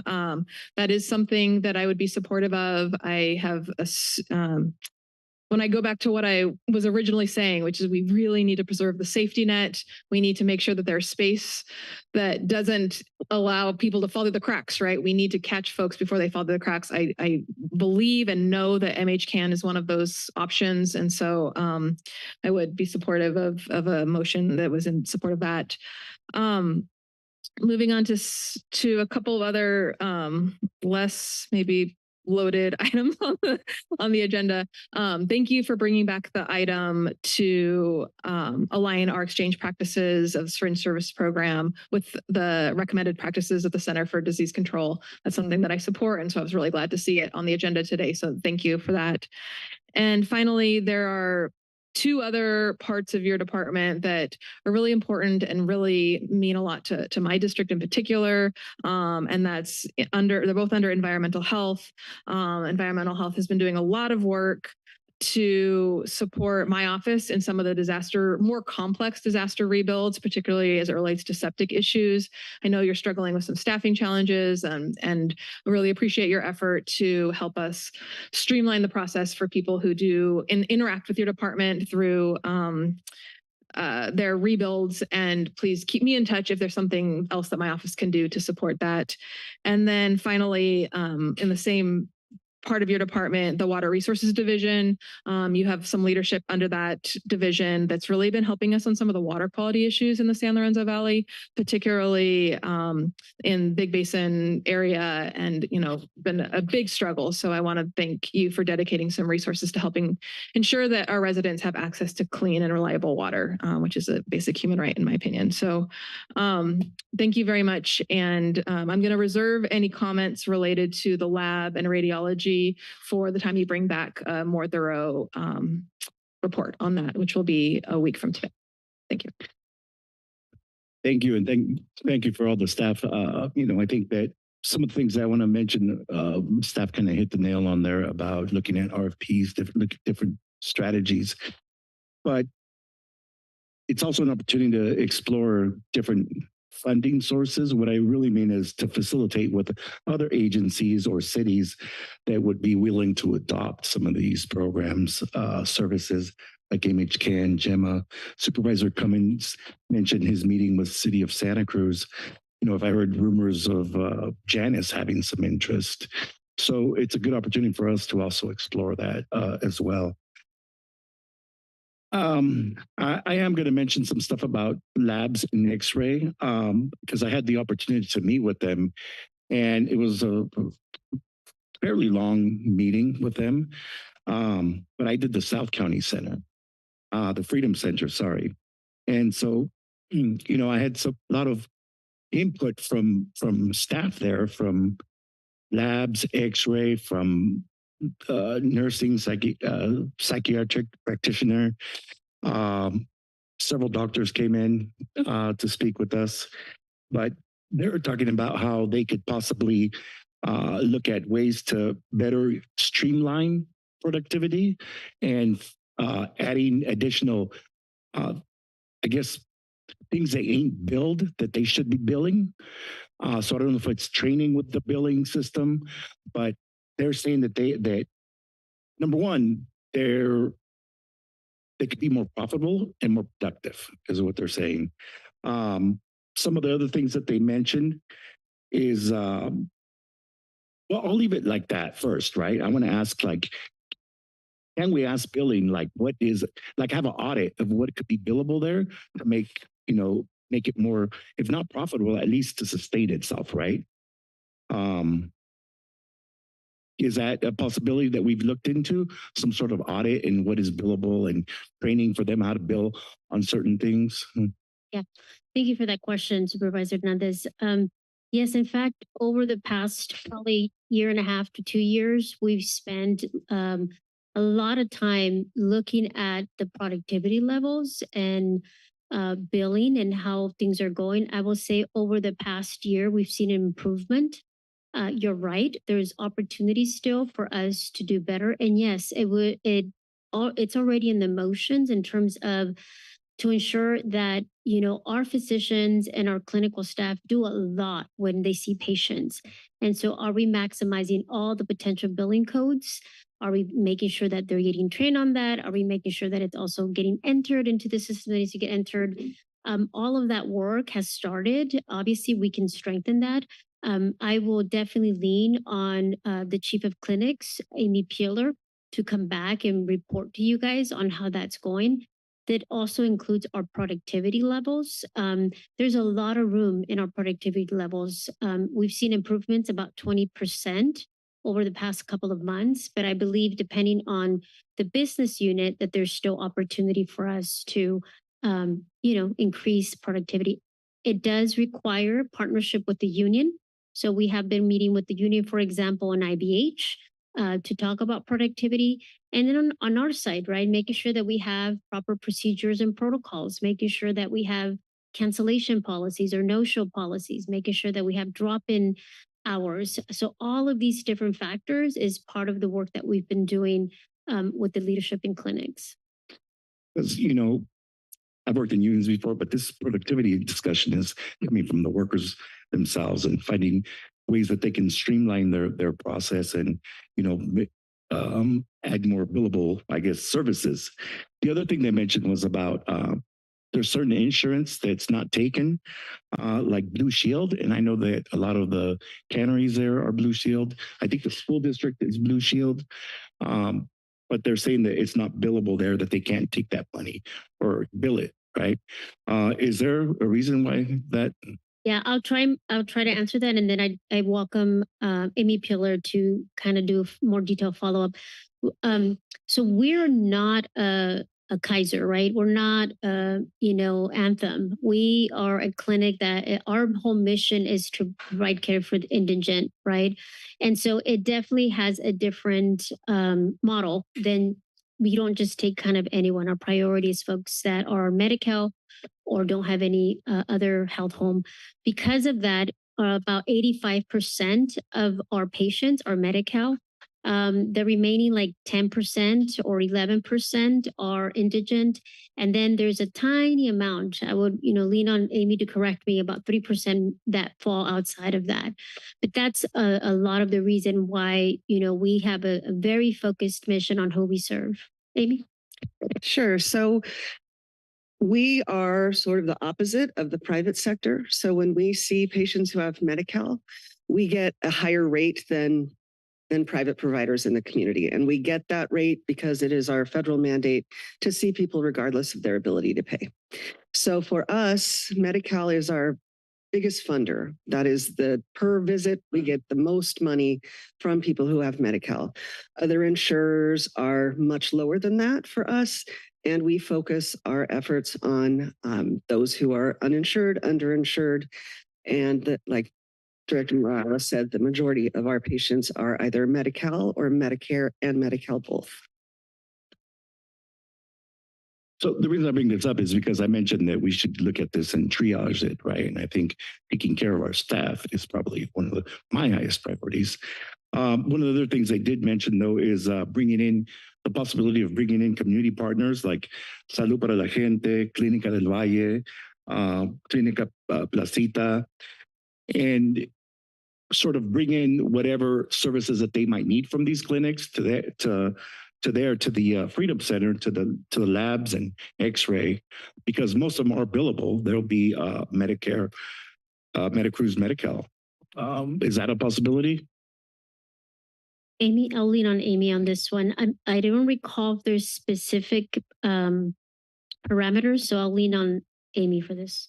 Sure. Let me be a little bit more in the weeds about lab and X-ray billing. So the state, many, many years ago, looked at all of our costs to provide the services, and then they assign us a rate, and that rate is inclusive of all of the services that we can provide. So if a patient comes into our clinic and they have stomach pain, and they get an X-ray ordered and a lab ordered, and they get a referral, we get the same amount for that. We don't get to bill extra for lab or for X-ray. So those are two departments where we don't have revenue regardless of how we bill. We could bill those for the state, and the state would say, no, we're not paying you for that. So it is awful. It is awful to bring this forward because we know it's not the best for our patients, but they are two areas when we are looking at even more cuts coming with how our state will treat undocumented folks that are high cost and very low income. Amy, can you discuss if other FQs can use our lab and X-ray facilities? That our other FQHCs do not have in-house lab or X-ray either. And so they have ways to get their patients those services. Those services are for our rate for our patients. And we don't have the bandwidth or the people to be able to create more and more of those visits, but we could certainly look at that. Thank you. And that kind of segues into this equity component that they brought in. First, I want to go back that when I did my onboarding tour of all the Freedom Center, they were telling me, like, a lot of the discussion was about that Freedom Center was their most profitable clinic, and they helped sustain Emmeline. So I heard a lot of that discussion on my onboarding when I went to the Freedom Center, and it came up again when I went to go tour with, by that time SCIU was gone. This is just workers about this equity piece that the Freedom Clinic is more profitable. That why can't that Freedom helps Emmeline sustain itself, and that if we look at it through the lens of equity, we'd allow Freedom Clinic to fund themselves and fund the X-ray and labs there in South County where they're at. Is that I mean, I guess what I would want to know is like, do we know how profitable these labs and X-ray are in the different locations? Is that available? That information is available? A little bit of that information now, and then we can run a thorough analysis. And oh, good, Amy's still here. So what I have right now in terms of the cost for lab at Emmeline, it's about $800,000. The cost for lab in Watsonville is about $500,000. The cost for X-ray at Emmeline, it's about $226,000.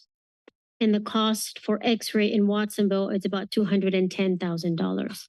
It is also true that Freedom Campus is a high generator of revenue for clinics, and we do lean on them for balancing the rest of the entire budget as a whole. But that is something that we've done. We just kind of treat it as an enterprise versus individually.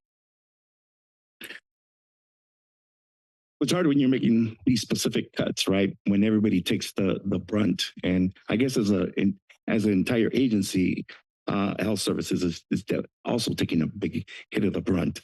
But going in these specific departments, it really feels inequitable to them, and that's what they expressed to me. All of them, from doctors, nurse practitioners, staff, office staff, they all express the same thing.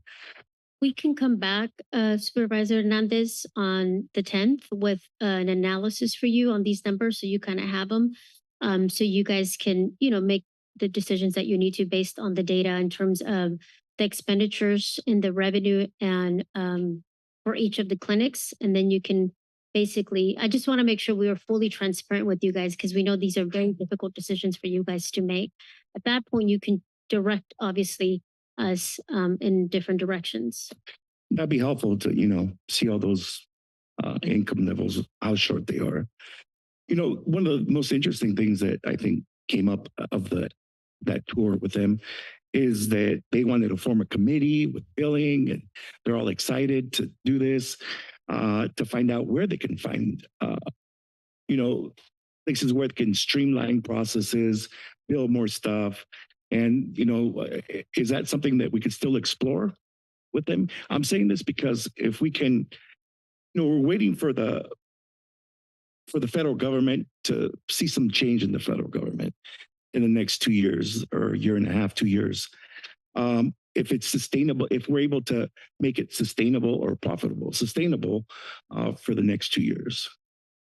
So your first question, the committee, yeah. Yeah, your question on the committee, yeah, absolutely. That can still for us. I believe in transparency. We've done this in behavioral health, right? 3 years ago, it was a whole different leadership. The new leadership in there was really transparent about budgets. It's something that I know that clinics is striving to also do. We're starting right now with creating monthly kind of financial reports for each of the clinic leadership, right? But I don't see any reason why we can't also make sure that the managers in each clinic are sharing some of this information. So we are noting this and we'll make sure to report back on that. Thank you. And, going back to my first comment, it was more of a comment, not a question, but the idea of exploring different cities or agencies that can adopt some of these programs that like MHCAN and GEMA, is that a possibility? Yeah, I will share with you because I've been doing a lot of research with other counties. A lot of counties, they're focused on providing the clinical reimbursable care. And a lot of kind of the community, what they call it the community support is done by CBOs through their own kind of foundation work grants that they apply for, or, endowments that they are able to create. So unfortunately, yes, it can be done, right? I think it's a model that we should explore. I did meet with some of the local foundations in the county to kind of pitch and put a seed that, it would be great for us to consider starting some form of endowment around behavioral health in the county, in addition, obviously, to a potential measure, because I think it's going to take multiple, funding sources for us to sustain these very important CBOs. I will say, and sorry, just one last thought is, that the state also has been leaning on this, right? Or they were moving to what used to be funded before through grants. And really, they were even pushing public health. Find anything that you can do that it's reimbursed. I'm sorry, and the services that you're doing that can be reimbursed, and figure out a way to get reimbursement through Medi-Cal. So it's not just something that for us to explore, is that the state has actually been pushing for this when I worked there. And so it's definitely, it's catching up to us now. Thank you. I'll bring it back to the board for. And before we move on, I did have one last thing I just wanted to bring up since. Go ahead. Yeah, one last comment because of Brown Act issues and just and so when we come back on June 10th, I have received some concern from the farmers market director. They had, in the past, their rates have been pretty low in terms of what they've been charged, and now those rates are increasing, and they're being charged for the same operator who operates the 5 different ones are being charged at each of the markets where they hold farmers markets. And so there's going to be a proposed fee change for certified farmers market increasing from $905 annually to $941 annually. And the proposed fee for temporary food facilities at farmers markets increasing from $528 to $549 annually, which would mean that the fee would be with the 5 markets going up to $7,450 a year.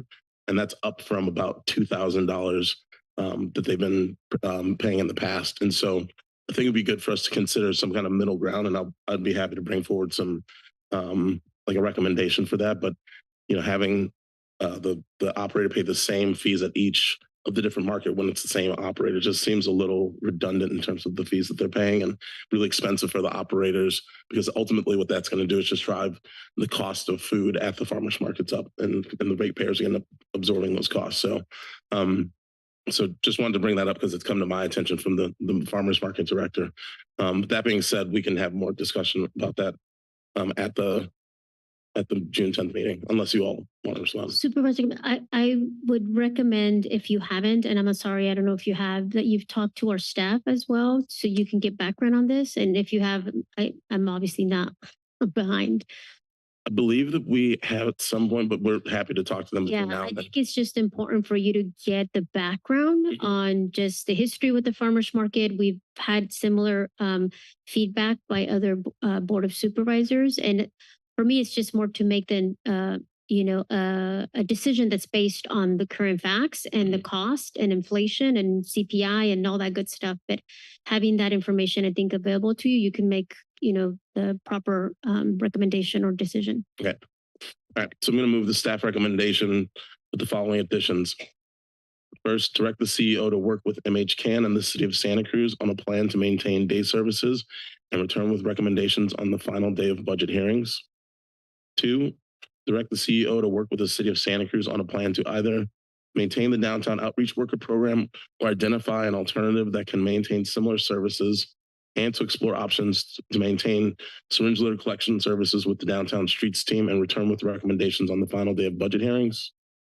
3, direct the CEO to maintain funding for Gemma House services until a contract with an alternative service model is entered into. If an alternative service contract is not entered into, return to the board for additional direction. And then 4, direct the CEO to return with the options for lab, radiology, and psychiatric services in consultation with stakeholders. I'm happy to explain some of those. So that last line includes some of the stuff I mentioned. Okay, perfect. Can I just, I'm so sorry, can I clarify something before you, okay. Yes. I completely forgot to bring this up because I just want to make sure it's on record. We did speak to Janice, the CEO there, Amber Williams, and it's my understanding that in fact they are working with New Life to ensure that there's a smooth transition between the organizations, with Janice taking over the program. I just want to make sure it's on record so our community also knows. Which program? Gemma. Gemma. Yes. So we have a motion. Can I make a comment? MHCAN, super important. It is completely only serving North County residents. We have people mid and South County who need similar services, right? So if there's any way we could take the model that they have delivered so beautifully in North County and somehow emulate it down in South County, I think that would make me feel better about approving continuing funding for services that are not just serving the north part of our county. You just No, you can't. I'm sorry. No. In case I missed something, I just want to make sure before you continue discussion, was there a second on the motion? I'll second it. Okay, so there's a second on the motion. So what I'm understanding the motion to be is basically you're asking staff to come back with more information on the 4 categories of topics that you laid out there for continuing discussion at the June 10th meeting. Is that right? Correct. Yeah. And I can explain if it's necessary. So like, this will be helpful for the board. Go ahead. Could you briefly? I think I understood everything, but can you explain your fourth, just about options for maintaining phlebotomy? Yeah, I just know that, and I was going to elaborate on that one a little bit in particular, but I know we've heard some concerns about psychiatric services and the loss of those. The lab and radiology, if those were to come to an abrupt stop, I think it could have disruption with delivery of services. And so is there an opportunity to extend some of those services even longer? Or maybe if it's, if we somehow find some pot of gold, can we keep radiology and maybe get rid of lab or keep lab versus radiology? I mean, I just want to make sure that we've explored all opportunities because, sometimes as we start digging into different funding sources, it turns out that there might be some funding left over from one program versus another that can be cobbled together to help provide, additional services in the next year budget. So I just want to make sure that we're exploring all options. Right. So on that topic, you're going to have a full hearing under the Bielenson Act on the morning of June 10th. And then in the afternoon, you're going to have continuing actions on the budget. So there's going to be 2 opportunities to receive information on that. Great. Comments? I have a question, which I may see if I can add a friendly amendment. Just for clarity on the existing MediCruz program, does it need any infrastructure today to be used as a contingency fund if throughout the rest of the budget hearings we identify sources for that? Off the top of my head, I'm going to say yes, because right now we are about 350 clients that we're serving. So I anticipate any increase is going to demand more billing for us, right? More management, addressing the referrals, screening, all that good stuff. So yes. So just for the board, what I'm thinking about is how to start preparing that MediCruz may become an option, assuming that come fall, when we have an update about the state and federal budget, we're going to need to do more to support that population. So I would like to add a friendly amendment to come back with options or come back with a proposal to strengthen the infrastructure of MediCruz so that we will be ready to roll it out if needed in the middle of this fiscal year. Just for clarification, does that mean by Tuesday of next week? No, right? Ideas, any ideas would be appreciated. I would just like to add in support of what you're saying is that one day in an ICU could cost upwards of $1 million. And if there's only $3 million in that account right now to support people in the community, I mean, healthcare is so expensive. So what I think I said this in our one-on-one rounds, what I was proposing that the staff come back and give you background, because it's only for specialty. It's not for any primary or inpatient, outpatient, so, or even medication. This is just for specialty for emergencies. So what I would propose is that we come back and give you an overview of the program, the criteria, how it was used, where we're at, what we anticipate. And if that can be done after the 10th, that'll be easier for us to better prepare you. So if somebody needs chemotherapy, for example, that's a specialty. That's thousands of dollars. Yeah, it's not the spectrum. That's why I think a background on what this is and what it covers would be very beneficial to you guys. Yeah. I think so. Sort of what a preliminary plan would look like too. Right. Very basic, right? Yes. I'd accept that. I just want to pull it separate from the deadline of June 10th, because that would be a little bit.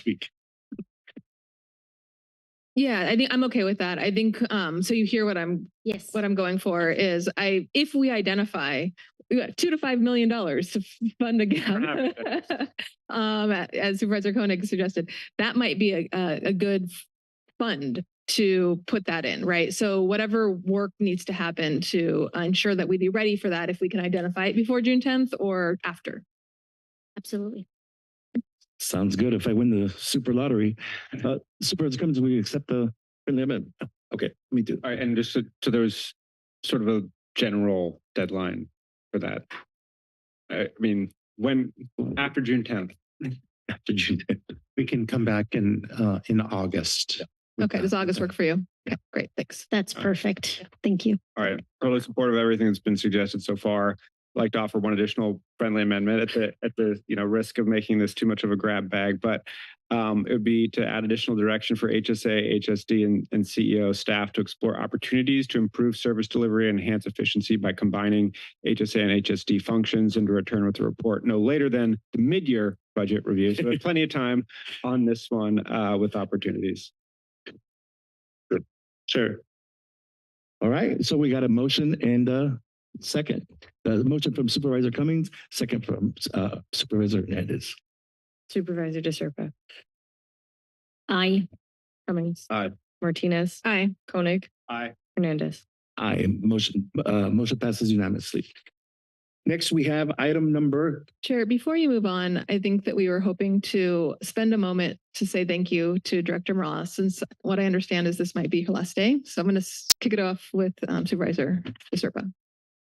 So Monica, this is, I mean, so many people have already said today what I was going to say, which is that you've made Watsonville proud. Like, there are so many people in the community that reached out to me and talked about what an amazing, powerful, collaborative leader you've been, and that you growing up in Watsonville and sort of like rising up and becoming the director that you are was very meaningful for the population in South County. And so Monica and I wanted to take this moment to really thank you for your service. We really, like Supervisor Koenig said, we're really going to miss you and wish you all the best in your new job in Yolo County. I have some flowers for you from my garden. So maybe we could take a moment and have like a pictures. Oh, if you could continue the comments, go ahead. Yeah, I was going to say, I'm just really honored to be able to work with you, which has been so impressed over the years of all the presentations you've been able to give to my office and my staff, and the questions that we've been able to answer, which has really prepared us with background knowledge as we're coming into these meetings and making whether difficult decisions on budgets or just learning about new programs that are going to roll out and using best practices, which may be different than what most communities have done in the past, or maybe make some people nervous, but really trying to be proactive at staying on top of, what is the best recommendations coming out of the field to provide the best services has been just so impressive. And when I heard that you were leaving, I was really bummed out, but totally understand, that Santa Cruz is also really financially challenging place to live. And there's, and this is what we worry about a lot, is that we have really good staff and they get a better opportunity somewhere else and they get pulled away. But, I think we're just fortunate to have had you all these years, and totally support you moving on to your next endeavor, and just wish you the best. And don't forget about us down here in Santa Cruz.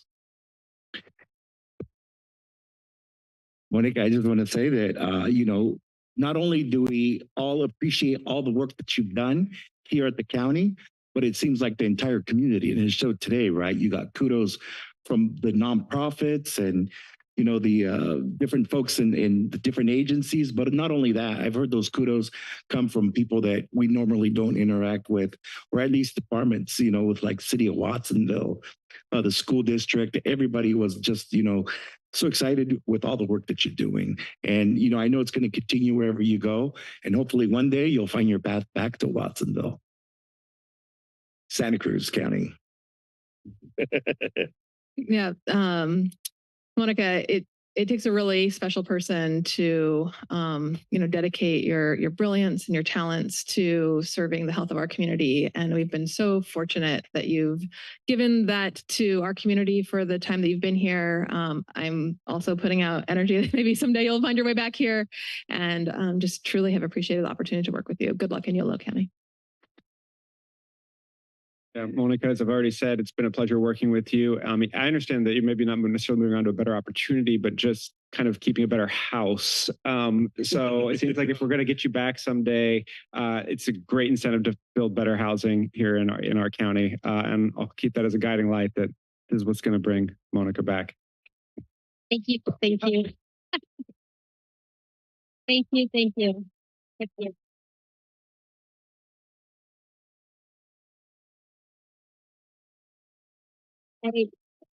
I just want to thank you guys for letting me grow here, and I love my county. I love it. It's a hard decision, but I got to think about my babies, and I do have a 8-year-old and 11-year-old that are waiting for me. So appreciate your patience with me and everything that we're doing together. You are on the right path, and I will continue to keep an eye on all the great work that's happening here, and I will continue to call you guys and advocate for health. So thank you. Thank you.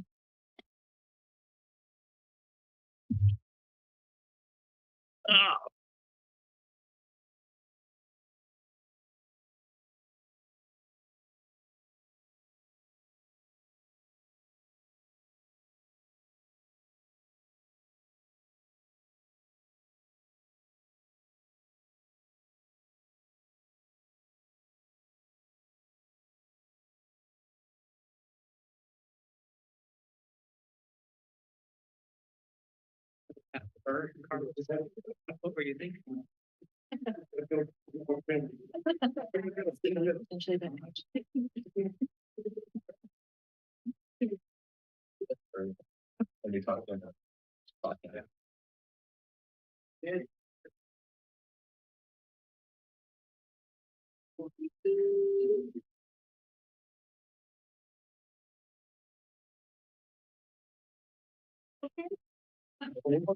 One more time.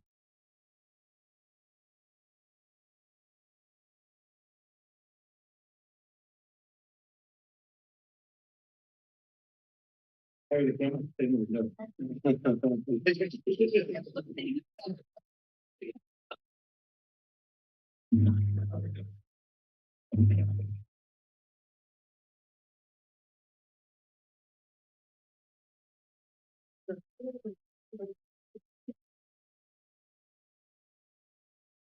Yeah.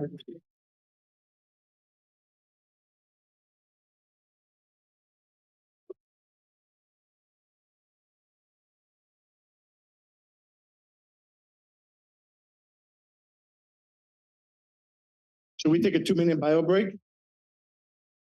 2 minutes. I think 5.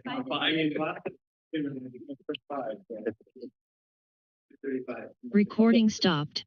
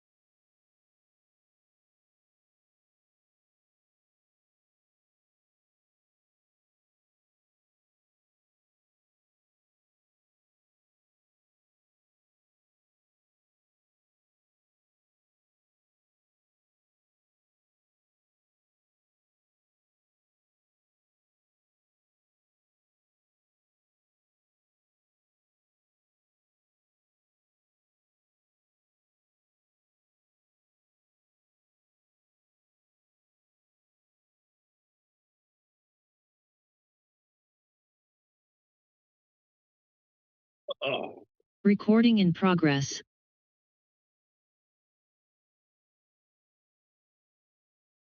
We're ready?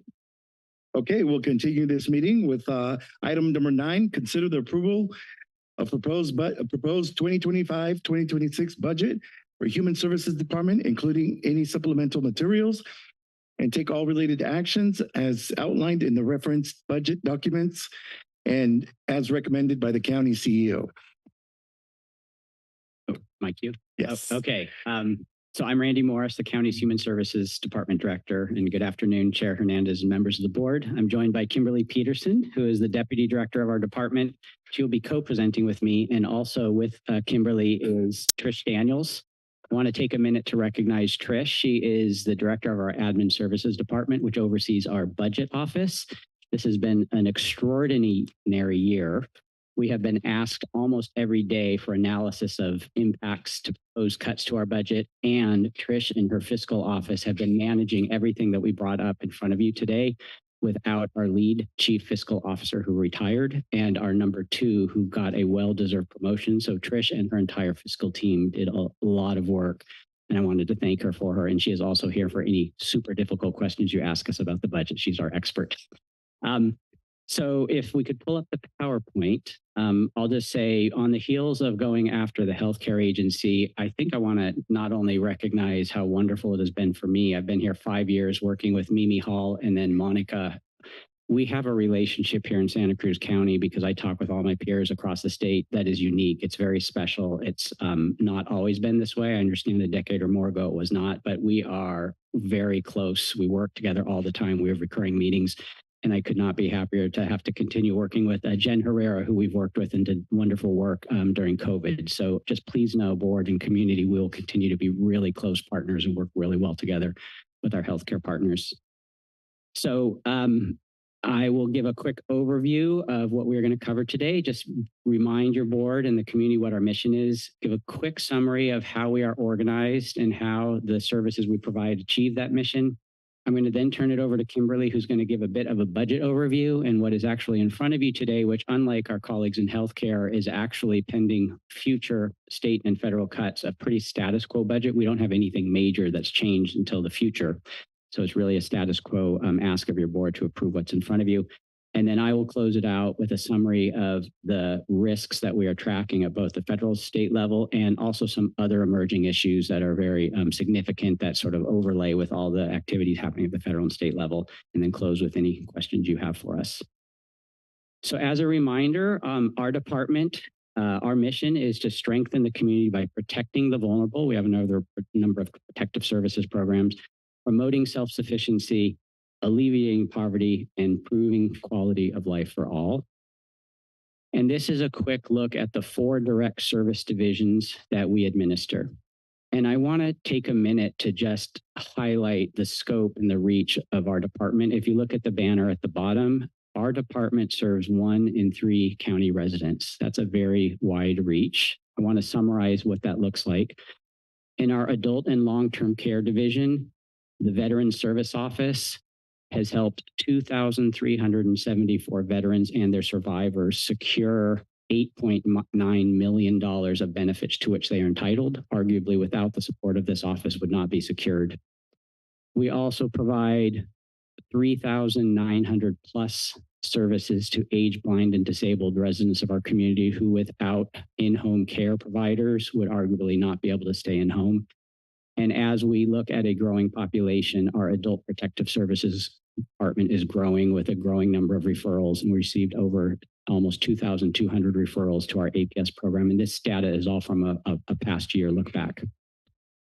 In our child welfare division, we refer to as Family and Children Services. At the top, we received in the child abuse hotline over 2,300 referrals in a 12-month look back. That resulted in 846 investigations. What that means is many of the calls are either not appropriate for us, referred to community-based organizations, or information referral. And of those 846 investigations, there were 182 children or young adults. There is a program based on federal and state law that young adults 18 to 21 can voluntarily stay in care up to 21 if they choose, who we served in the last year. In our largest division, and this is the one that of course we will talk about more because this is the one facing the largest federal and state proposed cuts, our Employment and Benefits Services Division, sometimes referred to as public assistance or self-sufficiency. The single largest program, which got much discussion by our healthcare agency, is our Medi-Cal program. 85,000 plus Santa Cruz County residents on Medi-Cal. Just to take a minute to explain the interconnectedness with the healthcare agency. Federal law mandates that only a public servant can determine eligibility for Medicaid. California law has an overlay. It's not unique to California, but not all states have this, that only a county human services eligibility employee can determine eligibility and renewal for Medi-Cal. That means we are lock and step connected to the healthcare agency and the health safety net. So much of what we are going to be doing this next year as changes come forward is continue to work lock and step with the health agency and their partners, because everything we do impacts our partners. So I just wanted to give that, and that's why I gave my preamble at the beginning. We have a great working relationship with health. The second largest program, half the size, also under tight scrutiny by the federal government, is at the federal level SNAP or CalFresh, formerly food stamps, 44,000+ people who are eligible for food stamps. And can I please recognize our partnership with the food bank, longstanding partnership there, and they are getting federal cuts. So together, the food bank cuts and our cuts are a significant issue around food insecurity. And then last, between two programs in this division, both the Workforce Development Board and the CalWorks program, we have served over 1,600 people getting employment services to help them retain gainful employment. And last, the Housing for Health division. We have two new board members here, so I just want to make sure the full board and the community knows we had been giving full reports to the board every 6 months. The last direction we got was to shift that to once a year, and we will be up in front of your board in September with the next yearly reporting. But I want to highlight some, I think, very impressive statistics. We includes the whole county, community, city partners, and your board for support growing this division. The Housing for Health division, its staff and our CBO partners have touched over 4,600 people in a 12-month look back. Some of that are soft touches, some of our deep case management touches.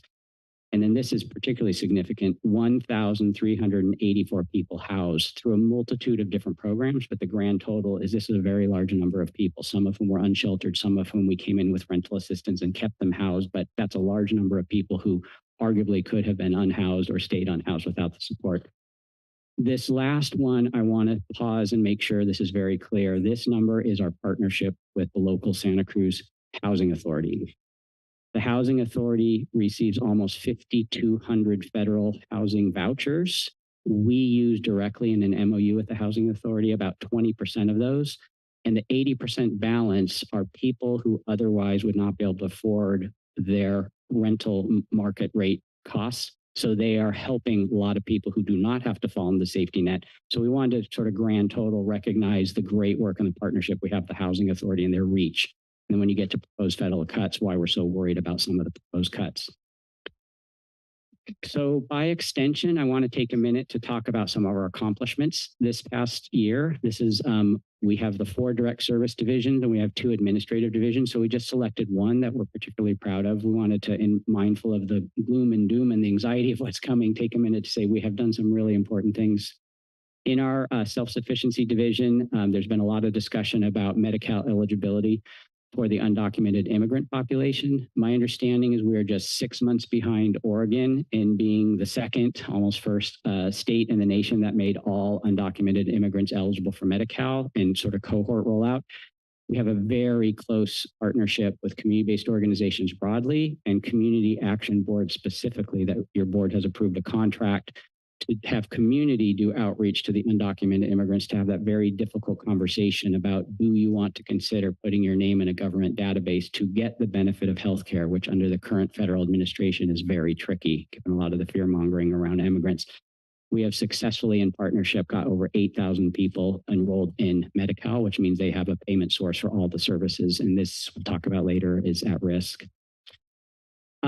In the Housing for Health division, I particularly want to share this with the board because this board literally is 5 new people from my first year.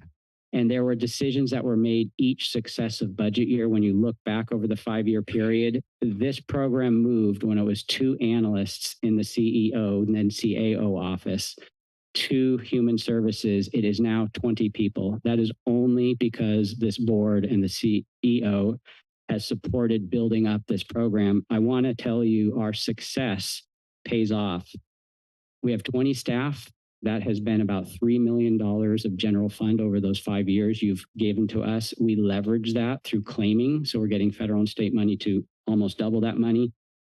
In the last 4 fiscal years, we've secured $67.5 million in federal and state grants. If you do the math, we are getting a over 9-time return on investment from building up this program and securing as much money as we can. Now, let me pause for a minute.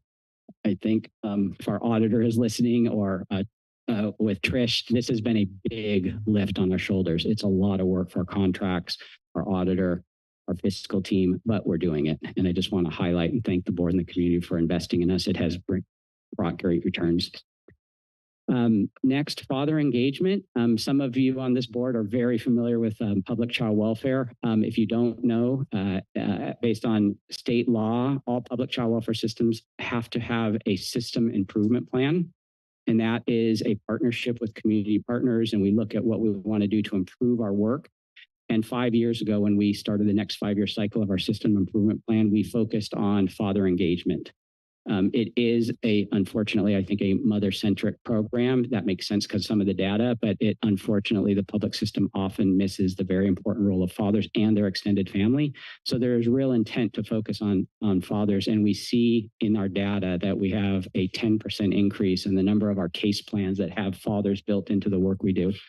So to the fathers in the room, and I'm one myself, I think this is good work that we're doing in the division. The next in our aging and long-term care division, want to recognize that our governor in California mandated through an executive order that all communities in California develop a master plan for aging to prepare for a rapidly aging population. That has landed here over 3 years ago with a committee that involves all 4 cities, multiple county departments. We play a lead role in partnership with the CEO. And then, of course, our nonprofit partners that administer the Older Americans Act, Federal Older Americans Act, Area Agency on Aging, and that Seniors Council. And we are working together on a regular basis, trying to find a way to work together to prepare for an aging population. And now to the 2 administrative divisions. I want to highlight, and this is also under Tricia's leadership. She not only oversees the finance office, but she oversees the contracts office.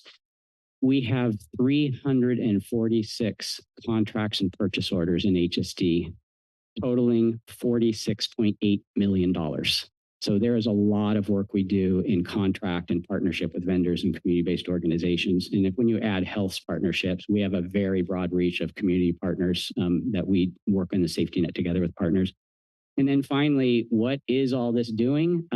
I want to disclose to this board, my first month in the job, every board member I met with, who was your predecessors, said, please keep those amazing data dashboards going that your department runs. My predecessor gets the credit, but we have an amazing data team, and we even refreshed our data dashboards recently. We did a press release on it. We are trying, as we gear up for complicated times, to have as much transparent data as possible and have it really accessible to the public. So very proud of that work as well. So now I turn it over to Kimberly, who walked through some of the details of the budget that's in front of you. Good afternoon, board. So what you're looking at here is our proposed budget compared to last year's adopted budget. And while it may seem like there's large decreases in revenues and expenses, this is really a status quo budget, because the shifts that you see are mostly in our Housing for Health division, and I'll walk you through those in just a moment. I will also note, you're probably noting the change in staffing from 583 to 580 employees. And what this is really an administrative shift. There were 3 FTEs with personnel classifications that HSD pays for, and that have sat in HSD's budget. For administrative cleanup, we're still paying for the positions, but they will now sit in personnel's staffing budget for future years. So it's not really a change of overall staff, just where they're going to sit in the county. And then I will note, as it relates to the general fund, as that's been talked about in prior portions of this meeting, the increase in general fund contribution to our budget that you see is partially for salary and benefits, as Director Morales described earlier, as well as about $1 million in Measure K funding, as well as about $2 million tied to a state pass-through that I'll talk through in the next couple slides. So here are major revenue changes. You'll notice the prior slide had a decrease of about 13 million in revenue. And here you can see what's behind that. Almost 500,000 in is a decrease from CDSS grants. And that represents the ending of 2 programs, Bring Families Home and Home Safe grant programs. And they're phasing out at the end of the year. And then $8 million was really a one-time state funding pass-through for a permanent supportive housing project on the Housing Matters campus near Harvey West Park in Santa Cruz. And then we also had some time-limited HDAP targeted strategic investment funds from the state that needed to be encumbered by the end of June of 2025. And those could be used for investments in rental subsidies. Next slide, please. So when we look at the major expense changes, you'll see some overlap between the revenues that were called out in the prior slide and the expenses. That $8 million pass-through from the state, it will support Harvey West Studios construction. And then the $4.2 million HDAP TSI investment that you saw from the prior slide will largely support ongoing rental subsidies at the permanent supportive housing site. And then you see $1 million in increased housing support from Measure K. Those funds will be used to support 2 of the low barrier navigation centers that the county's developing, as well as support encampment street outreach. And then you'll see $1.5 million for navigation centers and South County prevention services. That's an increase from the $1.5 million of core funding that you supported to go towards Housing for Health Services. And then lastly, the board's support of a $1.25 negotiated IHSS provider wage increase is reflected here, which when you combine the board's wage increase with the state minimum wage increase, this year IHSS providers received an almost 10% pay increase, which is pretty great for them. Now I share a little bit of the gloom and doom. This is a crosswalk of what is in the governor's state May revision to his January proposed budget. That would impact human services if the legislature chooses to pass this. And this again is before they have a special session in the fall. And then I will end with the federal proposed cuts, because that's everything we'll be talking through, which will lead up to when we return to you, depending on what cuts are effectuated, that we then have to absorb and come back to you. So the state may revise for human services 2 areas in Medi-Cal that impact us. First, this is a little bit of a niche issue for those who are close to this. You will hear about this from constituents. So I want to just take a minute to explain this. California, as often California does, wanted to help make Medi-Cal helpful to the most vulnerable in our community. Those who are deemed aged, blind, or disabled, that's a Medi-Cal aid code, over two successive legislative actions had an elimination of what the federal law mandates, which is an asset test. And what that means is if somebody aged, blind, and disabled has income below the federal poverty level, but they have assets over $2,000, that's it, they're ineligible for Medi-Cal. The state paid for the balance of removing that asset test, and that meant everybody who was age, blind, and disabled in California who had low enough income could get on Medi-Cal without, and they could keep their assets. The state may revise proposes to reinstate that. And what that means is people will not be able to stay on Medi-Cal anymore, or they will have to spend down their assets. And that will be very significant for this population. So it's a niche issue, but it's very significant for a very vulnerable population.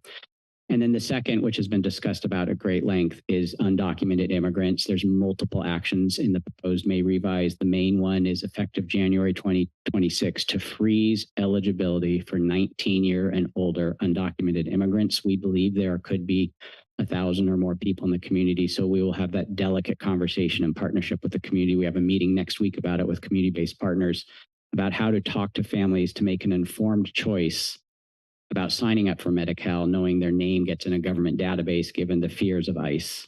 And that's a tricky issue, but we want to give and empower families to make their own decisions. And there's some other issues that are in the May revise, which I could talk about if you have questions. In the bottom left, the in-home supportive services programs, there was a couple of cuts to providers' ability to get overtime and travel costs reimbursed. Undocumented immigrants lose eligibility. We have about 55 undocumented immigrants getting IHSS. They would lose eligibility for this program if this May revise goes forward. And this last one, it's very, very niche for what we do, but I want to share it with you as an example of counties having to absorb a lot of federal and state decisions. Over 40% of our caseload in IHSS is this program called Community First Choice Option. It has a richer reimbursement rate from the federal government, 56% on the dollar instead of 50. That 6% translates to millions and millions of dollars. The state of California is out of compliance. Counties are out of compliance with our mandates in this program. And the May revise proposes the counties have to absorb those costs, those fees. So we are looking at having to absorb penalties in the future if this goes forward, which could impact our staffing levels. In the child welfare space, 2 programs are proposed for almost 50% reduction. These are both programs that support caregivers. FERS is an acronym for an urgent response system that has a 24-hour phone line for families who need some support with the child they're caring for, and a mobile response as well. And there's also emergency child care for caregivers of our foster children that would be reduced significantly. And then last, on the state may revise in the housing for health space, Kimberly mentioned it. It's actually in the budget. There's a proposal to, what's in front of you, a reduction of this, but looking for a complete elimination in the state budget of 2 grants. And that's in the APS space and the child welfare space. Our CEO, Mr. Palacios, mentioned in his presentation, still everything continues to be one-time funding, which is almost impossible to braid together a long-term solution to keep these programs operating that are being successful. And unfortunately, our governor continues with a narrative that the problem with homelessness is a county not being responsible, and he is adding more and more administrative burden to us that we are having to track and report, saying we are not being accountable to do our job well. And I disagree with that, by the way, for the record. Okay, federal funding risks. It was said in the CEO's presentation, 1/3 of the state budget is federal. So that's why the cascading effect of what happens in the federal budget after the state budget's adopted has a ripple effect. And in our department, Human Services, 43% of our budget is federal. So the impact of federal cuts could be significant, which leads to us coming back to you in the fall. You've heard a lot about Medicaid. In addition to adding work requirements, I want to remind the board and the community, most people on Medi-Cal in California work. They have part-time jobs. Their jobs don't pay enough to be, they're still under the federal poverty level. This is an action to try to discourage and keep people off of Medi-Cal at the federal level.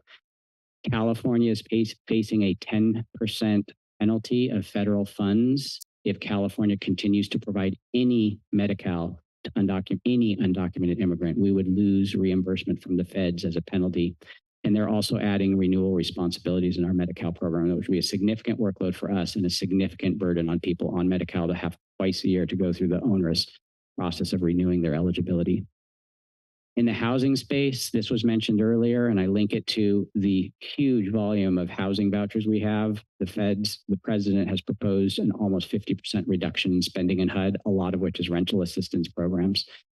And last but not least, the state does not propose any cuts or changes to the CalFresh program, which at the federal level is SNAP, but the federal government is proposing dramatic cuts to SNAP, which basically shift cost burden to the state. And as I said to you on May 20th, it is estimated that if these federal changes go forward, the state will have a $3 to $6 billion hole to fill by having to absorb a state share of cost for the SNAP program. I'm going to end with a couple of emerging issues that are not tied to all these state and federal proposed changes. One is, it was mentioned in the CEO's budget presentation, and it certainly translates in human services. We have a growing number of partially and completely unfunded mandates that we're mandated to deliver, but we have no funding stream from the state. And it's just the cumulative effect of this over the years is sort of breaking our backs. And this is an issue we need to work on in California politics because these things need to be funded. It was said earlier, it was even said in the goodbye to Monica Morales and the levity from Supervisor Koenig. Housing costs are unaffordable even for directors.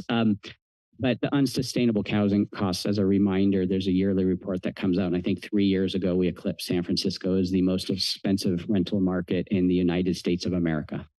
And this has impacts on workforce, and this certainly has impacts on our work in the safety net to help people who are low income and who are unsheltered. A little bit of a bright light. This was mentioned, CalAIM. This is a federal waiver that the state has, and we are working closely with healthcare on this. I just want to highlight for us, going into effect in January is a 6-month transitional rent subsidy for people on Medi-Cal who are behavioral health clients that would help them with 6 months of bridge rent on the CalAIM program. So we're really excited about that, and that's something we'll be rolling out next year. I already mentioned the second to last bullet is the rapidly aging demographic. California is projected to have 1 in 4 residents be over 60 in calendar year 2030. Santa Cruz is 1 in 3. We have a much older population than the average. And I want to end with transparency and communication. A lot of the direction I heard your board after health spoke is about working in partnership as public systems with community partners. I heard some of our community partners call in and say, can we work in committees with everybody? We are committed to working with everybody, being really open. This is complex stuff. And I think half the challenge is just explaining it so people understand what it is and know what to react to. And we are committed to double down in the next 3-4 months to work in partnership with public systems, city partners, and our nonprofits to work together to find common solutions. And this is something we do have some control over, and we are committed to. This leads me to the closing slide, which is, I hope, to you board members, so much less dramatic than health's. That is no byproduct of our work, just the dumb luck of our programs. As Kimberly said, this is a status quo budget. We are asking for you to approve the proposed budget, and the details are listed in the bullet points. And with that, Chair Hernandez, I close. Thank you for the opportunity to present, and we are here for any questions. Thank you. I'll open it up to the public first, see if anybody would like to comment on this item. Seeing none. Anyone online? I see no speakers online, Chair. Okay, we'll bring it back to the board. Any comments, questions, or motion? Supervisor De Silva? Thank you. Thanks for the presentation. I have a question about the HDAP money that is, I guess, encumbered or embargoed. I don't know. I can't remember what you said exactly for the Harvey West build out. So that program typically serves people with disabilities. So everyone who will get the rental subsidy there is somebody that is on Social Security and disabled. To be eligible for HDAP, you would have to be disabled. I don't want to say absolutely they would get Social Security, but I'm guessing likely, most likely so. Okay. And do we know about how long that 4,250,000 will last in terms of the subsidy? It's anticipated that that fund will last a minimum of 15 years. Oh, that's great. Okay. That's great news. Okay. Another question I had was about long-term care reduction or elimination for Medi-Cal for people that are undocumented. I'm wondering, does that include elder day services? So just to back up, this is, and the state may revise it, has a number of proposed impacts to undocumented immigrants. And for those who are on Medi-Cal, an elimination of long-term care services and IHSS. For HSD, we administer IHSS, so I know for sure they're ineligible. I don't know the specific answer of the spectrum of long-term care services, if that includes elder day or other under that umbrella, but we can track that. And when we come back to you or meet with your office, let you know, because that will be part of what comes out in the state's final budget, June 15th. I just can't tell you how many people that I've placed into elder day that had no other option. And it was hugely helpful because they got to see a nurse every day, get their medications dispensed, have 2 meals, socialization. It really made a huge difference for people that were undocumented that I couldn't get into assisted, couldn't really get into a SNF because they didn't qualify, but they were on the street. I think usually for Medi-Cal, long-term care services has meant skilled nursing facility services, but we'll confirm, as Randy said. Okay. And then on the child welfare area, so I did the math, I think I did it right, that we got 2,334 referrals. Of those, 846 investigated. So that's like 36.2% were investigated.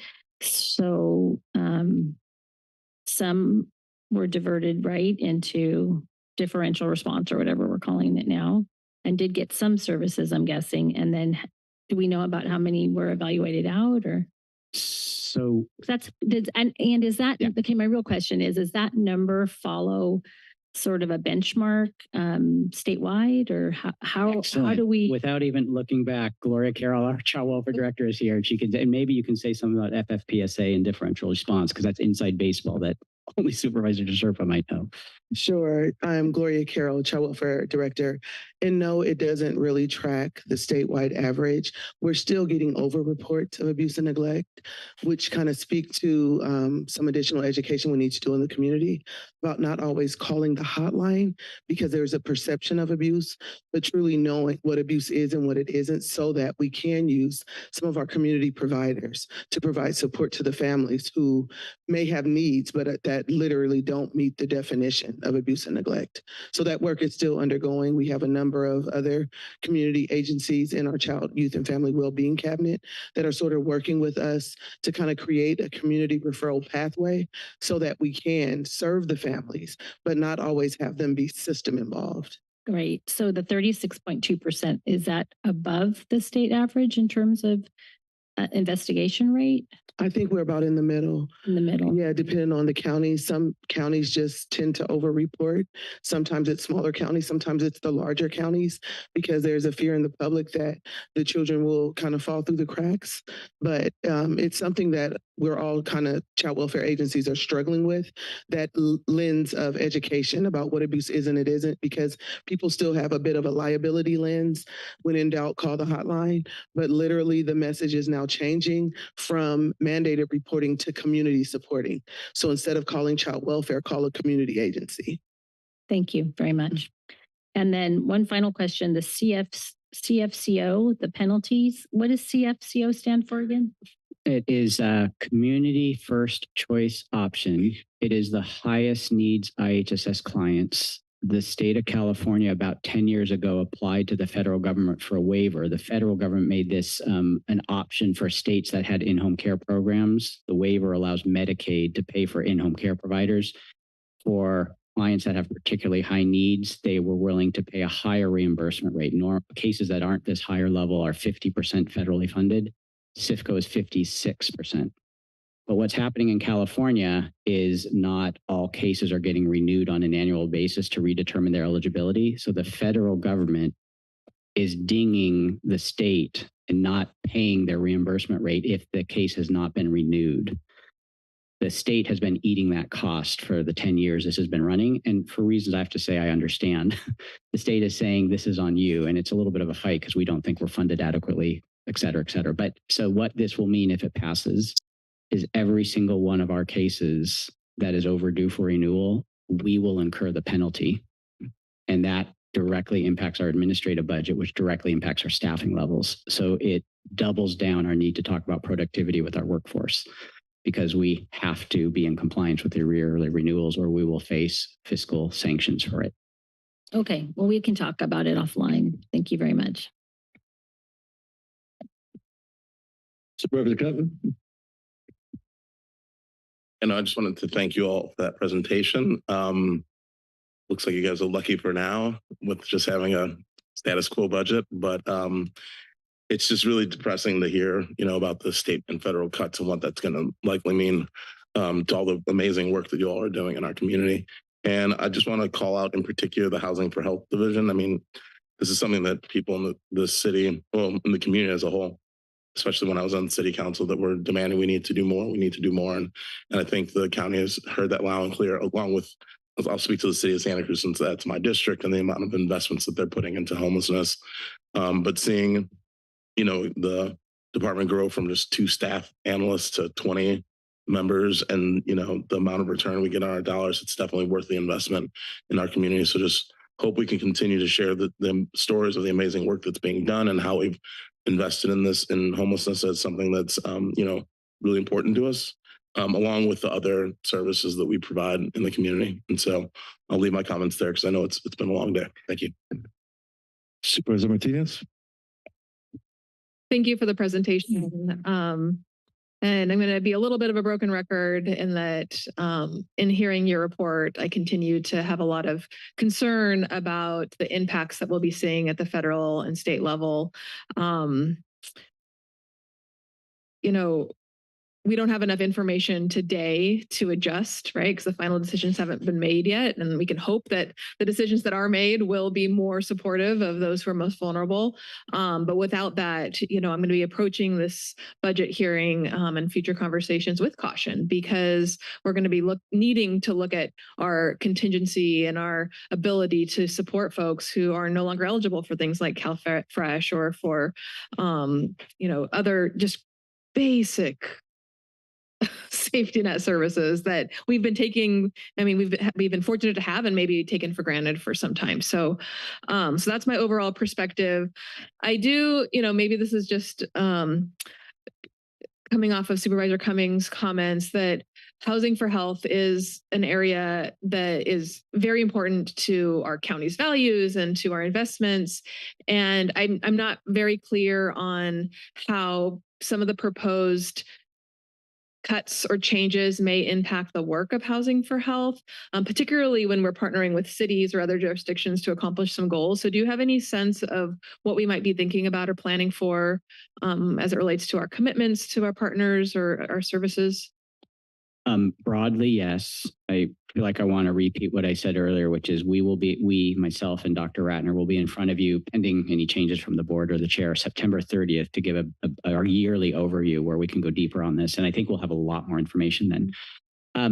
I want to pick up on something our CEO said earlier. We actually have a lot of things in motion that have short-term funding streams. So we're building up things. We have ways to fund the operations of it. The issue is what to do in about 1 or 2 or 3 years from now.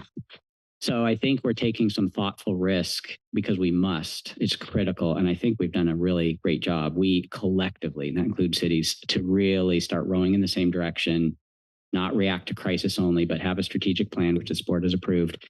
And we're seeing the benefits. You haven't seen the point in time count that's going to be released relatively soon, but we are moving in the right direction. But that is based on everything we've been building over the last 5 years. So Supervisor Martinez, the big picture concern is regression. So I think we're going to have to come forward as creative as we can to try to figure out how to hold everything together as much as we can, literally probably pending midterm elections at the federal level to see if any cuts can get restored. So I think we're really tracking big picture issues. But we're very anxious as well. And I don't want to have that eclipse the celebration, and appreciate the comment. Because, oh my gosh, when I first got here, it was just nonstop. Every board meeting was a directive this, everyone's mad, pointing finger. I mean, we're meeting, we're talking, we're going in the right direction. We have a lot more to do, but yes, it could get worse if these cuts land hard. Great. Well, thank you for that. And thank you for your presentation today. Supervisor Koenig. Thank you, Chair. Thank you, Director Morris and team.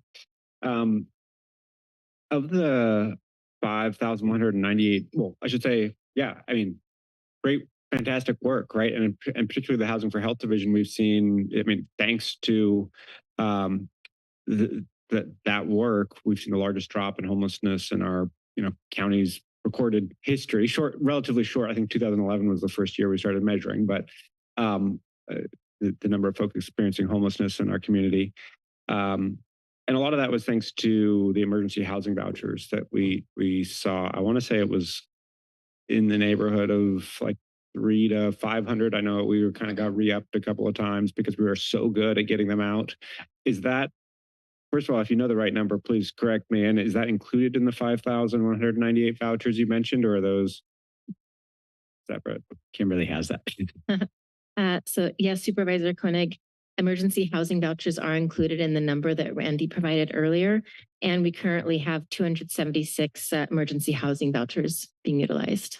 And my understanding is that program has actually already been cut, or that the housing authority has received notice that it's basically ending, and they're trying to get people onto kind of the remaining vouchers as they open up. Yeah, that's exactly correct. The emergency housing vouchers are ending in the December 2026, and so they are trying to move people to other more permanent solutions. Right. I mean, isn't it like 5 years earlier than they were supposed to end or something like that? I mean, That part I admit I'm not sure at the. And we can speak to this in September. Sure. Because this is, and I do want to just connect it up for people. We were one of the highest per capita successes in California and nationally in helping people who are in Project Room Key hotels, not exclusively, but predominantly formerly unsheltered. And we're able to move them out because of this partnership. Vouchers, services, and we helped a lot of people not have to go back to the streets. Very proud of that. And what's at risk is if this terms and we don't have a backup, the worst case scenario back unsheltered. do you see that? I mean, the Cal AIM 6 months of transitional housing subsidy seems like it's maybe can help bridge the gap for some people. I mean, are we, what do you see as the potential of that program? Yes, and I think our behavioral health leadership is here, and this is an example of the partnership with health, particularly behavioral health. This is a absolute partnership with Housing for Health and Behavioral Health, who's still here, and it is behavioral health clients on Medi-Cal. And yes, and as you know, this is sometimes the most complicated population for us to help get housing, and this is the target population. So we'll be working very closely with health, behavioral health in particular, on the rollout of this. Okay, great. You mentioned the unfunded mandates. Are there a few that are top of mind for you as the most expensive or problematic? Well, let me just give you just what's top of mind, and it's because of Supervisor DeSerpa asked me a question about IHSS, and she knows the program so well. Our state association was effective in not getting our program fully funded, but getting state legislation that every year the state had to put out a report of what the full costs of running a county IHSS program are. And in the state May revise, it came out that we are underfunded across California by over $200 million. Yet we still have to run the program, even though it's public information inside baseball that most people don't track, that it's on record that we are underfunded. We don't have enough funding. We don't have enough staff to comply with the mandates, yet the state doesn't have the money. So that's like an example. And most of our programs are like this. Our wait lines at the call centers and our lobbies and our social workers have too many cases to do the best job they'd like to do. And that's all a byproduct of kind of not fully funded services. And some of the unfunded mandates are things in the Housing for Health space that overlap with our partners in behavioral health. And the one that's quite concerning to me is SB 43. And as I've talked with some board members, it is a understandable good program to help people who are unsheltered, who have significant issues. If you have to conserve them to get them treatment, but there's zero new funding for the administration of it, and more importantly, zero new funding for new services. So it's a little bit of a new doorway to an unfunded nothing, with a lot of hope that gets raised and a lot of rhetoric from our governor. I've solved the problem.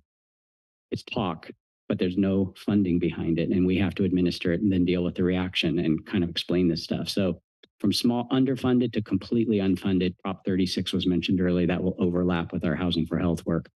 So it's just the cumulative effect of all these things. Got it. Let me ask you a tough question. We could, and this is not something we have to answer today definitively, but sort of something to start thinking through. Particularly if we're coming back in September or October and we're facing some of the massive cuts you've talked about, and we're trying to figure out ways to just feed people or make sure they have some basic health services. It's quite likely that we could start going to all departments and say, hey, how would you absorb a 1%, 2% cut, 3% cut? How do you see you would manage that in the department? I'm assuming you're already not buying premium paper, and we're not going to say it's something as easy as that. But can you just talk to me a little bit about some of the trade-offs that you might think about, and if that you were talking about a cut like that? Are we, Well, yeah, I think I understand, and I heard your preamble. This hard question. I think it's the right question for Health and Human Services. My answer is a process answer, which is our budgets are really complicated. So I think the first answer is to be really clear and transparent about what the implications are of a cut. So for example, some programs, if you cut general fund, you're leaving 90% federal and state money on the table. We need to be very clear about that. Other programs you cut, there's no federal and state money. So I think just kind of explaining what the implications are. I think that's the starting point. I think if I'm tracking what your question is, if the federal government effectuates many of their impacts on our safety net, the ripple effect to the state, it'll be a direct line to us. And then we'll have to explain to the board and the community, what does that mean? I think for human services, most of what we do is federally and state funded and regulated. So the wiggle room for a county is really on the margins to just hold together or cut a little bit. So that all leads to my main recommendation would be to not cut any general fund that would leave federal and state money on the table. And then what's left, figure out what to do and just have to explain the menu so that the board can make an informed decision. So I hope that's on point. It's a process comment. Yep. But our funding is not like one big bucket of money where we up here as the leadership get to ask you as our electeds, pick what you want to cut, because it's all based on these like 67 different revenue streams. And we have to kind of unpack what the implications of each one are. All right. Well, thankfully not a choice in front of us today. And I'm happy to approve the status quo budget. I have no questions, but thank you for the presentation. I'll turn it to my board for a motion. Move the recommended actions. Second. We have a motion from Supervisor Koenig and a second from Supervisor DeSerpa. If we can please take roll call. Supervisor DeSerpa. Aye. Cummings. Aye. Martinez. Aye. Koenig. Aye. And Hernandez. Aye. Motion passes unanimously. Next, we have capital projects. Item number 10, consider approval of the proposed 2025-2026 budget for capital projects, including any supplemental materials and the 2025-2030 capital improvement plan as outlined in the reference budget documents and as recommended by the county CEO. Hello, everyone. Good to see you. Last item of the day. Our final item is an overview of the proposed capital projects budget for the next fiscal year. Joining Ryan and I are leadership from our key capital building departments, GSD, Parks, and CDI. So Rebecca, Michael, and Matt will all be part of this conversation. Let me see. You've got the clicker, right? I do. Thank you, sir. So in our presentation today, we will provide an overview of our approach to capital budgeting. And we'll talk about the actual this proposed capital budget recommendation for your consideration and the capital improvement program. We're bringing that back. It's not been in place for quite a while. We'll provide a preview of our project portfolios, and then we'll close with emerging issues and recommended actions. So very briefly, the mission of our capital budgeting program is really to preserve and enhance the county's public infrastructure, facilities, parks, and really do so in a way that makes them resilient, cost-effective, and responsive to community needs. What you see on this slide is county facilities. That's like our buildings, like this building right here, as well as parks and open space. And there's a piece that's missing. That's really the public works piece. And I want to describe why. We will talk about that, but why it's not on this slide. These are the program areas in the capital budget that sit in the plant fund. Most of the CDI related infrastructure, whether it's sanitation, roads, or solid waste, that sits within the CDI budget, but it is certainly part of the capital program. So that's why there's a little bit of a nuance here. And it's quite frankly, the largest part of the capital program. So I'm going to go to the next slide. In key innovation of CEO Palacios was the establishment of the Capital Projects Review Committee in 2021, and I chair that committee. This is a cross-departmental team that meets generally twice a month to provide broad oversight and review of the county's capital project program, from project conception through project delivery and closeout.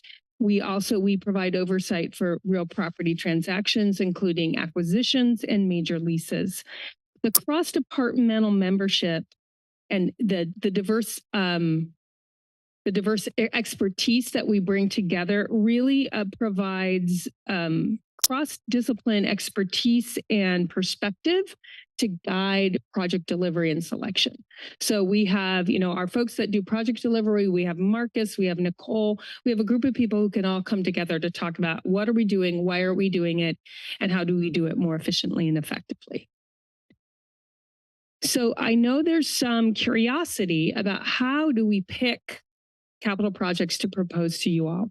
And as part of the budget development process, we have what's basically called a project concept application that we ask departments to fill out, describing what their business need is. And then we score those, they answer a bunch of questions, and then we score those utilizing this rubric. I'm happy to go into detail about it, but I know we're really short on time. But so when we have a new project proposal from a department, we ask them to really be able to talk about how is this advancing equity? And we have very specific elements that they need to address. How are they looking at leveraging other funding sources? We've heard a lot today about many of our capital projects are funded through grants. How does this address health and safety in the workplace? What does this do in terms of forward-facing community services?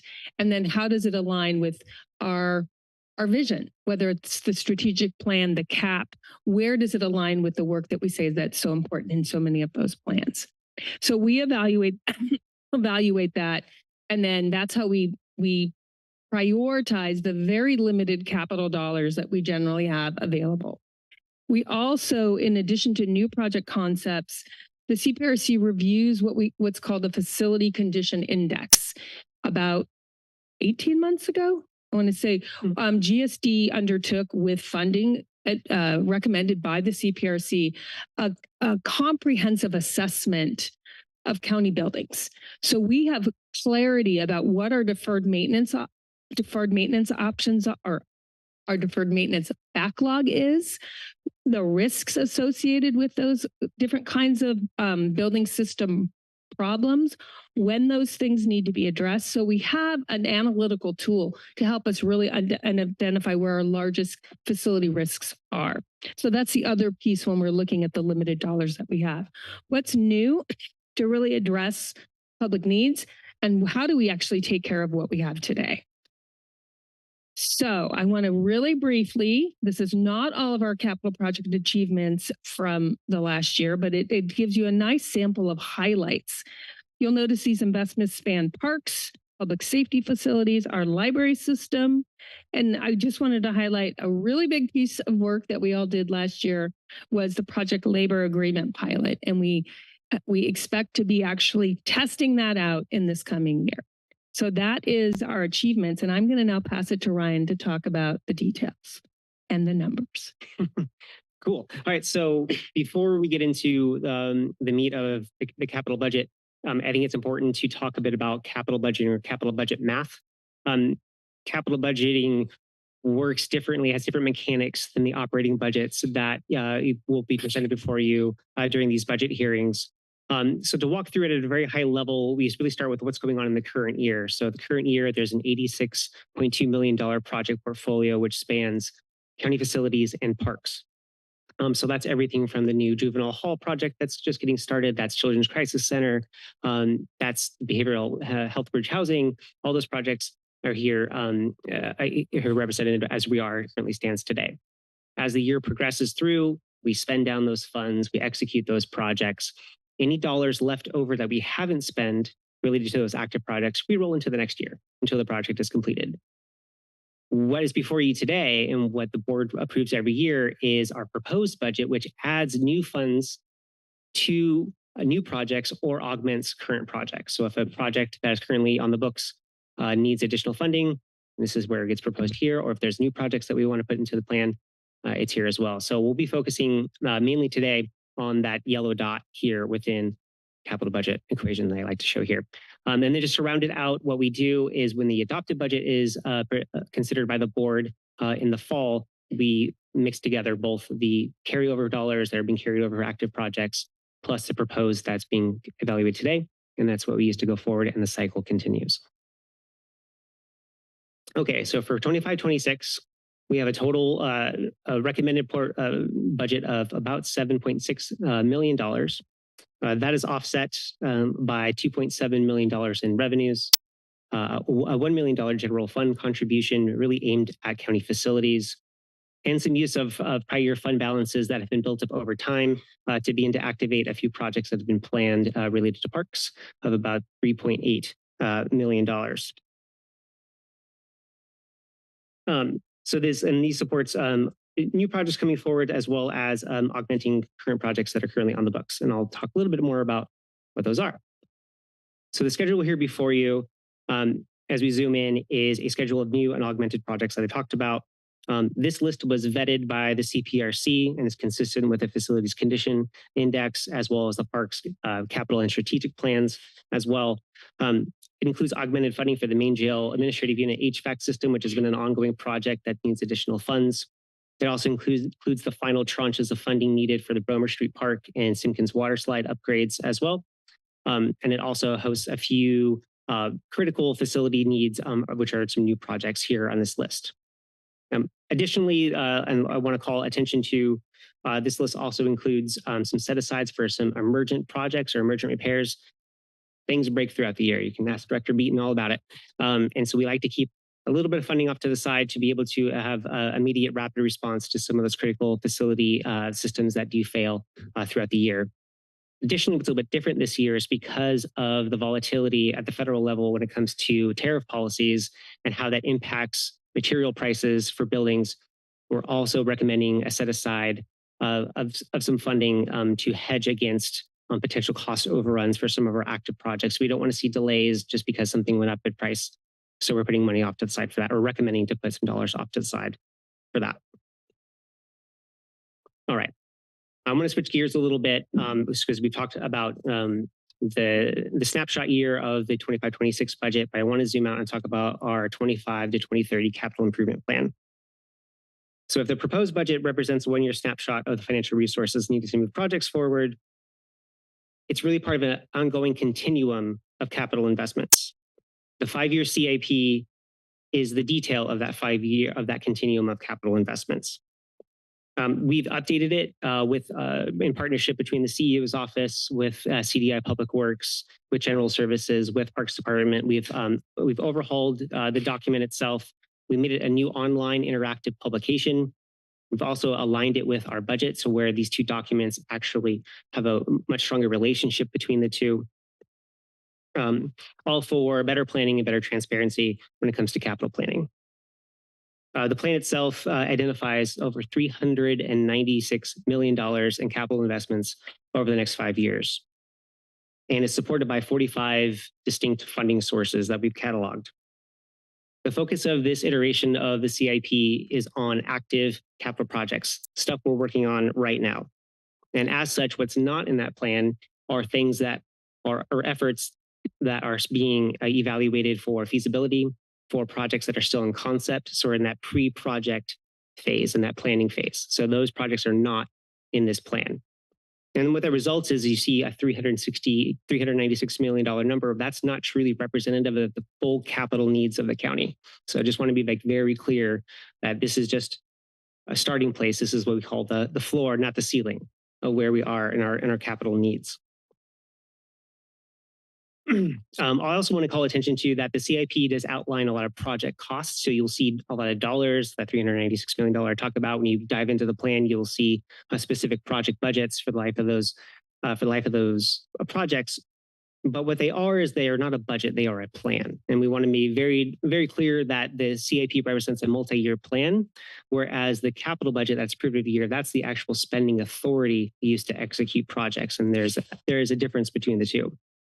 Having said that, the CIP plays a critical role in budget development. It also helps us identify funding needs, anticipate funding gaps, looks for opportunities to address those gaps, and then provides for some long-term project coordination across our different capital-intensive departments. And diving in a little bit deeper into the plan is outlined across 3 different project portfolios. As I mentioned, we have public infrastructure, which is managed by CDI Public Works. We have government facilities managed by general services. Then we have parks and open spaces managed by, you probably guessed it, parks and open spaces. With that, there's 126 projects in the plan that we've cataloged, active work that we were working on, 126 projects. About 52% of those are public works projects. And the other third of those are related to parks. And then lastly, last 17 or so % is related to government facilities. So as in tradition, when we present the capital budget every year, we invite our friends from our capital intensive departments up to join us here. As Elisa mentioned, we have our department leaders from CDI, from General Services, and from Parks. And so I'd like to pass the mic over to Matt Machado, who's the Deputy CEO and Director of CDI, to talk a little bit more about public infrastructure. All right. Thank you, Ryan. And good afternoon, Chairman, Supervisors. So as you've heard, the CIP really does reflect a coordinated countywide approach to capital planning. The public infrastructure section, which I'll cover, focuses on maintaining and improving the county's core systems such as roads, bridges, stormwater systems, sanitation, solid waste, and other essential public works.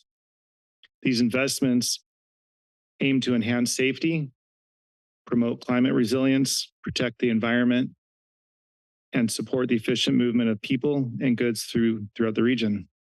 So the public infrastructure section includes 91 projects valued at over $200 million in total planned investment.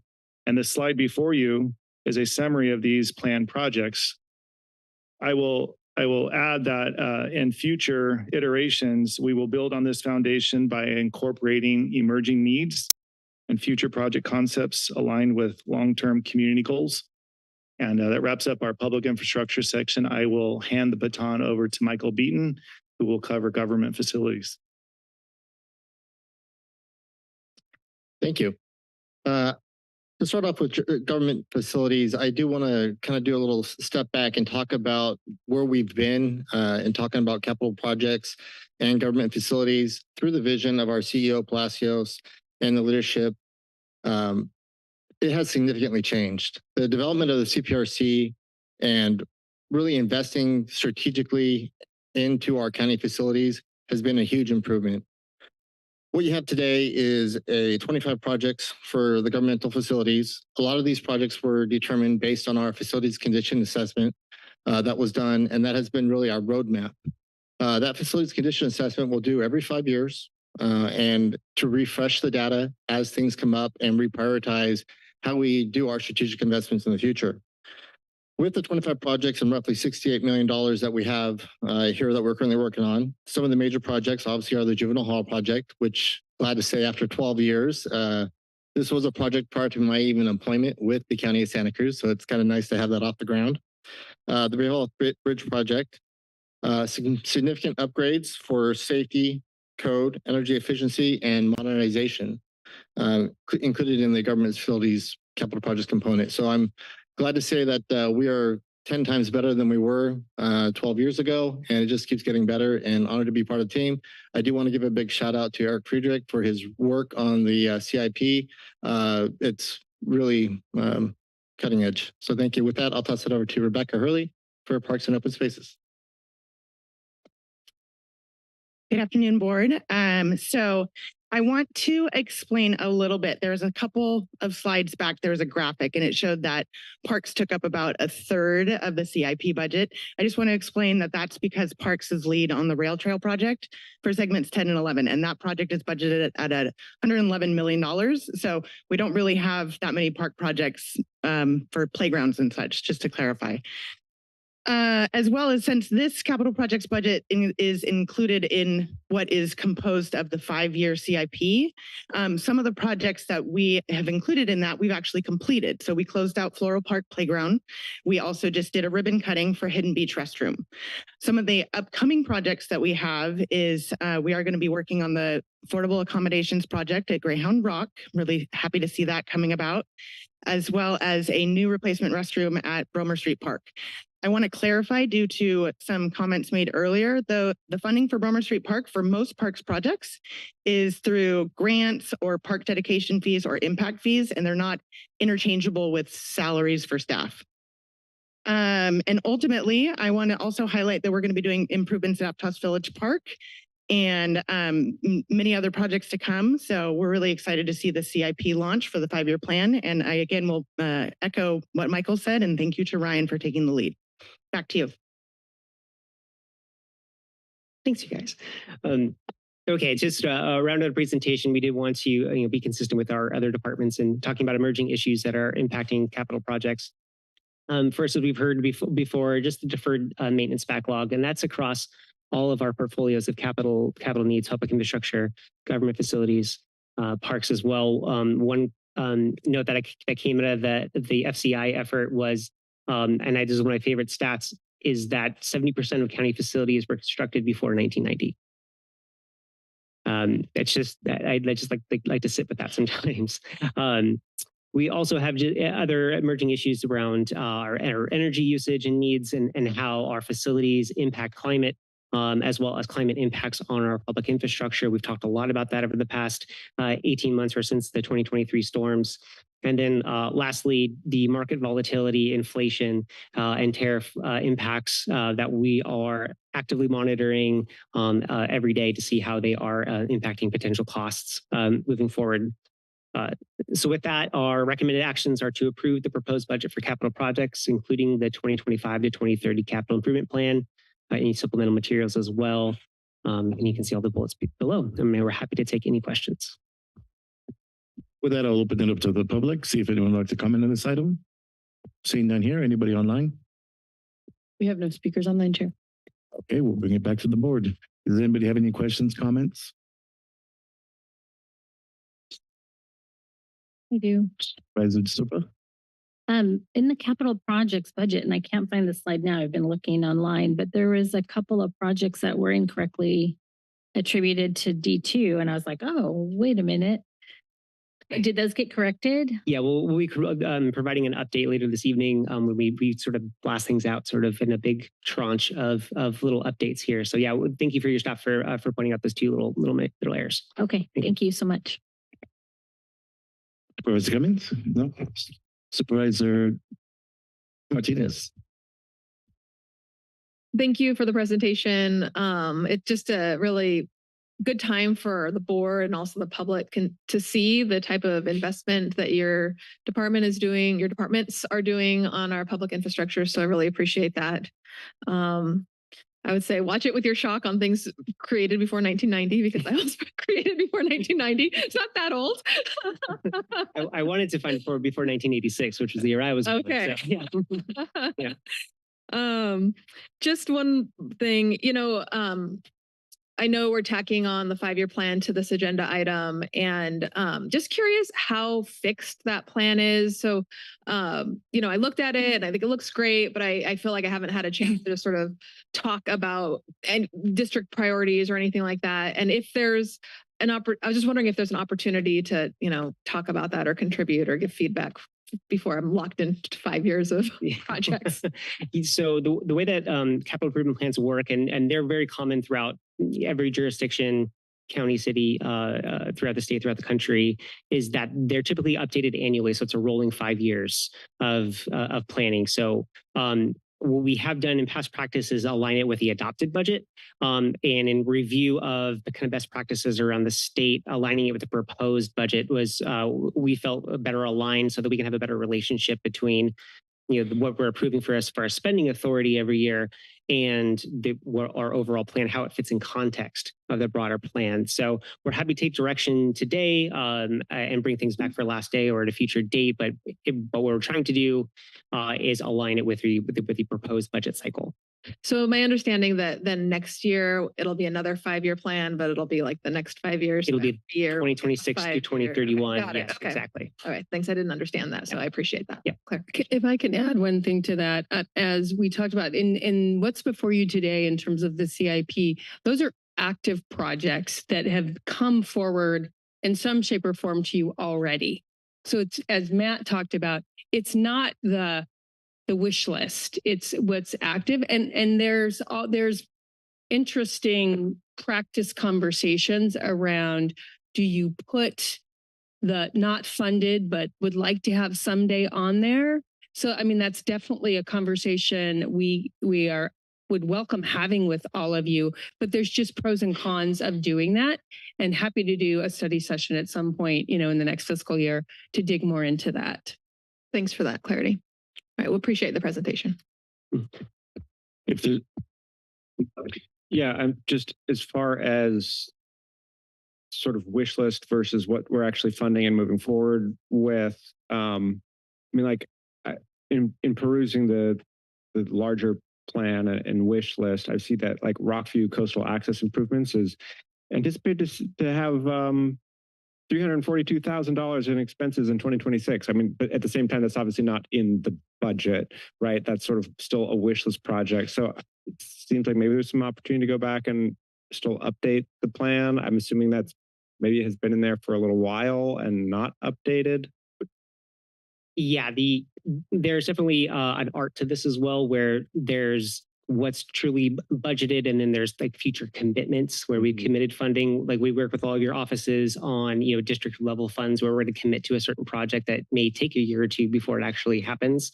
And so those are some of those gray area points that we try to keep track of. We do keep track of and allocate them in as needed. And so what this plan does is it allows for that flexibility to say, well, we know professionally speaking that we're going to commit a certain amount of funding to a particular project, but we haven't actually recognized it into the spending authority actual budget yet.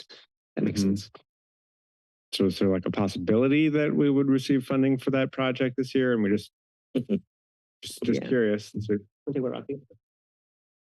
So we do have funding allocated towards it, and we previously, before the storms that really devastated the coast, we were working on trying to get finalized plans for some sort of access point there. However, we had to prioritize damages before that, and we haven't gone back to that project. There are plans to do so, and it will need additional funding, but we'd like to get something ready so that we could then seek out that funding. Okay. Well, I'll also just take a moment to celebrate the fact that, I mean, these projects really do move forward and improve the quality of life for all of our residents. I mean, and it's really an impressive number of projects that were completed last year. I mean, certainly the ones that I use every day, like the one I'm looking at here, Floral Park. I'm at that park at least once a week with my daughter. She loves it. And then the library annex, also fantastic at the swim center there. And then, of course, I mean, facilities like the DNA lab, which are just transforming our ability to actually prosecute crimes. So incredible work, and excited that we're continuing to make these investments. Thanks.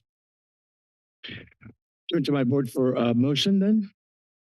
Move the recommended actions. I'll say. I'll second, but I had one question real quick. And did want to also appreciate not only all the hard work, but with the North Coast, the rail trail that's moving along very quickly. And we've got a bathroom on Panther Beach now. And so we're hoping to see more good stuff like that. But I did have a question for Parks. I was wondering if there's been any update on the $5 million for Greyhound Rock that was negotiated through the Coastal Commission.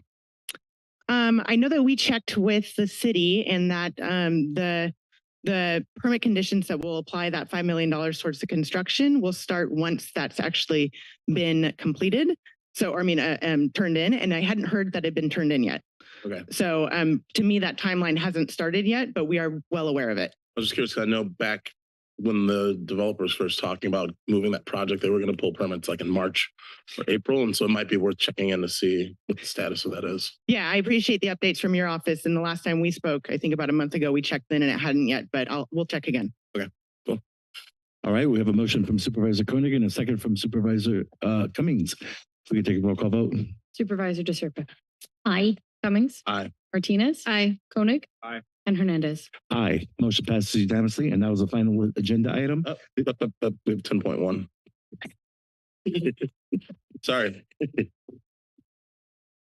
Yeah, so 10.1 was item number 15, which is the approve the proposed 25-26 budget for the county executive officer, including any supplemental materials and take related actions as outlined in the reference budget documents as recommended by the county executive officer. I pulled this item because we've been receiving extensive comments and requests from members of the community to maintain the funding for Susan Green with the Justice and Gender Commission. And I just want to point out that, when I got on this board, and we hear from many commissions, and the Justice and Gender Commission has been really effective at helping us advocate for getting things, that the community wants actually implemented. And they were really instrumental with getting Blaine Street reopened. They were really instrumental working with my office with advocating for in-person visitations after COVID so that people could have face-to-face visitation with their children in the jails. And, her qualifications, as a research associate faculty at UCSC really positions her to help be really effective. And I know that she's been committed to doing this work, and $51,000 is a very small amount of money when we really think of the overall budget. So I really want the board to consider whether we can maintain that funding for that position. And so that's why I pulled this item. So if you want to open up to public comment, or if we want any. Did you? Sure. I'll start. Good afternoon, Chair Hernandez, members of the board. So I'm Melody Serino. I'm the Deputy CAO. I construct the budget for the County Executive Office in consultation with all of our staff, of course. As you have heard all day, it's critical for the county to make responsible and equitable budget decisions amongst so many competing priorities and still unknown threats from the federal government. As part of our cost containment efforts in our budget, decisions were made to reduce over $700,000 worth of professional services from the CEO budget. And that's not including the clerk of the board, which is also part of our budget. These cuts included the reduction of some of our standard contracts, such as our administrative hearing officers that hear zoning cases, cannabis cases, et cetera. We also reduced or eliminated several outside consultant services. This included training, research, polling, outside counsel, graphic design, video services, and of course, this contract for the Justice and Gender Commission. The JAG Commission and the stipends for the commissioners are not impacted at all by the elimination of this contract. Support for the commission will continue with internal staff who have always attended these commission meetings, which meets quarterly. There are working subcommittee meetings, as you heard earlier today, as well, and staff have recently been invited to join those so that they can get a better understanding of the working structure of the subcommittees and how work gets done at that level. I just want to say that the staff assigned to this commission includes a female analyst who also staffs the public defender office. And she's well-versed in the holistic approach to serving those involved in the criminal justice system. Internal staff possess the skills, the ability, and the commitment critical to maintaining service continuity and accountability for this commission. It should be noted that the JAG Commission is the only commission with support from an outside consultant with a contract of $51,700, which includes the consultant rate of $195 an hour plus travel costs, and then an additional $1,000 for speaker costs. And while this may not seem like a lot of money in the scope of our overall budget, every dollar saved from the general fund will allow for the restoration of other critical services. Reducing these external expenditures in the CEO budget aligns with our responsibility for cost efficiency, maintaining essential services, and maintaining equity across our boards and commissions. While we recognize the contributions of external partners, these are difficult decisions to make, and to cut outside consultants reflect our commitment to fairness, fiscal responsibility, and the prioritization of long-term organizational resilience. Thank you. So I'll open it up to the public to see if anybody would like to address us on this item. Seeing none in the chambers, anybody online? I see no speakers online, Chair. Okay, I'll bring it back to the board for any questions, comments.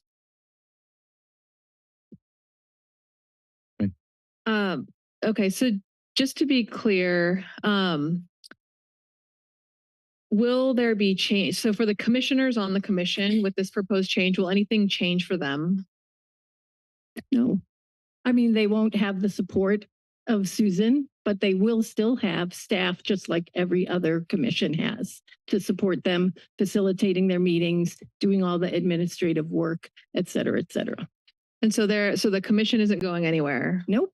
And their work can continue. Yes, And absolutely. they'll still receive their stipends. Absolutely.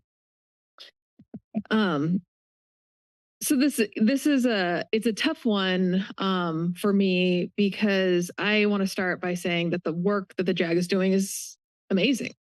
And I've been tracking it for quite some time, and I'm a big fan, and so I'm encouraged to hear that the work can continue with these changes. I started my comments today really sharing that I'm focused on safety net services, basic need services, recognizing that we're going to have cuts and prioritizing wants versus needs. And I do feel like an administrative contract for a commission is more of a want than a need, given the environment that we're in. If we were in a different budget year, it wouldn't even, I'm sure we wouldn't be having this conversation. I also recognize that there's other commissions that don't have similar support. You know, the Juvenile Justice Commission is a commission that actually has a mandate to review and audit the juvenile hall every year. They actually have a job, but they don't have hired staff. We have the Seniors Commission, the Mental Health Advisory Board, the Latino Affairs Commission, the Housing Advisory Commission, right? There's a bunch of commissions that don't have this type of support. And so that is, you know, weighing on me as far as supporting the recommendation. And then the other thing is, you know, I'm so appreciative of everybody who came to speak today. It's great to hear about the impact and how valuable this commission is. But I also just heard a lot of just personal feelings towards the contractor. And I kind of have the belief that county contracts, there shouldn't be personal. They're you know, business agreements. And I can't imagine it's been RFP'd anytime recently. I just think that if we took kind of the personal side out of it and kind of looked at equity, it feels like this is a reasonable recommendation. So despite the good work, and I just want to thank everybody for their good work, I wouldn't be supporting did you have you made a motion? I don't think you've made a motion. I wouldn't be supporting reinstating the funding, but maybe something to look at when we are in such tight fiscal positions. If nobody else has comment, I do have a comment. Okay. You know, I thought about this in a different light. I thought about it in the sense of like some of the things that they did, some of their accomplishments, right? I thought they're, you know, really good, and I supported them. And I wondered if they would have been accomplished with staff input or staff leading the group. And, you know, I thought about the recent planning commission votes. And so, you know, if our planning commission led by someone in the planning commission, a technician, goes against the staff recommendation, I'm sure that this committee would also do that if you know, if they needed to, with staff running the operation of JAG. So I'm fine with, you know, the staff recommendation. Any other comments? Or I'll just go ahead and make the motion to approve the CEO's budget as recommended, and add the funding for the Justice and Gender consultant at $51,700. I'm sorry, I'm confused about the motion. Can you tell me what it is? Are you So the making a motion is to continue with Susan's contract? Yes. Okay. So there's not a second. So if there's no second, do we have an alter? Well, if the motion dies, I'll offer a new motion to approve the staff recommendation, and you know, echo a lot of Supervisor Martinez's comments. And I mean, I agree that this commission's done incredible work, but in a difficult time like this, I really do think we need to focus on essential services. And if it came down to, you know, buying an additional $50,000 worth of food to put in people's mouths, I think I would have to choose that over a contractor, which might be helping the commission do their work, but it's not like any of these passionate people are going to simply go away, and we're still helping them to achieve these things. So yeah, we'll move the staff recommendation. Second. So we have, if there's no further comment, we have a motion from Supervisor Cummings and Supervisor Koenig and a second from Supervisor Martinez. Supervisor DeSerpa. Regretfully, aye. Cummings. No. Martinez. Aye. Koenig. Aye. Hernandez. Aye. Motion passes with one no vote from Supervisor Cummings. So it is 3:54, and we're going to adjourn this meeting. Next budget hearing will be at 9 a.m. on Wednesday, June 4th. That's tomorrow. And I got an hour and a half drive home. Recording stopped.